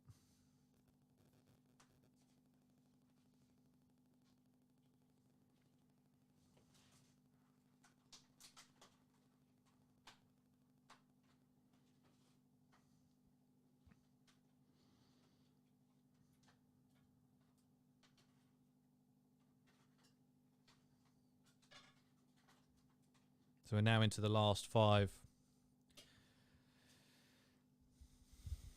So Steve Cooper, the Nottingham Forest manager, who was it? Who was in the final last year? Was Swansea in there? He was the manager of Swansea, wasn't he? And they've just missed out.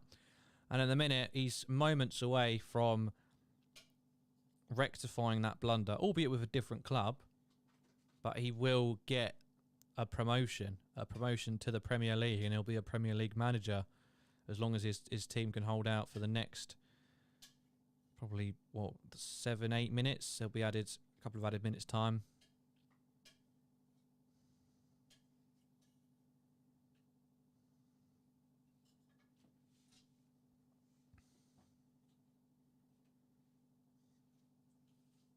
The goalkeeper for Nottingham Forest is limping.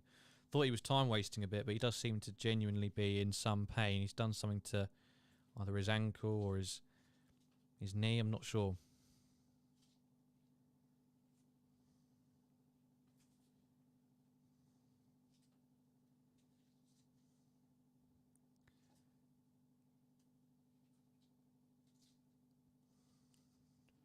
Another throw in for Huddersfield. They are retaining the pressure. They're doing something that we couldn't do very well yesterday. Sorry to bring it up. But they are sustaining pressure. Getting a bit of luck with throw-ins and corners. But again, a successful delivery evades them. And they can't get a corner on that occasion either.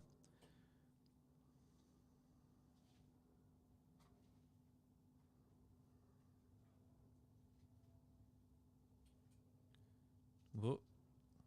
Cross blocked. They've still got it. This is their best period. And it's in the closing stages where it really matters. Oh, what is that? One of their centre-backs, I think, has just tried to leather one from about 45 yards and blazed it over and completely wasted any momentum.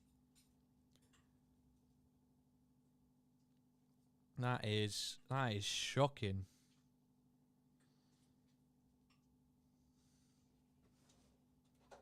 You can do that on like a Tuesday night away from home. Not much to lose. See what happens, but not in a playoff final. This is the Premier League you're talking about.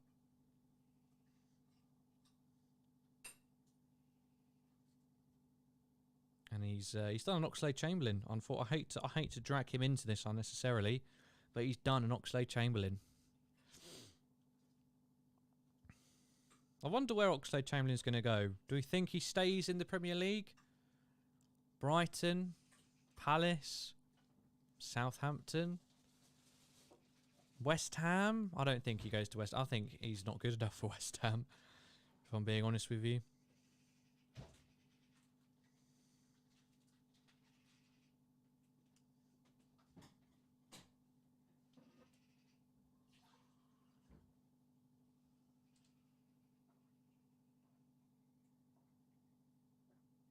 This is the final moments now. 2 minutes of regular time, plus whatever the referee decides to add on.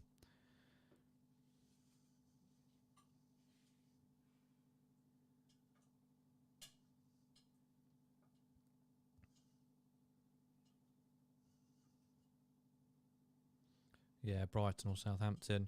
Here we go. It's got to be a good delivery. It's a fantastic position. It's straight into the arms of the goalkeeper. And the goalkeeper dives to the floor and he's indicating he needs to be substituted. He's finished. He's finished for the last few minutes.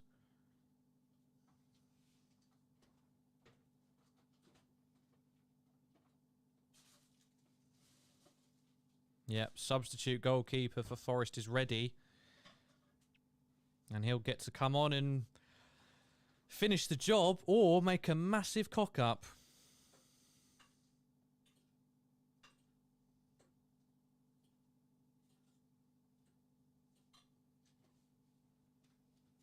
Huddersfield are fuming because he hasn't gone off the shortest way.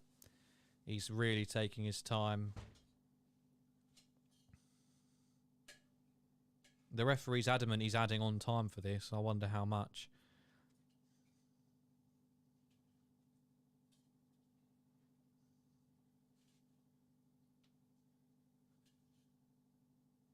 He's finally off the pitch and they get the replacement goalkeeper on. And he's just got to see it out for, what, 5 minutes tops? I'd hate to be him, to be honest with you. I would hate to be him. Imagine what could happen if the ball comes at you all of a sudden. And you're the one who lets in the goal. The Nottingham Forest keeper's gone off injured, so for the final minute or two, they've got their second choice. 6 minutes added time. Ho, ho, ho, ho. Oh, squeaky bum.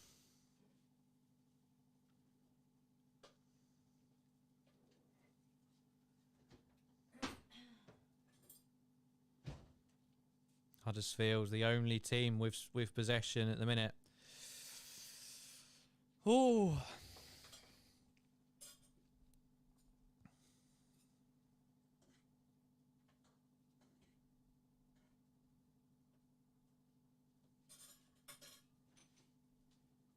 I mean, Huddersfield will be absolutely gutted, especially when they go back and they watch that penalty decision.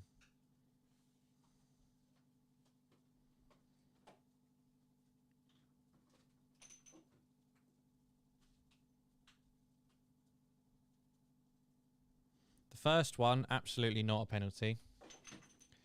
No, I'm not doing my Ned Flanders look at any point next season, nor any point ever. That was the first and last time you're seeing that. No, thank you. So again, time flies. We started at about 2 o'clock and it's now 20 past 6. Finally drawing to a close. 4.5 minutes of this added time left. But in about an hour's time, we'll be live again for a season review. So make sure you join that, get your thoughts. We'll probably be doing some awards, so make sure you get your thoughts in on those ones and who you think should be winning those as well.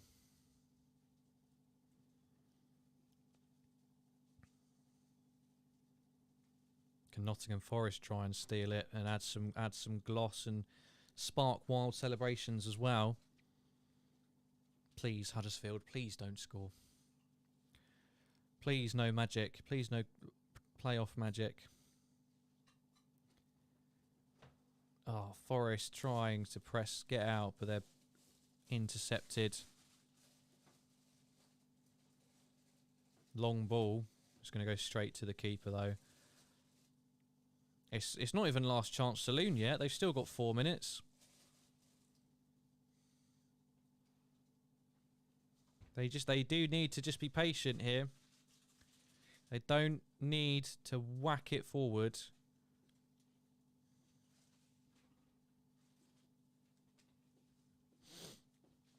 That's good. They've kept hold of it, passed it back. And go again. I think the manager's not helping for Huddersfield. He's very animated on the side, and you need to be cool. You just... Oh! Huddersfield shot, edges wide. Thank the Lord. 3 minutes left on the clock. Oh, that was a good effort. And it's unlucky that his teammate couldn't quite get his little toe on it either.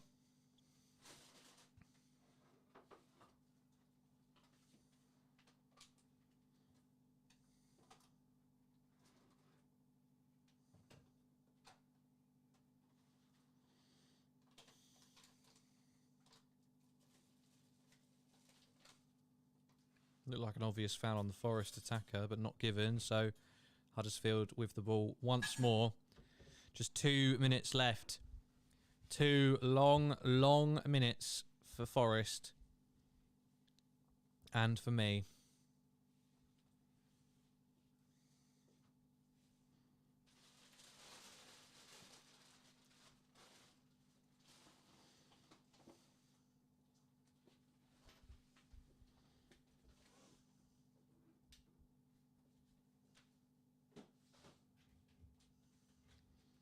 I mean, luckily, as Liverpool fans, we'll never have to know the joys and tribulations of a playoff final. But imagine going for a full 46-game campaign, coming to within 90 minutes of promotion to the Premier League, and then you lose, and you know you've got another 46 games at least to play in the Championship once again. It's a brutal world we live in, and the Championship and the Football League in general can be a very brutal place. And Huddersfield staring down that reality with just a minute left of added time. Forrest ready to launch into celebration. Is there time for one last opportunity for the team in blue and white?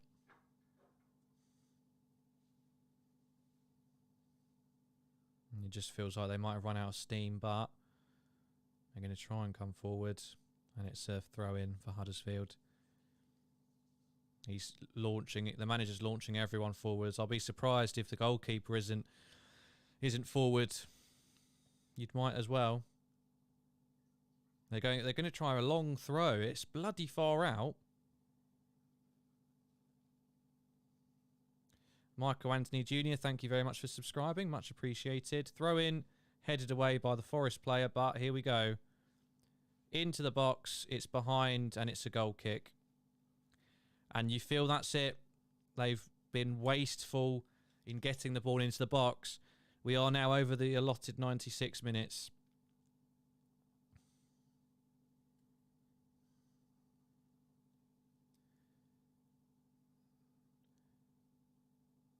And the keeper hasn't even put the ball down yet. He's walking very slowly to the... Oh, He walks one side to his box, then goes to the other one. I'd add on a minute for that.